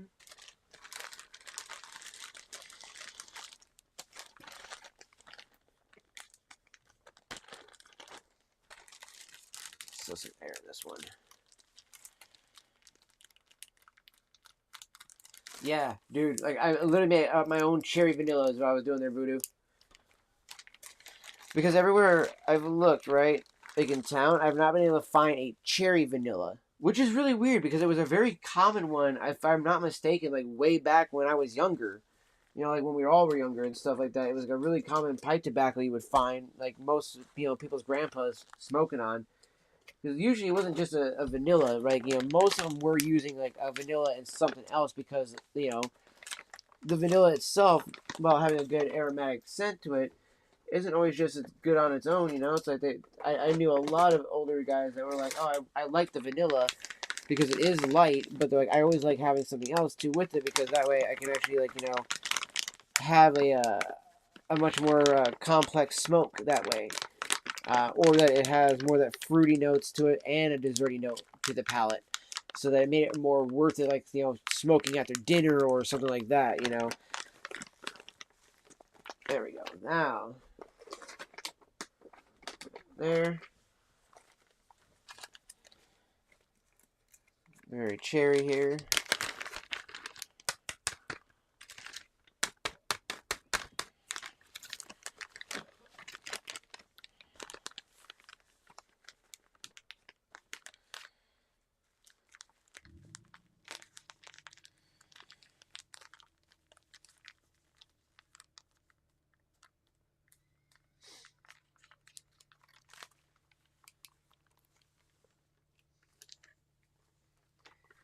There we go. That's fucking vacuum sealed right there. Tight like a tiger.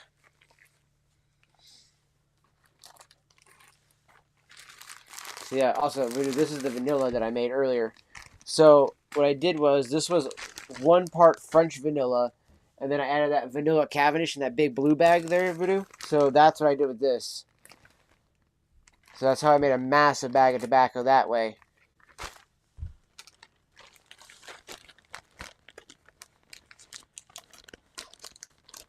So it went from like a standard vanilla mixed with another standard vanilla to a Debbie's vanilla now.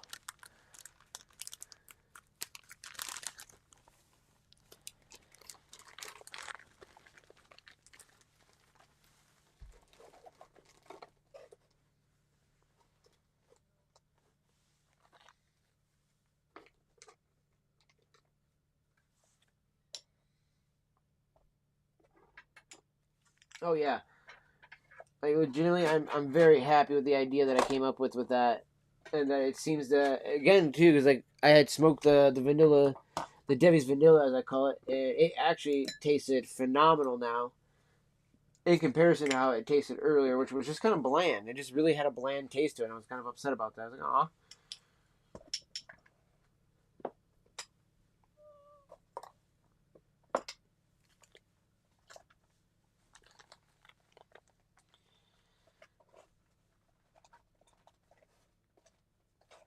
That one in there now, and then I'm these two up because these are the two that I smoke the most.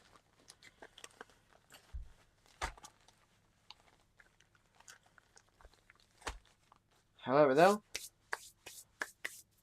I think I'm going to go ahead and wrap it up here, guys. It's been a good stream. I enjoyed everybody's company tonight. I've had a lot of fun. It's 10 o'clock. I'm going to hang out with the family, though, for the rest of the night.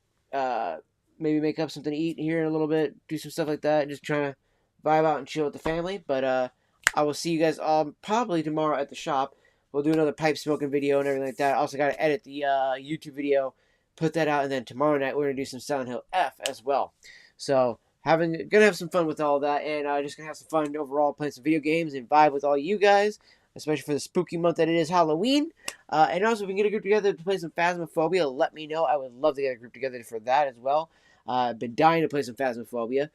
So yeah, definitely let me know, guys. I will see you all later on, and I hope you all have a wonderful, wonderful rest of your night, and then definitely have a great Monday as well. Hopefully your guys' work week starts off phenomenally. Hopefully nobody has any issues. Nobody has to deal with any stupid fucking people around there. And just hopefully overall everybody has a absolutely amazing time. So love you all. Appreciate you all. And I will see you guys tomorrow. Yo, same day to you, Voodoo. Also, same to you, Fox. I know you're here still, brother. Derek and anybody else that might be lurking or anything like that too. So I definitely get grab up fast when you can, brother. But I might try to get a group together too, also for whatchamacallit, some 7 Days of Die. So we'll see. We'll see.